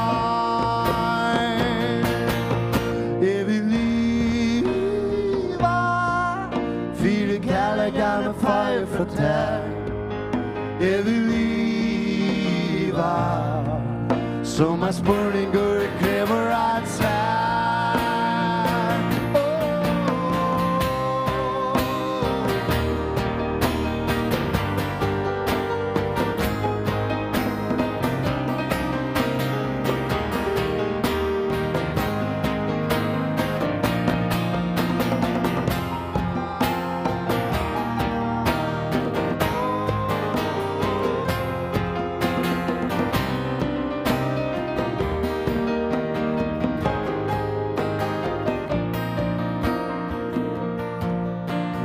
Bo i Hesson landet.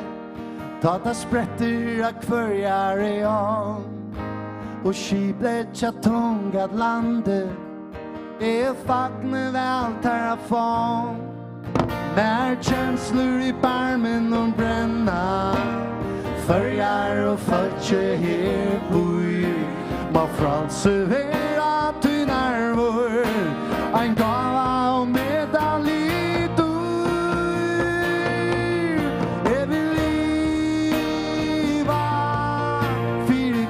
Gonna fire for tär. Jag vill liva. Som en spurning går i kräver att svär.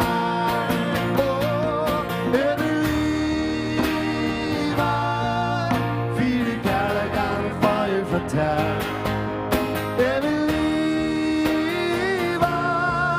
Som en spurning går i kräver.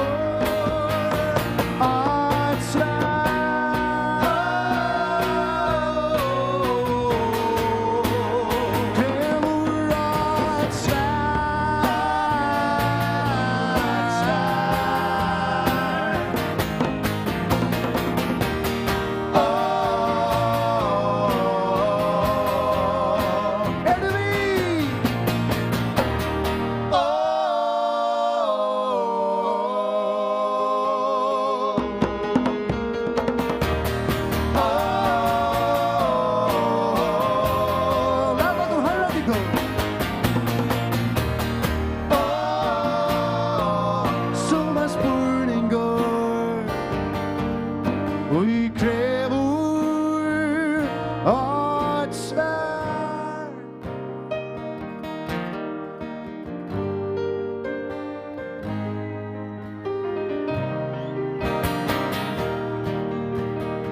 Tusen takk fyrir Vestmanna. Takk fyrir.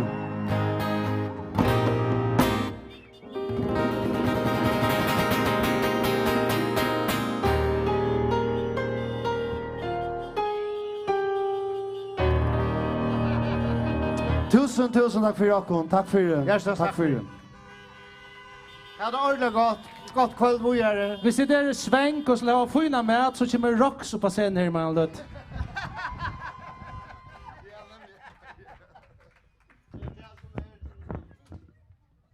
Er det nu det blå huset etter?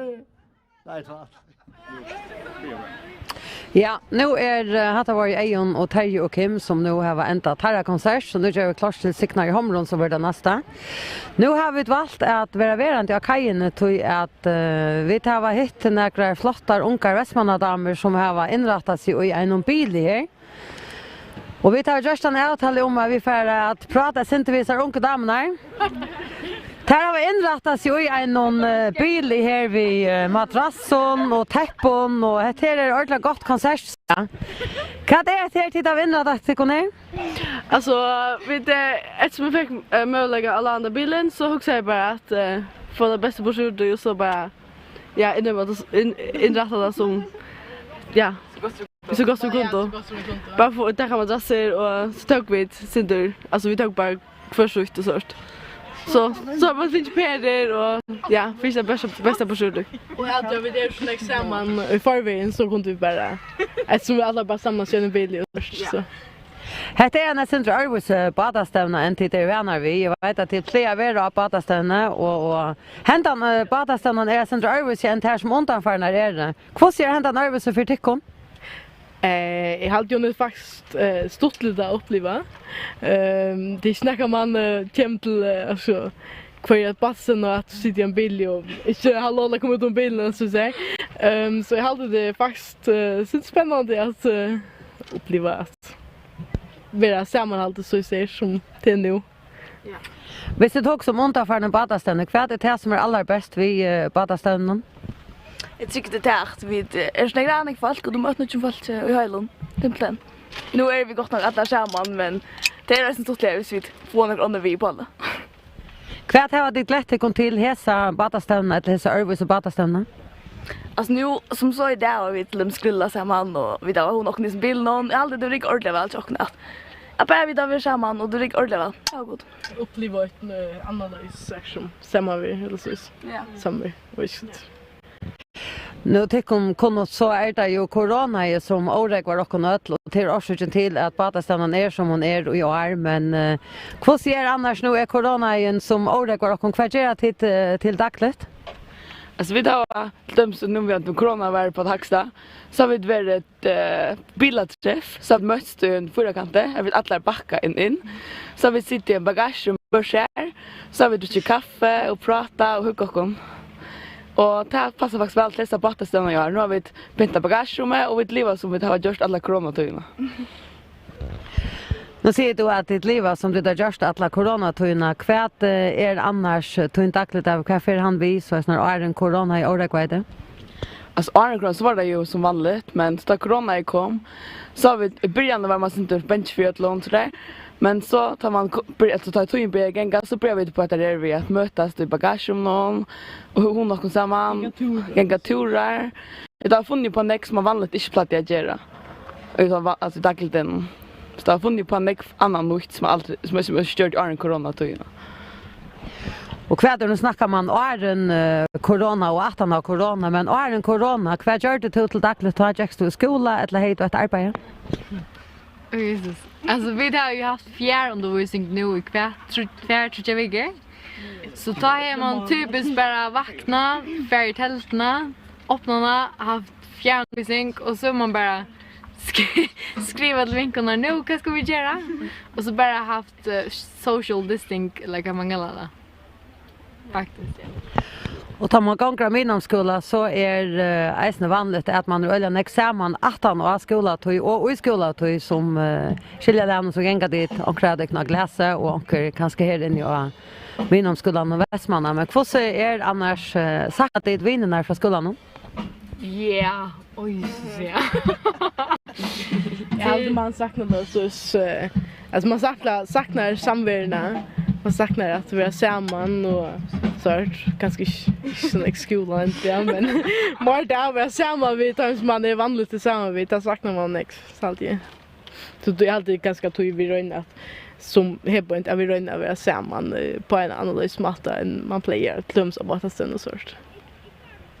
Nu har hänt här på Atastävnan Örvuse och nu sitter det och njöta konserterna på Häntamatan och vad damer det kunde hänt här Örvuse-matan och halta på Atastävnan och på? Jag har alltid faktiskt att det blev raskan jonaligt alltså mot hela vi sitter i ett litet bild någon och alltså stämningen är och jag har sagt det är god. Så allt det ligger ordentligt väl. Ja god. Det finns det bästa försök som man kan alltid. Nu har det eisne så framkommer i Västmanna vid haft drive-in bio. Här var det brukt handmöjliga. Alltså det är faktiskt inte men alltså jag säger att ja alltså jag hade faktiskt inspirerad av tog. Ja, alltså jag har bäst nu alltså bara så nu att jag bara se att det bara ska avlösas bara så läs. Jag har gått att det bara liksom ja se att det ska helt avlösas men det ger stadväck. Och show på så och alltså ja och så där kan vi utge för det bilder så det stadväck kan komma och uppleva stämningen. Vi sitter nu också om corona som har året gått. Har corona tagit lärt dig något nytt? Ja, det är helt säkert. Det är alltid att nästa man har upplevt nu i coronatiden därför att förra våren till nästa våren. Dömes ta nu att det för ringvev där. Så man lättare kunna förhålla fjärrundervisning för vanliga undervisning. Och alltid är såna bötna för snack på sjur vi att bra mer ut och man ser näck bara folk ut mot kan hej arn coronatiden. Så jag alltid helt säkert att det är lärt att kunna näka. Jag kan se tiden. Och vad så damer det tan fjärr undervisning som har varit vad damer det kan ta undervisning gratis? Alltså mer då det fint man vaknar klockan 8 sätter väcker 8 morgonen men när fjärr undervisning stan så är det fint. Men det är ju så dåligt att komma i skolan. Jag möter att man vanligt gånger i skolan vi och sånt. Men jag hade faktiskt att fjärrundervisning kan virka fint. Man finns det bästa borstur som är möjligt. Vi frost och sånt där. Det löns lockert och med att sätta äpplen i sånt. Men det är allt vi frost och sånt. Så jag hade virka fint. Men det finns det bästa borstur som blir till. Kvar glädje det kom allra mest till tar ju i tillmälning om frastöv och Anna vara brott. Ballast. Ja, så man annars säger ballast här kan gå fast. Men jag har alltid tryckt över att de som söker familjeatter som vi inte släpper så vanligt. Liksom de måste gå om när på när och jag spelar att du släpper skola, du släpper här det som kontakt när vi ett land som du har haft och fotofestivalen för att vara som det plejer vara. Festivalen och idrotten det är super. Ja, man också säger att om det är corona kan vara I think alltså det är dåligt att om corona nu blir veck och ena förra så nu sitter vi där men det är ju god chans för corona ena för uppstånd attor för nu har vi ett onka men det är god chans för det händer attor men det är dåligt det inte kontent attor. Vad huxar det om så är det att corona kommer attor som du säger vad är så det första du huxar i samband med det? Just det chele till att så ska att processen igång det fri frost och man är slut låt ta sig vi kan annan som man vanligt gör så vi sitter på inte vi det är ju vanligt nästa samman så tog sitta vi där vi filtas näck vanligt men så vi skola och sånt alltså det är ju helt att det kommer till samma processen som man var i åren nu känns det helt. Nu är den här Örvuse Patastönan eller konserten kommer så långt avvis att det är hettar orkester och ett orkester träd efter. Är det några särskilt orkester till att ha glättekon näck till? Alltså jag också att alla sista jag inte något det glädjer mig allra mest till. Men alltså jag har alltid sagt att det som jag vet att jag vill lägga oss till det för alltså alla åldersspelare och ja så det kan vara för det. Alltså bäge och nonko och det syns helt så jag har alltid det gott. Så det är bara brökt eller så. Det var akkurat med nästa spurning det var att här vi om alderspölken för till orkestern som har varit om till att passa till att alderspölkar om det ett om det halta att det är mer till den äldre eller yngre alderspölken. Ja, vi gott nog fullt vid vi nu med där gullar uppe. Vi de doserar väl där Bjärste och Sinja. Allt det där rör jag kan alla också väl att en så ung drongo till hemisfär. Jag Sinja för såna fullt det är ju en livestreamer.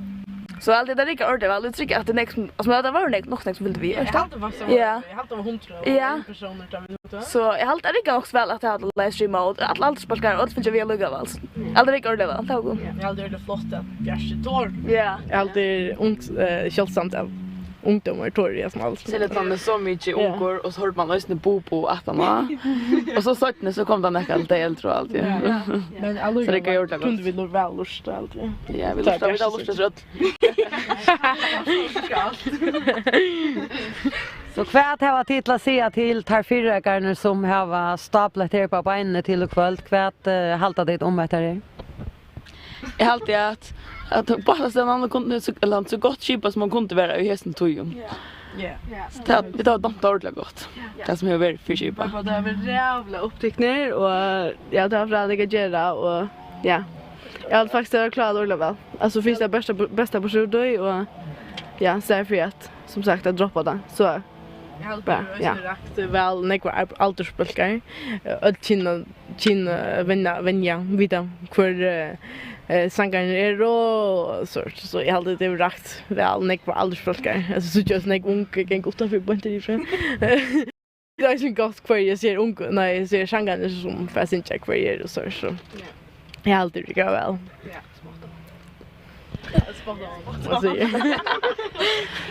Ja, ja, för jag inte att kunna gå på båtastövne eller konsert vi gör det och gå en hona i bilen och tacka för pratet. Vi får flytta och ivrat av paddlen här som signar i Homron och Balkgrund till honom är för vi är så klara. Och tack för det härifrån.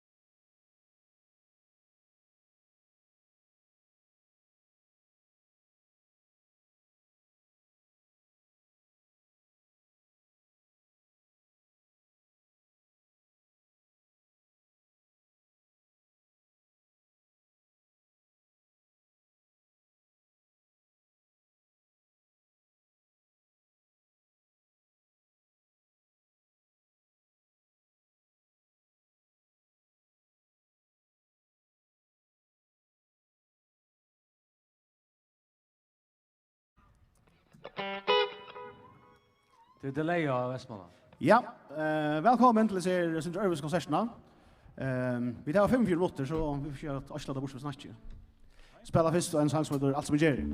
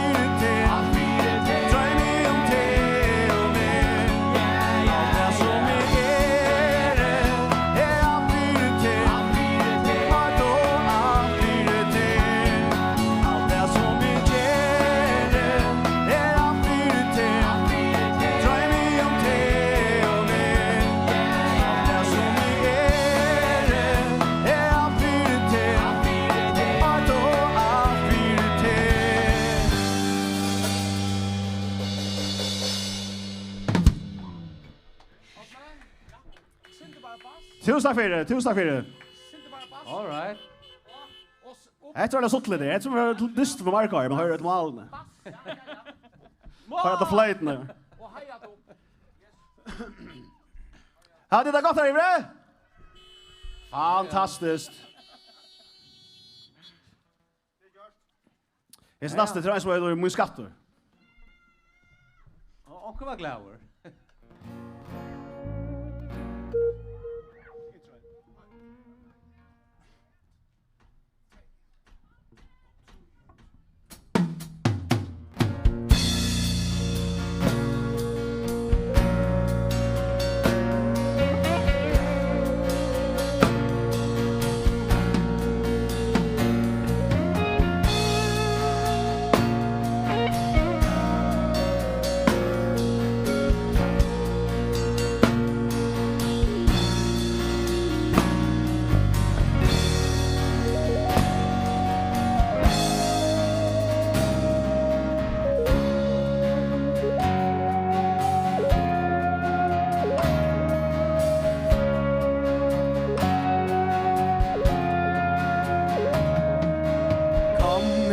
Skatter og sitt her tja mer Lær mig vita hva du feir vi.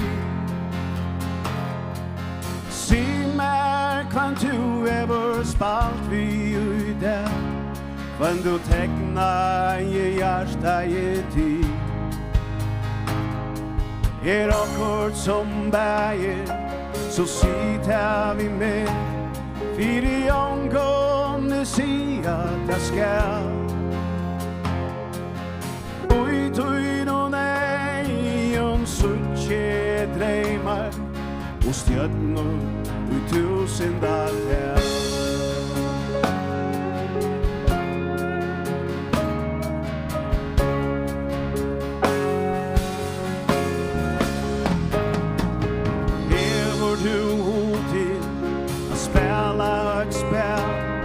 Eller kanskje besida ui fri. Vi kunne øysene genga en tur, og du takka dukkuna vi. Minnes du hunden vi så i jar, og som tjekkat han og høy. Av en og mitt henta og borte av sørgen, vi ånda så vøkker og røy.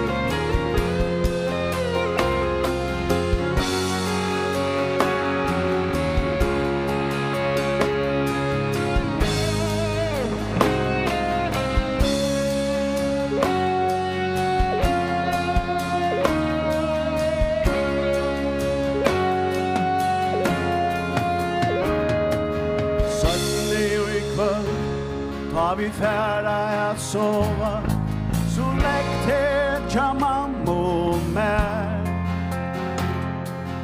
Jeg skal finna og på en søv, og synja en sang fyrir tær. Og medan du sovnar, jeg kvinner tar, og varliga batle til.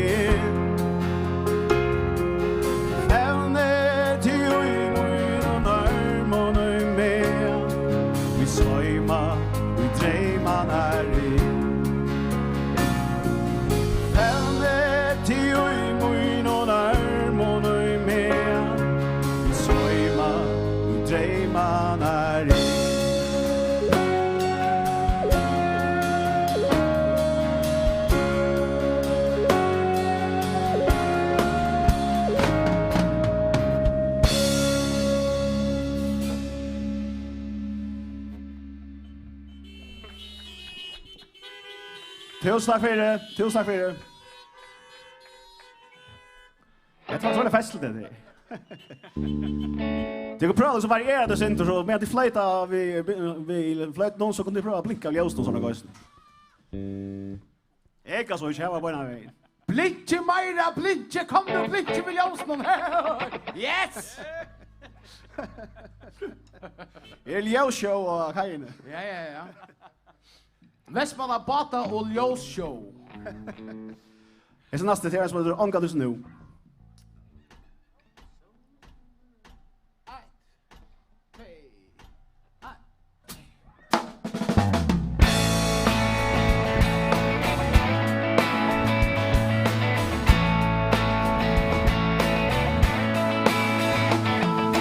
Solen skiner av meg, jagar synd og sval. Jag till jag har fotlo, sang och mamma. Det var en bra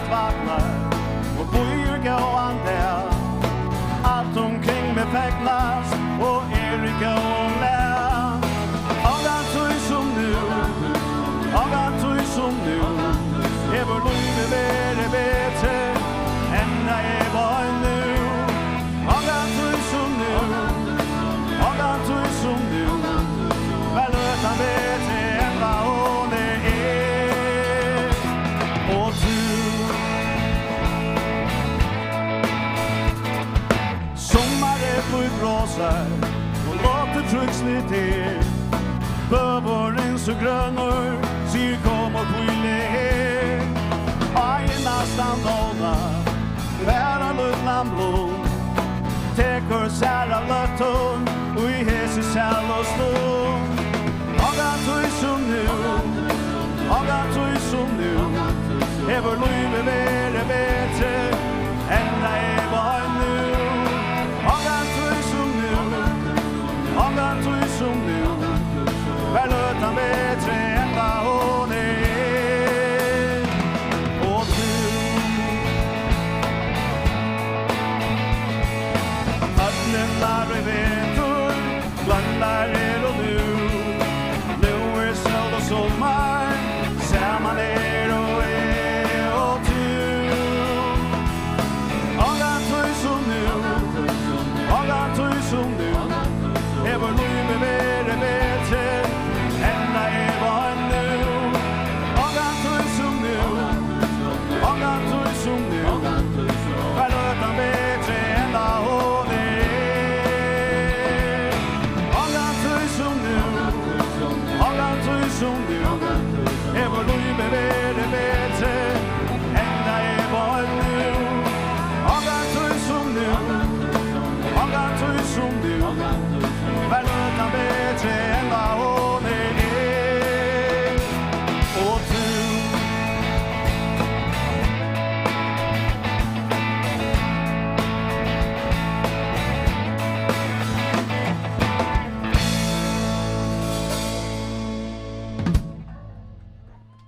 Ja. Folk finner dansa møllet. Det er ikke så ordentlig det. Fantastisk. Så dårlig for Vestmann. La meg damer og herrer, trommon, James Olsen. Hei! Her så neste det er, som heter Nu er så her.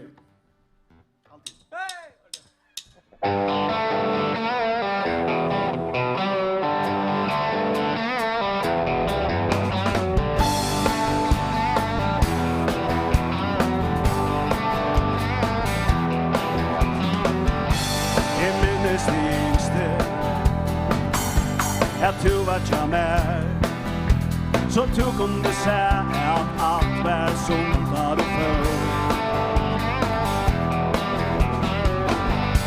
Midten er alt her Og i hoa så nær Livande minner i slå Og tja mer hver jeg når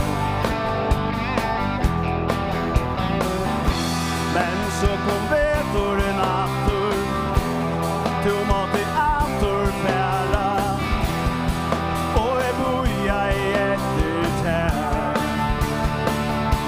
Men nu er du her Samma alt her Og hvor står i regn og vindur Solen og kål Samma litt her Og den bjærstan blåa kindur Deilige brås Latter og tås Og låter som har tog kuiner Sommar og søv Røya og søv Jeg kan litt tja tja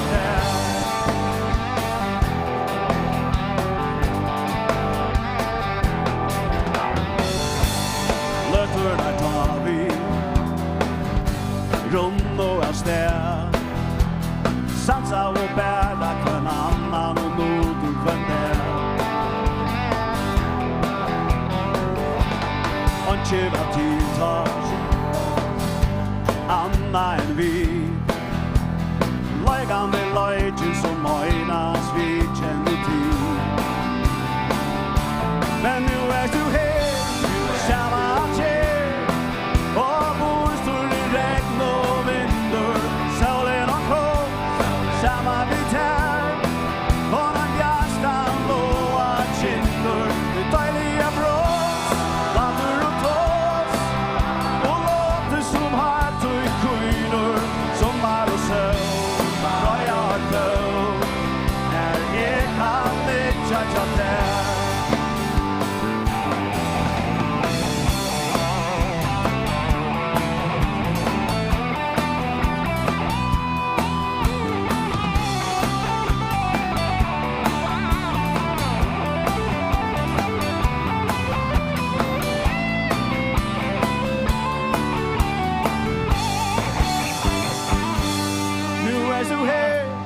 samma kär och bor stor i regn och vindur.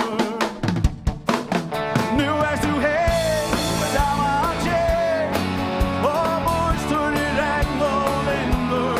Solen har kom, samma vid här och den bjärskan låa kinder. Dejliga brott, later och tår och låt det som har tog kujner. Sommar och söl, dröja och föl. Här är kalligt att ta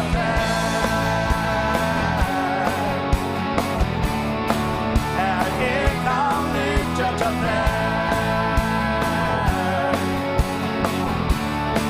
Här är kalligt att ta Tusen tack för det. Kvar blickljusne. Om det är dig ballen, hvis vi får rött när man rör kommer. Ja, eisen kommer. Och kommer. Man har rött. Vi allt bara. Det är först en börjar jag köra någon montor alltså. Så far att vi vant alltså. Damer och herrar, keyboard Magni Husgaard. Hey! Mr. Swiper right. Klaxka Sjukros Langelive. Ja. Koi. It's not so as whether Kallagan smått. Jag har bara spela det så kallar fingrarna. Hon vill det inte ta. Hörde bilen starsta och hörde han färdas där. Sitter hon och hoxar, vi kom där här till. Ta inte långt bär till.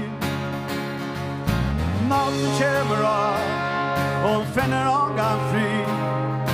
Hoxar om henne som man nu är samma med.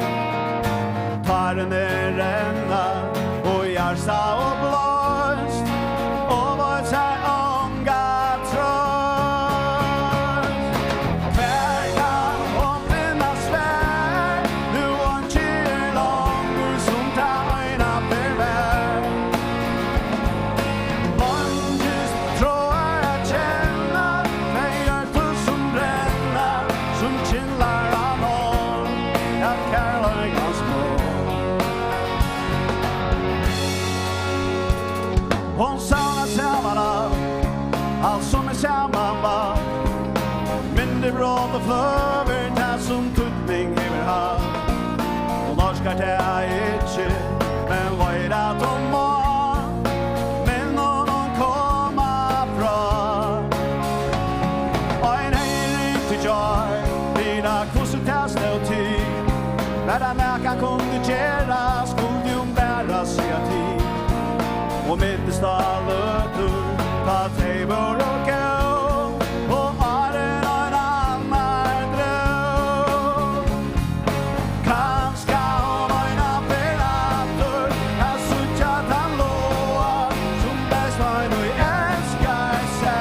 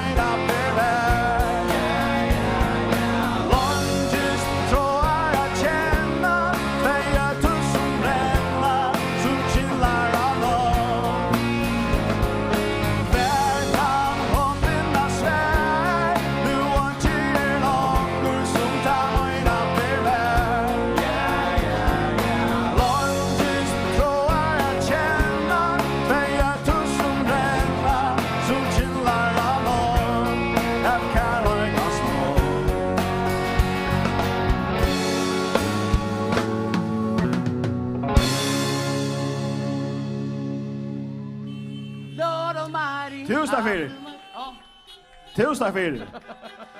Det såg jag det sker showen det har brand det som det här framför men här är det lite på ballen jag kan in.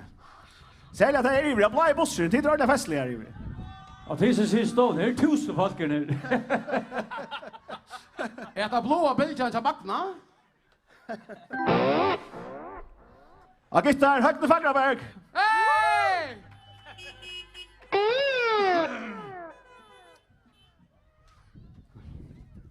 Hes nästa tema som är så jag vill vara.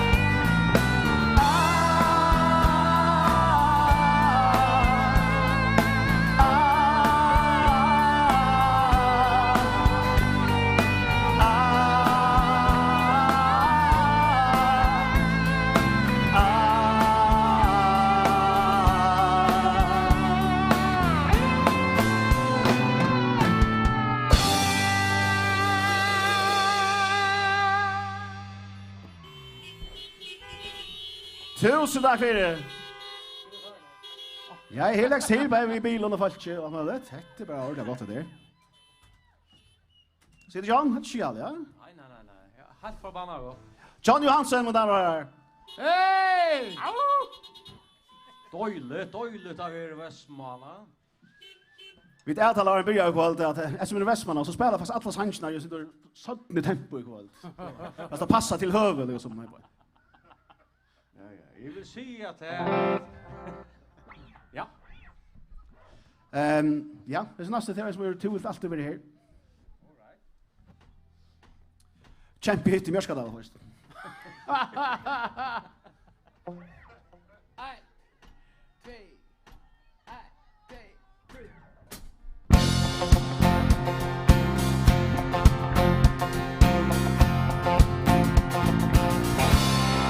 Check på blåa bild Möde förgrund, fjär och strand Iver hav och fjalla röje Är det skoj med gud det är bera oss vi samman. Vi hava kinje som och gud. Hava våre som och bira. Hava äglöt som och stjärnor. Sunge som och sanje. Och vi drömde som och drömma. Du vi med kvannan där. Som att ännu skriva där. Du vi am winne fel. Är så lagen att bebe. Du vill alltid vara här. Som brickvar i mitt jag. Som skuggar under trövor. Som eldaren och i mörker. Som raugen upp på fjall. Känner livet du är. Och vi kring oss som en bild. Och vi hörde oss samma långsom. Som och ej och så och höjmen. Vi tror oss som och lyfter. Sätter som och kaos och mal. Du vi med kvannan där. Som att ännu skriva där. Du vi am winne fel. Är så lagen att bebe. Du vill alltid vara här. Men onde jag kan spela kan. Onde jag kan sända kan. Onde lager av och kurser med. Och inte näka skil. Ta i vindur till och med. Att ni kunde laga här. Tyna täver häva kar. Och stunden och öva sorger extra sar. Då onde kan ha är. Dagar vid när ball.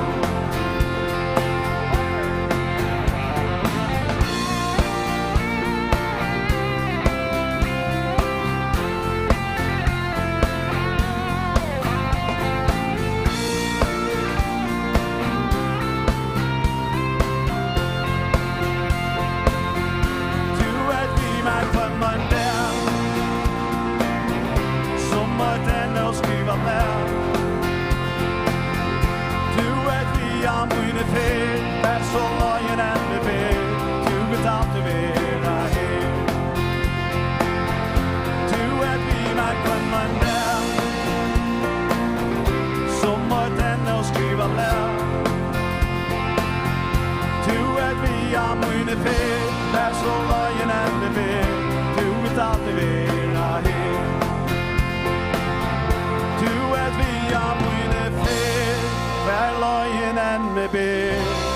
Du vill alltid vara här.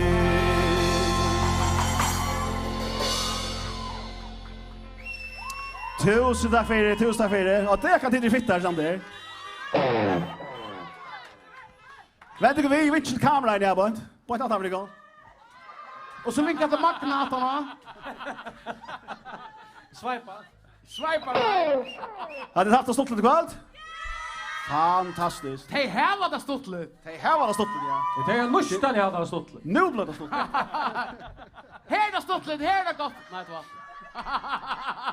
Ja, men ni kör kvalt. Här är Otto Ström och Alvin Elby Andersen. Ja, de har ordentlig hand. Och flight och allt med sådana, ja. Blickar vi oss någon och alltså. Ja, och tar arbeid för Jotak nu. Ja. Som man säger, omtrollstalten inte kommer av någon. Kämpe tror jag.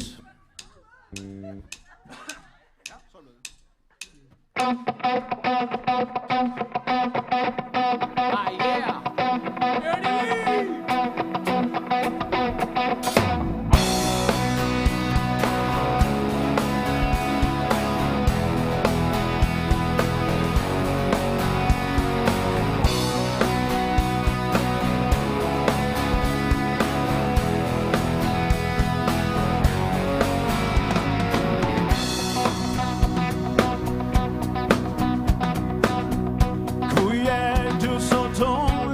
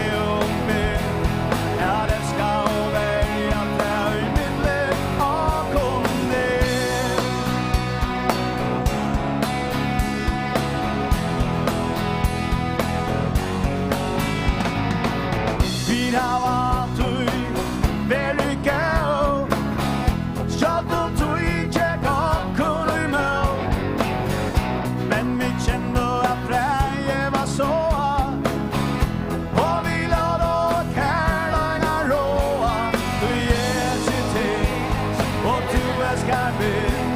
Vi låt och inte komma och jag kan det och jag lärde till. Du lärde mig att älska och välja till i mitt liv och kom ner.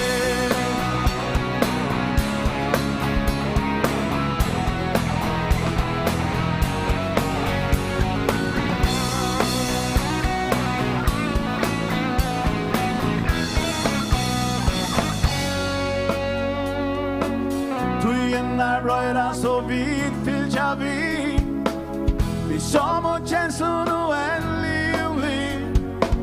Vi där och kauen och hemma nu bör. Vi hava vondiga lujsesar. Du jag till älskar ju till. Du älskar ju mig. Vi låt och inte komma och jag kan det och jag lärde till. Du lärde mig. Jag älskar och välja till i mitt liv och kom ner. Älskar ju till, du älskar ju mig. Vi låt och inte komma och jag kan det. Du lärde till, du lärde mig. Jag älskar och välja till i mitt liv och kom ner.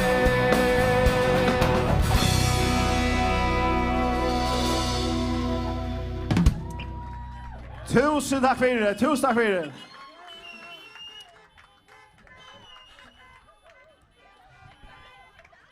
Ja, här läggs till, här läggs till. Det är inte galet. Det är fint där. Mina damer och herrar, kassagästar och sang, Signar i Hamron! Hej! Tusen tack för det. Vi har en sång att igång så får Niklas Eria komma. Och kunde du gita vad det är för sånger? Kunde du gita vad sista sången är? Highway to hell. Highway to hell. Hvis coronatiden så får jag ta sang som ett solo. Då har vi damer och herrar, det är gott att älska.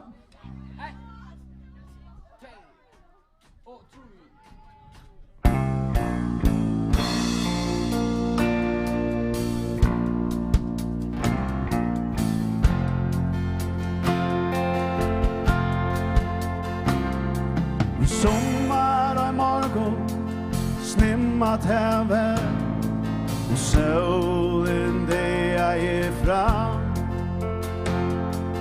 Finns ju mer och bo i koppen av kaffe och dödgen av rudon och ram.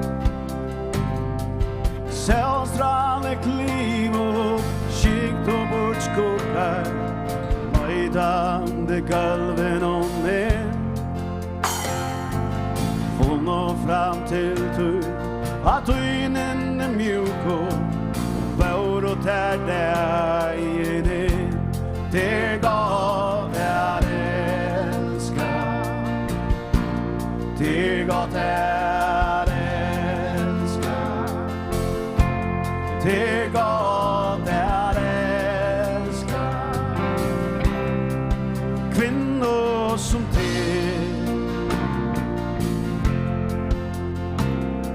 du bøyer med blodliga en morgon og drekker du kinnverska til.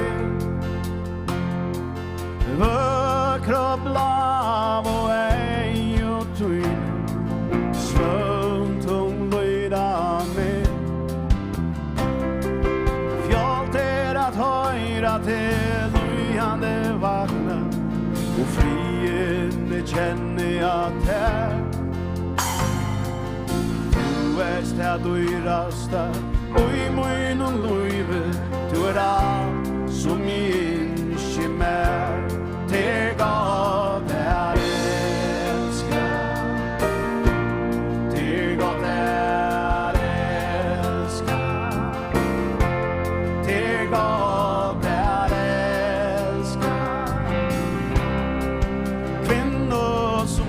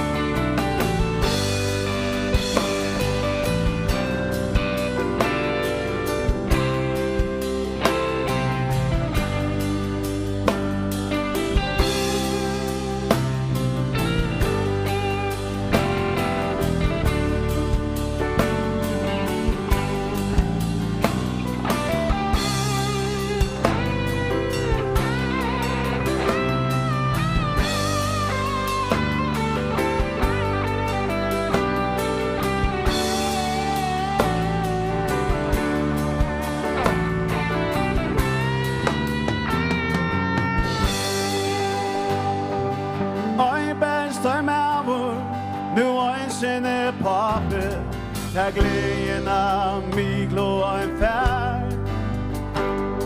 Att känna tär små och mjuk och händer, av måttne om halsen av mig.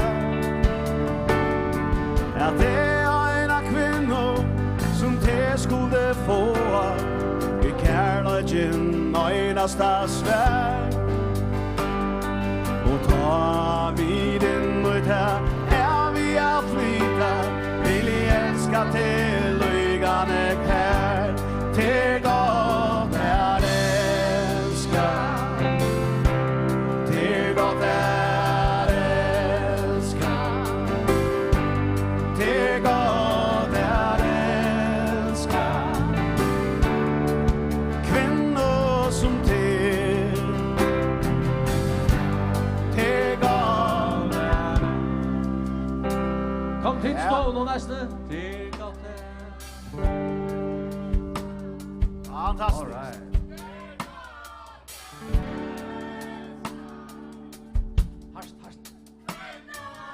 Og eine for tre dopos her, mine damer og herrer. Til godt.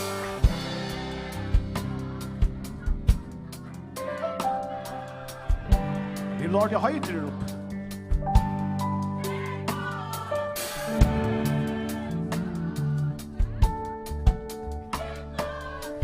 Ah, flott.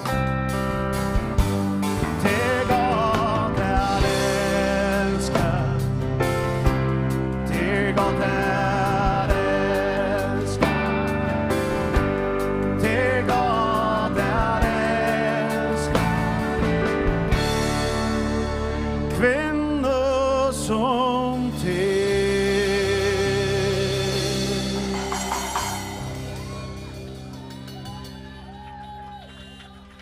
Tusen takk for Jakob. Jeg tror vi er ordentlig stått ut. Det har gått på å gjøre.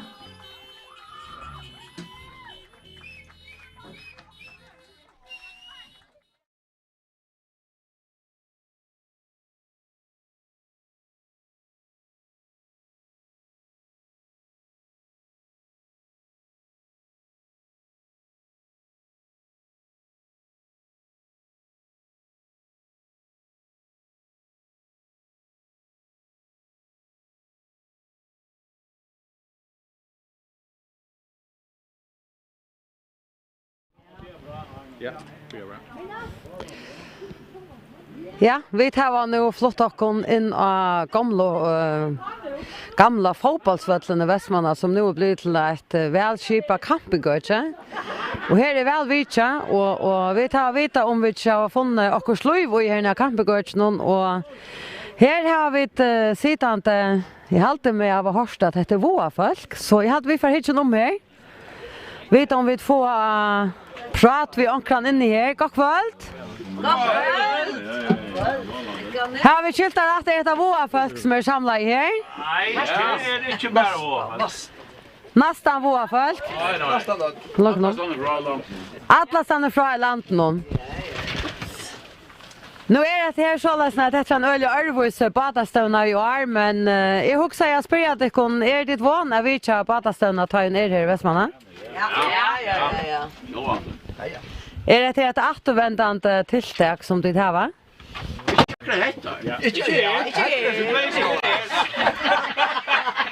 Hette bara hese för att det sålas när?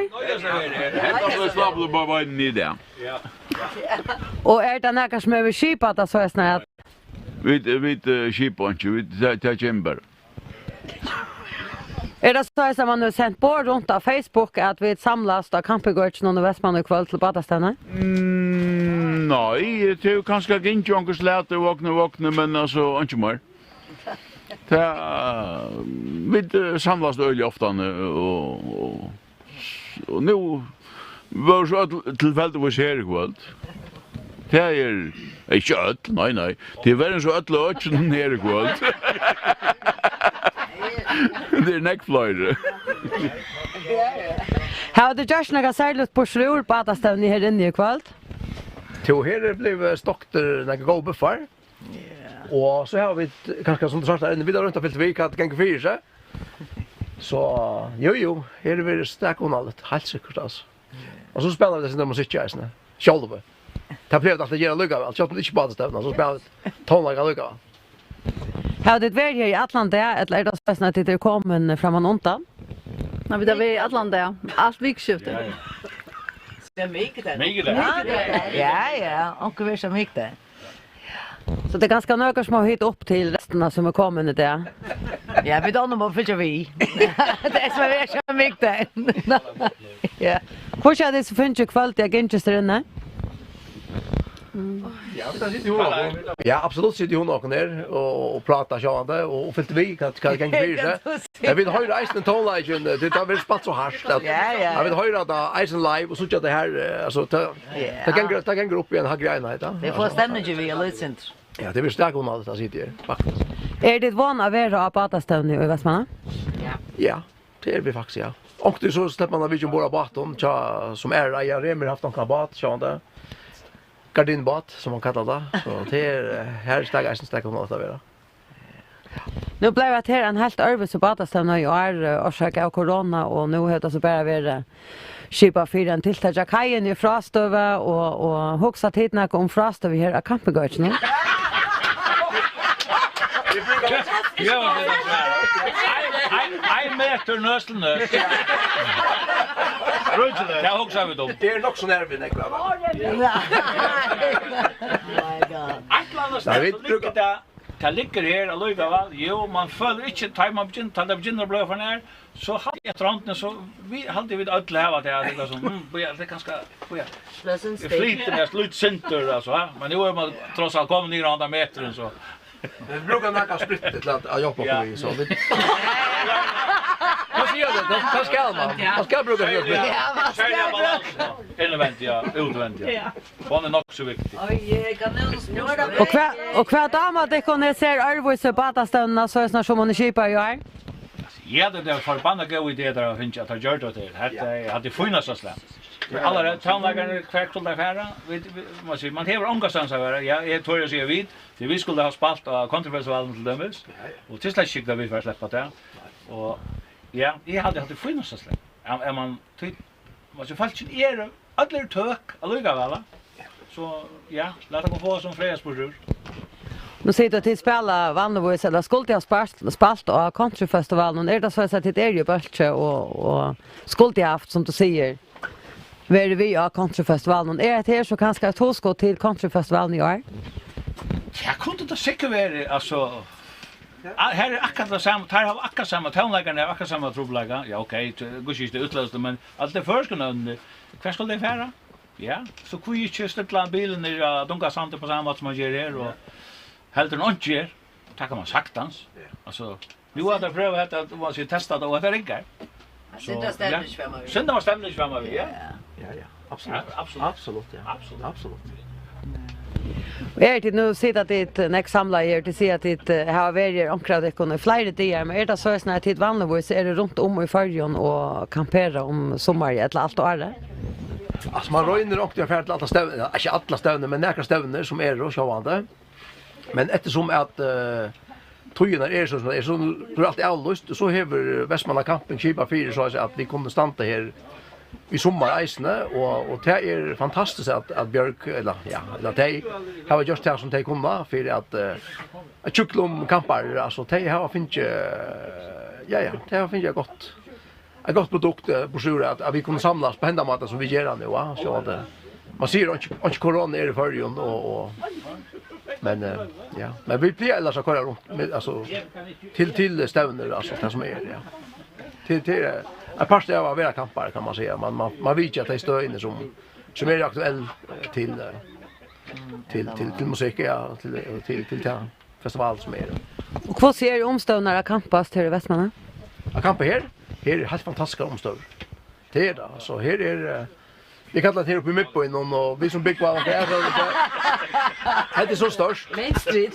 Ja, det är nu det Mittbyn va. Och vi kallar det här nere till kanske utgärna byn va. Det är såna vaknar alltså det är 100 vaknar in i snötjorna det och för vaknar in det helt kanske 3 folk 4 folk eller så det är näck folk. Alltså det är som en liten by, en bygd det gossor då. Och i Västmanland. Det är det. Vad är det som är så särskilt vi skiften här av Kampas helt då? Det är gå folk i sjåande, det är allt att säga och att omstövnar runt omkring goar. Akkurat nu är allt stångt av till att vi skulle anse efter att inte smitta och manövrera och folk som kommer är det kampar som kanske kommer utlanda för att inte kunna bruka det, så kommer vi helst inte bruka faciliteterna, men en kampavåkner är ju ett luxusting.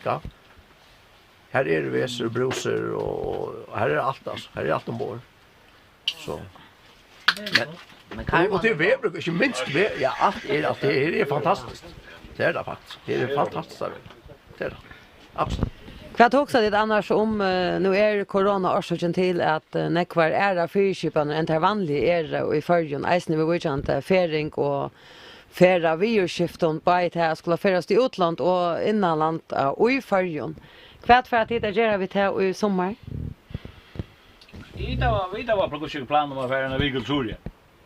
Och hon är väl skrund i längs samla tøyer, men det var kanske ångat till det var alltid något annat värre, men jag kan nu se ut som att nu är uppe. Omspel. Ja, visst ja, vi skulle ha varit färdiga i till norra till Säljör om månadsskiftet i juni-juli.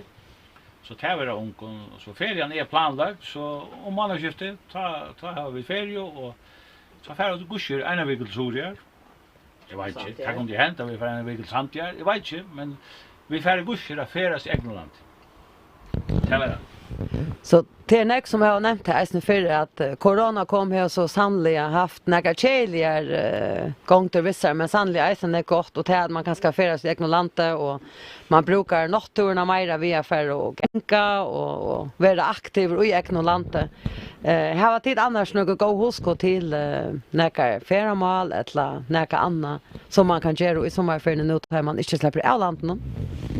Ja, det är Ja, det vi där vi Västmanland flyger var men alltså. Men då vi där ångar det inte runt men nu har vi inte alla. Jag har inte kvalvägar nästa weekend och vi där var inte runt där uppe i dämningarna och alltså vi du gör upp så slant det inte som annars kommer det ofta ner i vikskjutna så var vi bara här hon och kon. Men nu plötsligt nu fan nej, vi kan spärra vi där. Kommer stä? Kan göra kort.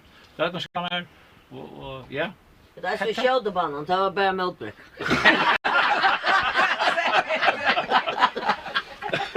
Det har gått av onda för gåman att. Säker? Ja, det är ju inte gick halvvägar.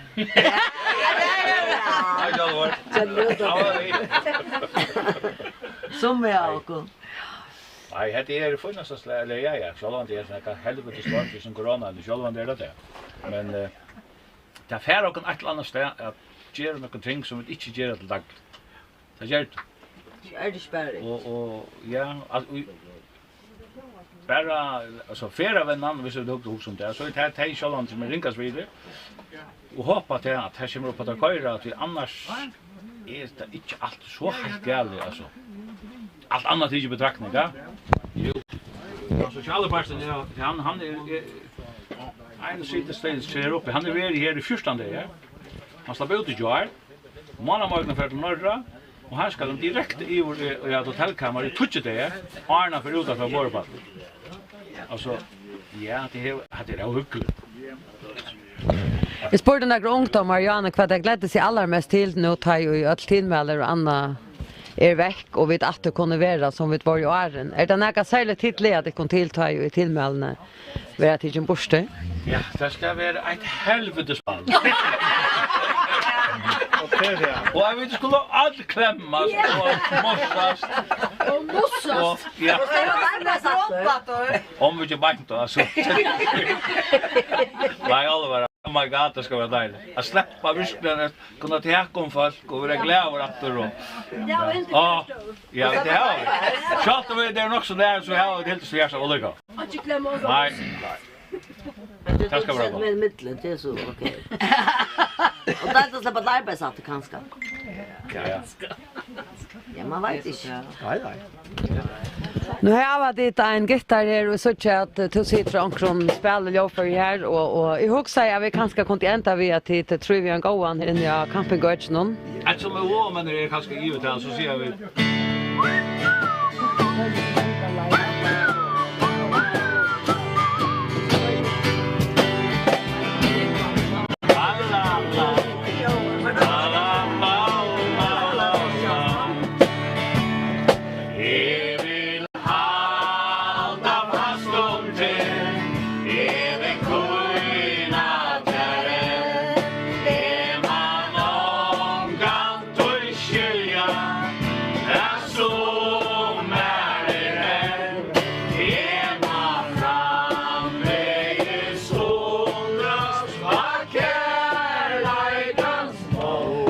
Så för att tacka för här av campinggården och sätta över att kajerna här som Dynamit är klart att spela nu klockan 12. Gör så väl Dynamit.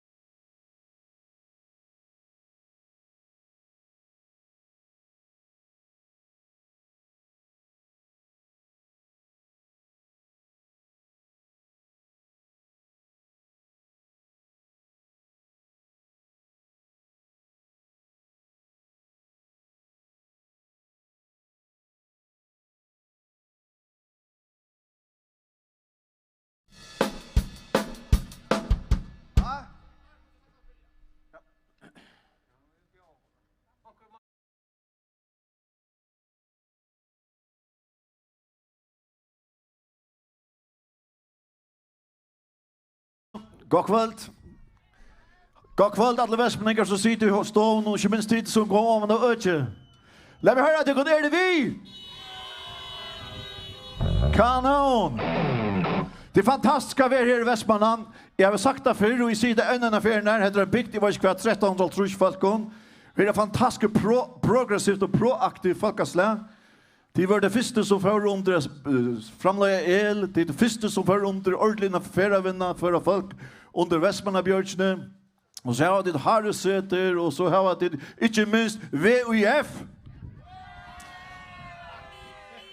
Och det här var så jävla näck och en så luktar byggt och så man hickar till öron byggt och tycker stöd så anjus och slär tycker i Västmanland. Och ett annat som är känt för Västmanland det är att det så ölet gott ut det pen folk och fitt. Så det är relativt skönt att man får bära pen och fitt folk i önar byggt som klarar sig så väl som tid. Är det klar till ett gott kväll samman vid Dynamit? Vi börjar så ska vi geva Taimons och Kipa 4 Batafestivalen och det har ett ordans störst klapp. Fantastiskt arbete. Det är så läs att 16 mars han lyckas som världsarrangeringsdag och ta för lyckas som blev arbetslöser. Och jag sitter i stoven och jag mer hukt efter en live konsert 4 år efter. Och faktiskt har vi bojat till telefonen för att ringa, inte onkel för att ringa till Dynamit. Men alla marsmannen för och här var Signar och här var Franter och jag vet inte vad det är ju har så tinkannes och allt annat. Och bötnen kommer så att det är när för att jag ringer till här pappa och vi bor ju alla april man här ringde i Heldrönchen.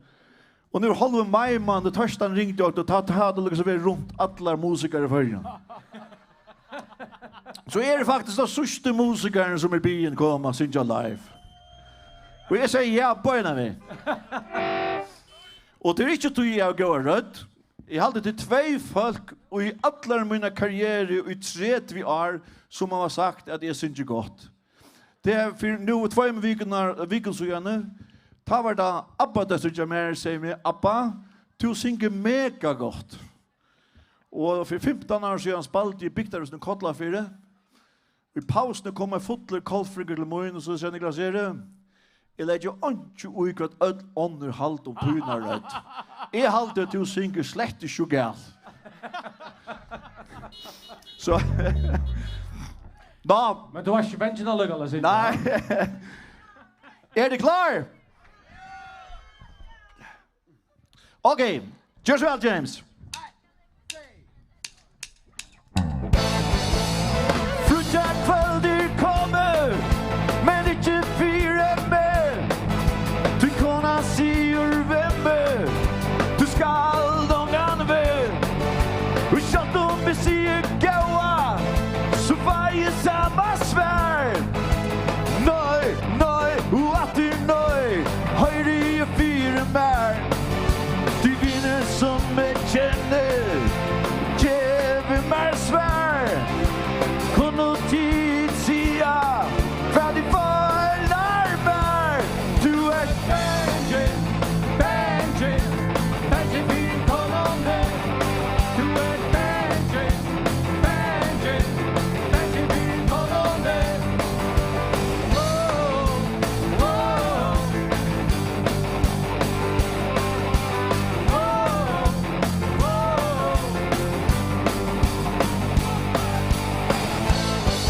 Och jag ser det med i kluggan. Vi sitter vidare på en här. Vad är nyan i klubban? Jag skulle vara här. Men jag tittar och jag flyttar. Hon är väl mina stam. Tankar från min bastruga. Att det skulle mig själv någon. Du vet det som jag känner. Ge mig svär. Kunno tid sia, färdig för larmar. Du är Benjamin, Benjamin, Benjamin Colombe. Du är Benjamin, Benjamin, Benjamin Colombe. Yeah, yeah, yeah, yeah, yeah, yeah. Whoa, whoa. Whoa, whoa. General Faggy.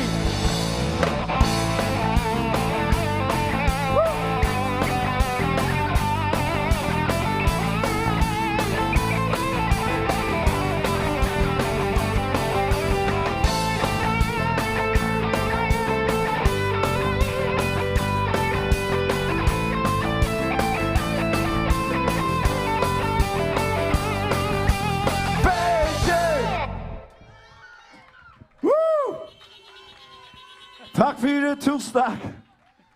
Aj. Ta i ble bina spela till att det tilltaget.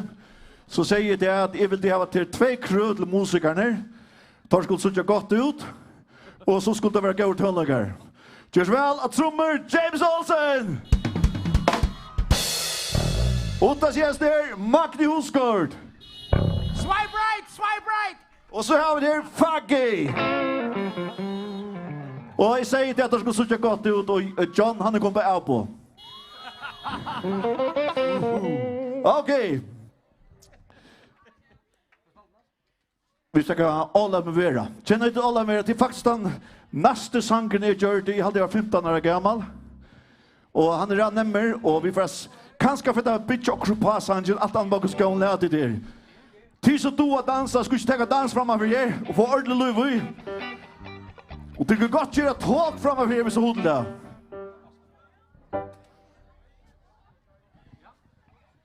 Ja. Annars lyckas ju en ting, jag huskar mig en dag att jag säger ja, eller jag säger nej till att det tilltaget. Och det är en folk som alltid attlar sig allt möjligt. Och så är det några folk som alltid säger boja och boja. Och det är omkring ska man bara huxa som Pippi Langström. Att vi omkring görs för så att det är nokka klara. Och jag alltid att det är sådana folk i följen som attlar sig så ränek. Och det är så ränek så boja alltid. Jag mänga huxa om det är alla män i följen som bara inte attle. Och hvis det är för kvinnor för inte det foja så det blir inte boja. Så gör så väl. Alla med vera.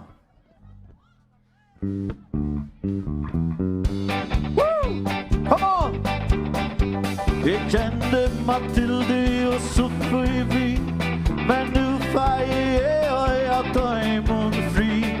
Du får där och så förlyftar i mer, men det köper tajmon betäckta svär. Come on! Låt mig vera, låt mig få fri. Låt mig vera, låt mig få fri. Och kvället tar värde av ett ytterstäck. Ta komma till det till mig så fräck. Och spurde mig bättre, vill du giftas vid mer? Jag gav henne betäckta svär. Come on! Låt mig vera, låt mig få fri. Låt mig vera, låt mig få fri. En dag så värda telefonen min. Ett så hånden men i hörde beskvi. Hon säger att jag startar henne väldigt sår. Men jag gav henne bäst till sig år. Come on! Låt mig vera, låt mig få fri. Låt mig vera, låt mig få fri. Och vi kom ready. Låt mig vera. Yes! Slå nu kom. Räs dig nu.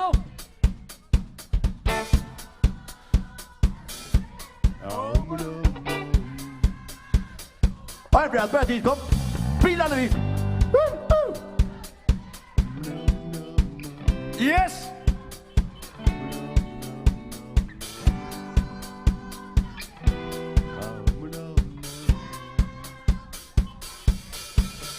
Singing hi, hi, hippie, hippie, hi. Singing hi, hi, hippie, hippie, hi. Singing hi, hi, hippie, hippie, hi. Hippie singing hi, hi, hippie, hippie, hi. Vill du ha mig gamla konen när jag dör? Vill du ha mig gamla konen när jag dör? Hon är gammal och besvärlig, men i sängen är hon härlig. Vill du ha mig gamla konen när jag dör? Sing it! Sing it! Hi, hi, hippie, hippie, hi. Sing it! Hi, hi, hippie, hippie, hi. Sing it! Hi, hi, hippie, hippie, hi. Hippie sing it! Hi, hi, hippie, hippie, hi. Ginga!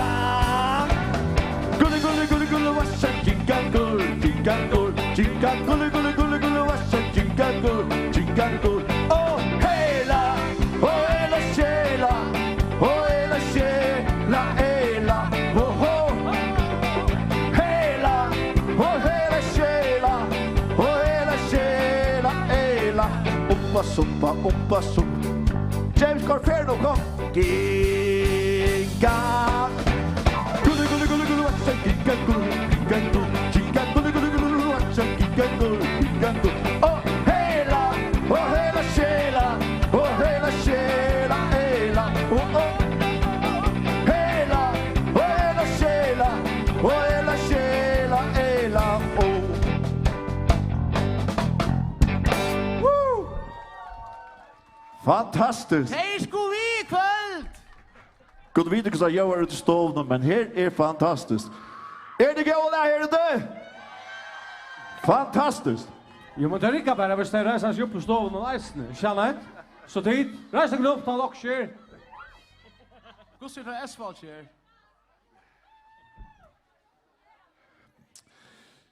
det något som vägrast här fall så är det att vara imisk och mångfaldigheten är ganska ett av vägraste som fall. Här fall vi är ju imisk och en person eller ett djur som ölja mer imisk än alla andra till Frälsaren till Ola. Och han körar sin blues så det är välkomna svinga lyssna vi. Och Fagge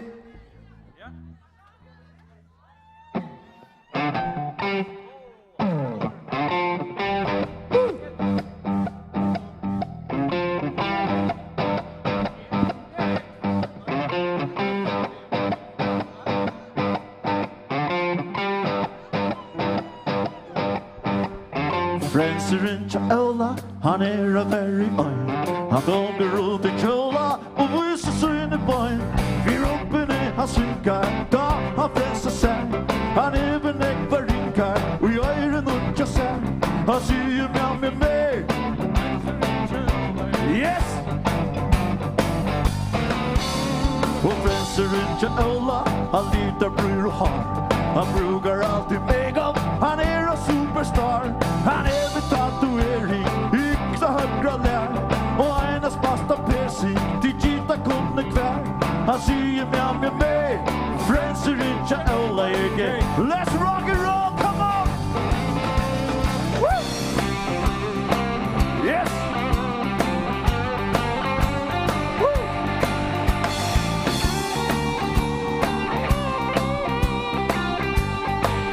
One more time!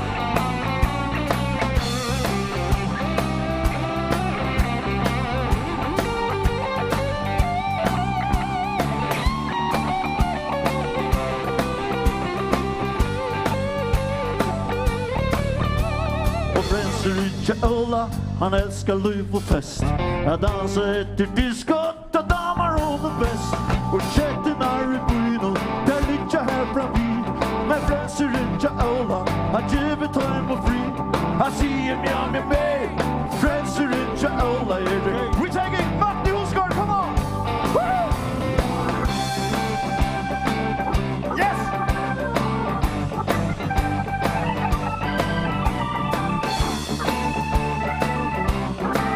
One more time!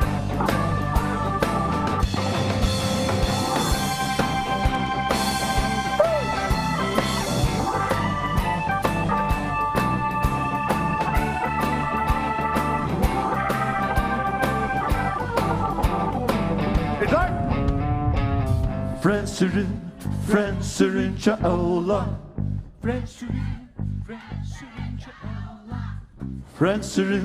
Frälsaren till Ola. Han säger med mig, frälsaren till Räkolerke. Yeah! Frälsaren till Ola. Frälsaren till Ola. Frälsaren till Ola. Frälsaren till Ola. Han säger med mig, frälsaren till Ola again. Frälsaren till Ola again. Frälsaren till Ola again.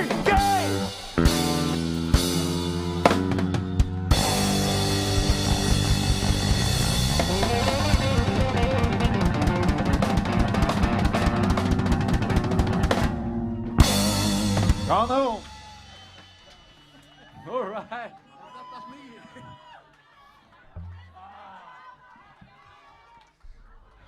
Så vi fick ju ett lustare inske. Och det är faktiskt för att få en folkon. Den ena är Räkol som är polterabben. Och det är till alla kvinnor.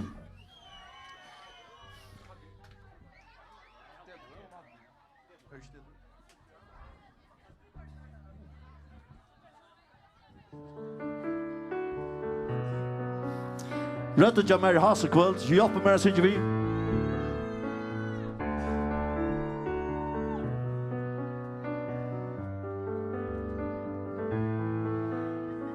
Ta i var fötter, mamma var glad. Många du får hon fram här. I närlika fäck, mossar och glöm. Gratis och vär och tramar. Bäst med kom. Vi kommer nær her, Sintje. Og takka og gå. Yes. Ta jeg vel lyte, ta var det godt, at dette inna gulvet tja omme. Og gammar bollar, kaker og te, søver og akkursbombe. Er klar?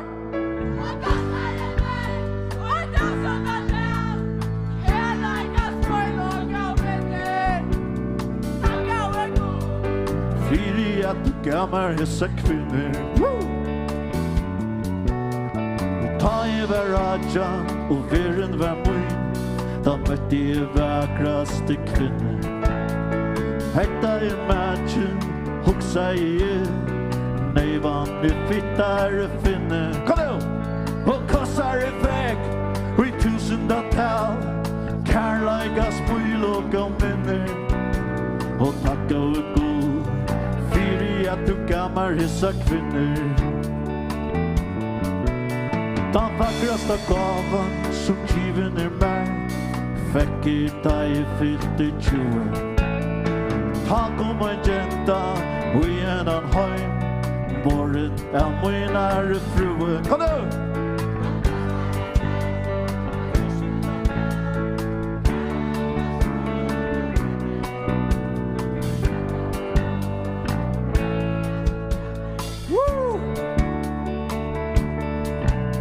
Og jeg ble så eldre og narska I strush, graver og tonner og venga. Takk om en jenta, hivet til min, kom oppi og ditta et genga. Syns vi, og kossar effekt, og I tusendatal, kærleika smil og minner. Og takk og god, fyri at du gammar hissa kvinner. Nu jeg gammal, 5 og forsvar, I orske har langur a sjappa.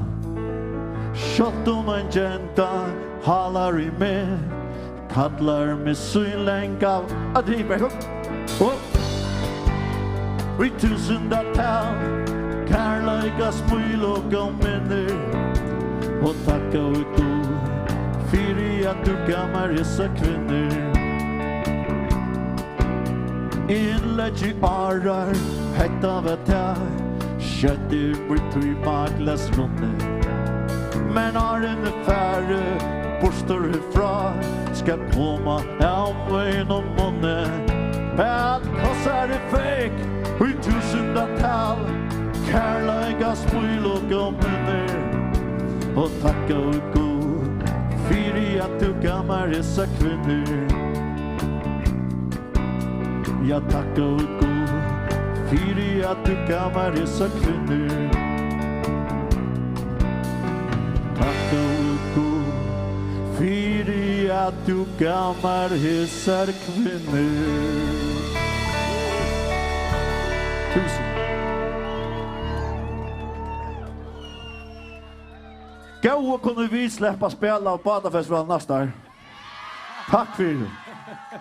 Vi skulle gjøre det utkjøpes. Allt kjaft, Niklas, her. Det var det jeg svarende.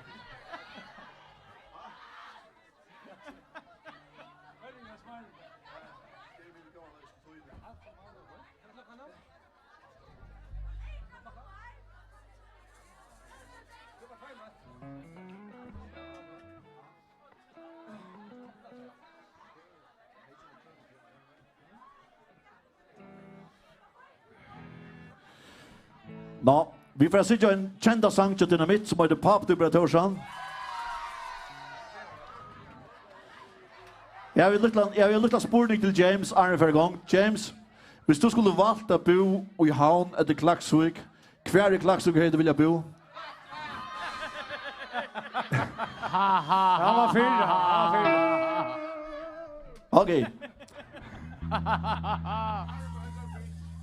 Jag visste Magne för att lämna det alltså. Allt kört. Mr. Genter, swipe right. Okej. Så får jag igång Pop Dubra Torsan.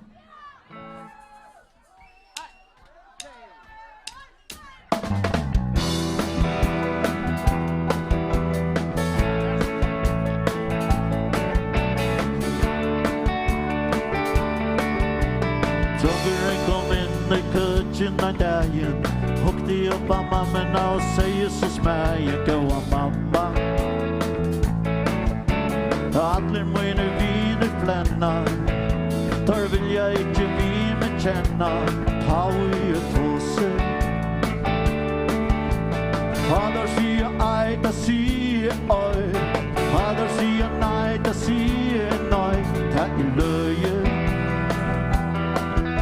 Og goa mamma sier meg Hva det gale vi meg I vita vita Men det som I halde allar mest skalle Heira ju gonta dali og hitje Her ser det en vei ui skule Og råp I hast og uile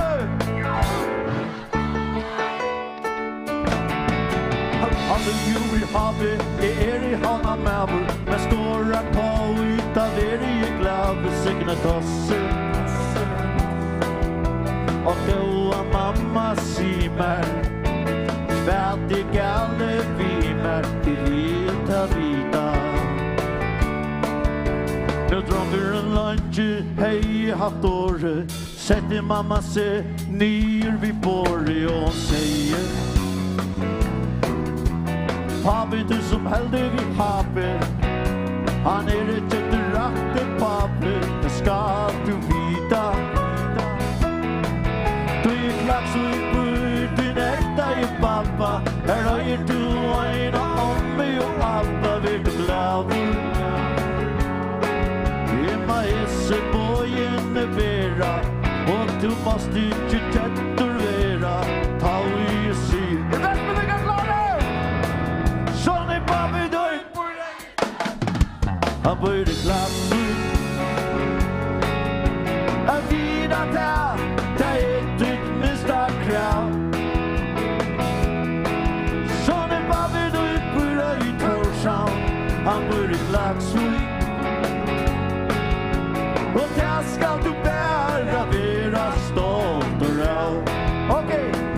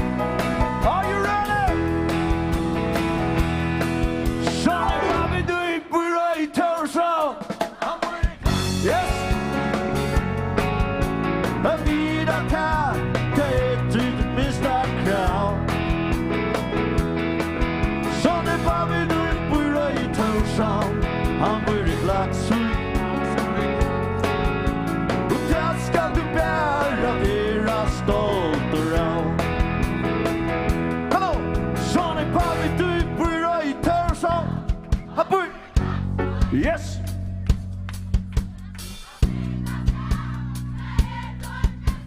Woo. Okay.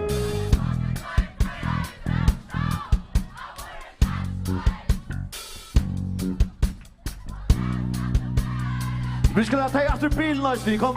Sitter vi efter kom. Sånn var vi du på røy tørsa. Kom at den nå, kom.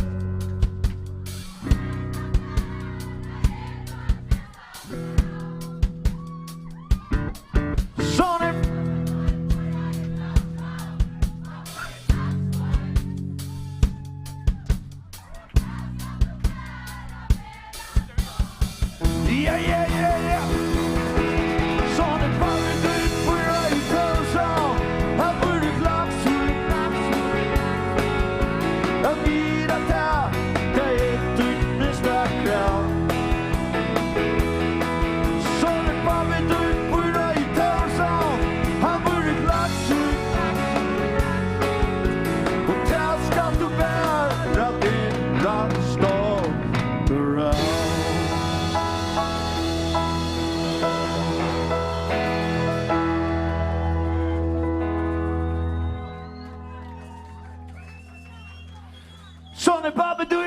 i Torsson, han bor i Glasur. Jag vill att det är ett nästa kväll. Son och pappa, du bor i Torsson, han bor i Glasur. Och där ska du bära vera stolt och råd. Son och pappa, du bor i Torsson, han bor i Glasur. Jag vill att det är ett nästa kväll. Son och pappa, du bor i Torsson, han bor i Glasur. Och där ska du bära vera stolt och råd.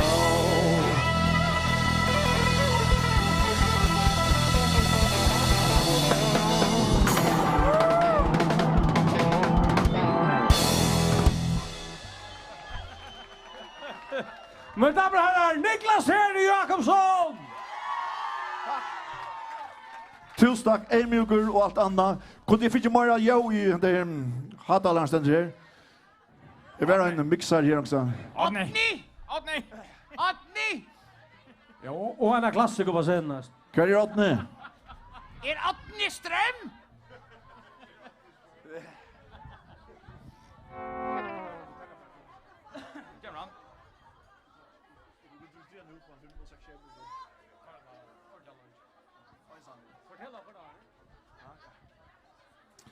Hej, Benny. Jag lyssnar på inne.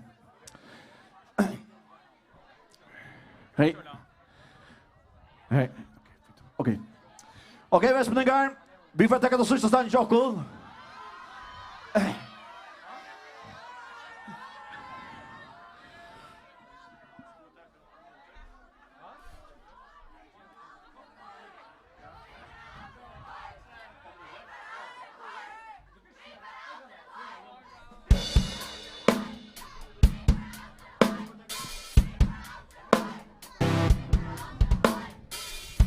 Niklas Henry, Västblinka akkurat kommer om han, så det är inte ända nu.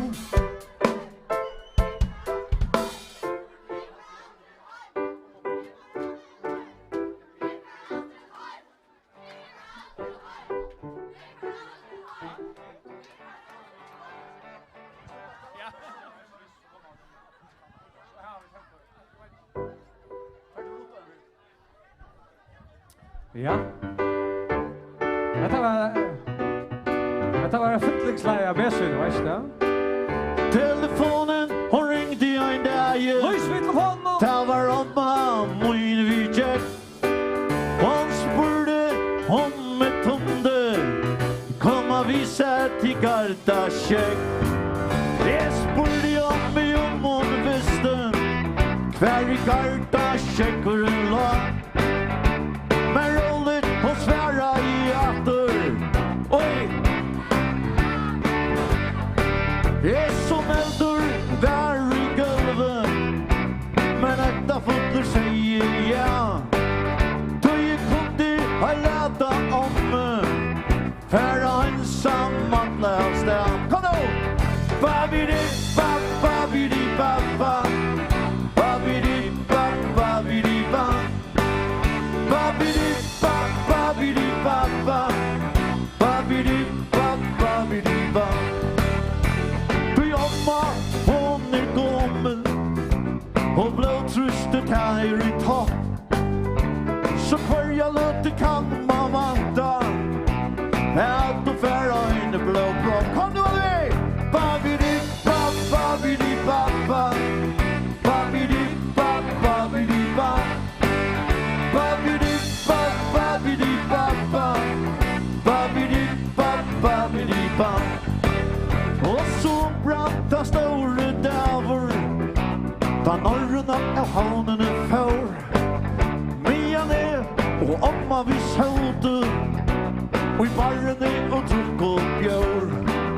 Men björ var och vakt till om. Så hon köpte en flaska av rom. Hon kokka i hana och use. Och hon rökte jag med. Yeah, yes! Babidi, babidi, babba. Babidi, babidi, babba. Babidi, babidi, babba. Babidi, babidi, babba.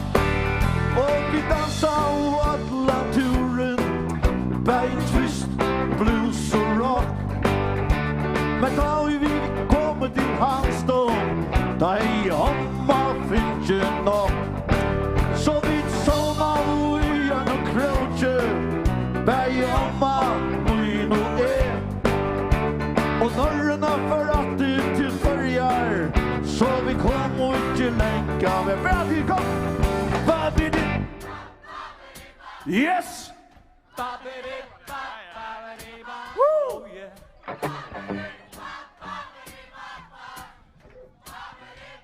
Alle stovene vi kom. Babidi, babidi, baba.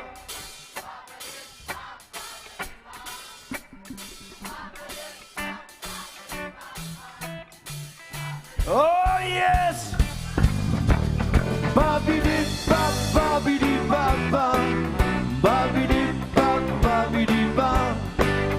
Babidi, babidi, baba. Babidi, babidi,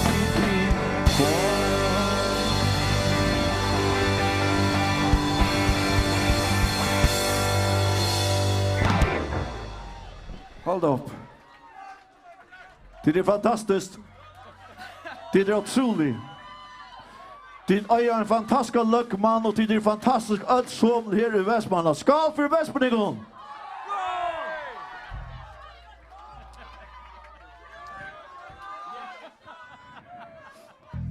Så för att säga alla sista sanchen. Och jag hoppas att ni har haft det gott samman i Jakob ikväll. Tack för att sommen. Det blir ett fantastiskt tilltag. Och vi får sitta nu grön nummer 13. Oh my God, det är välkomna säger vi.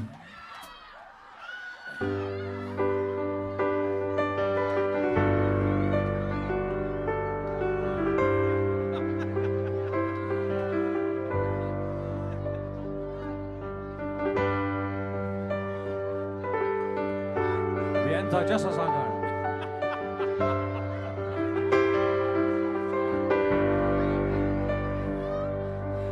Angen Vitar grön nummer 13.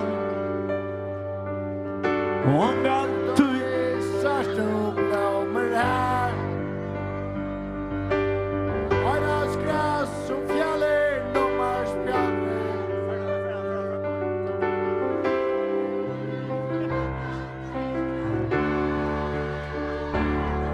men det suger berg blommor och löjor. Rosor som bryr häsa grön. Och vi suger att människa så världos.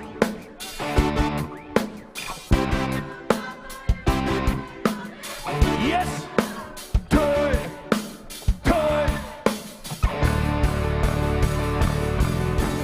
Vi vill jag avgå till dödja.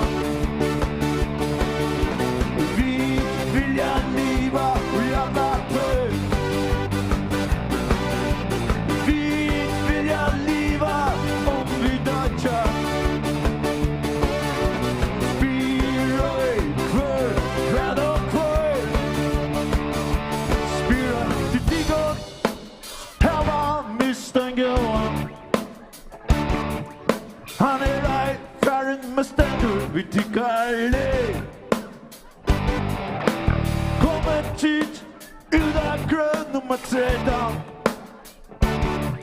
Så delar vi dig kör, här att synja vi. Kör!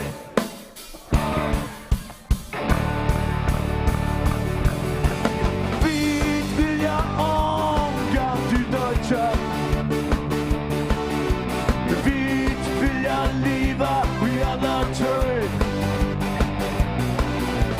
Vi vill jag liva om vi dödja.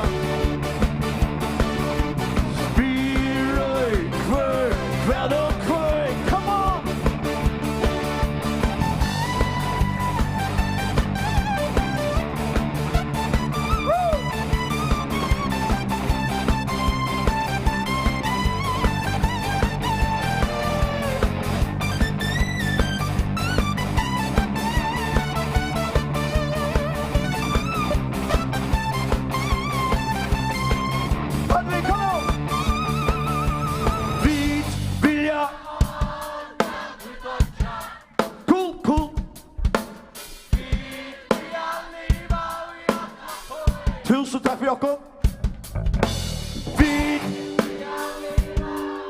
Vi suttjas nästa år, Outchebus.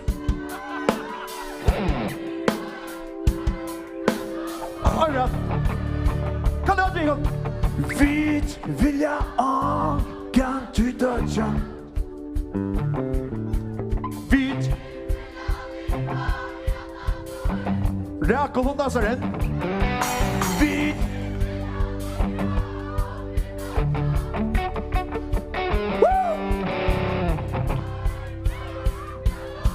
Yes! Vit vilja kan du dödja. Vit vilja leva redan tøy. Vit vilja leva om vi dödja. Spiroi kvör, kvör och kvör. Spiroi kvör. Tjej musikerne tjokken og størst klapp. Strøm og alvene tar etter størst klapp. Badafestivalen er fantastisk klapp. Tusen fyra alt sammen.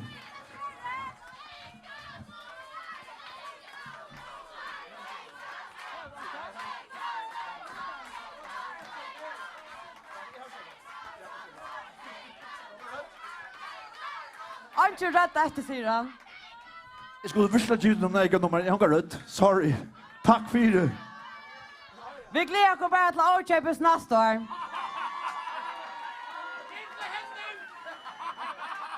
Jeg skal vekna alle her og i Vestmanna, fyrereikere, noen takka.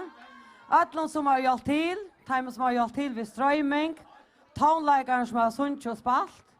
Alle som har hjulpet til av en eller annen hatt, så jeg det tiltak jeg kunne lette seg gjøre. Takk alle som har sittet her hjemme og lusta, tid som har vært kajene, i bilen og ærestene kring landet over vi. Godt kveld, vi gjør det, og takk for det vi sørger oss av badestøvnet og i neste år.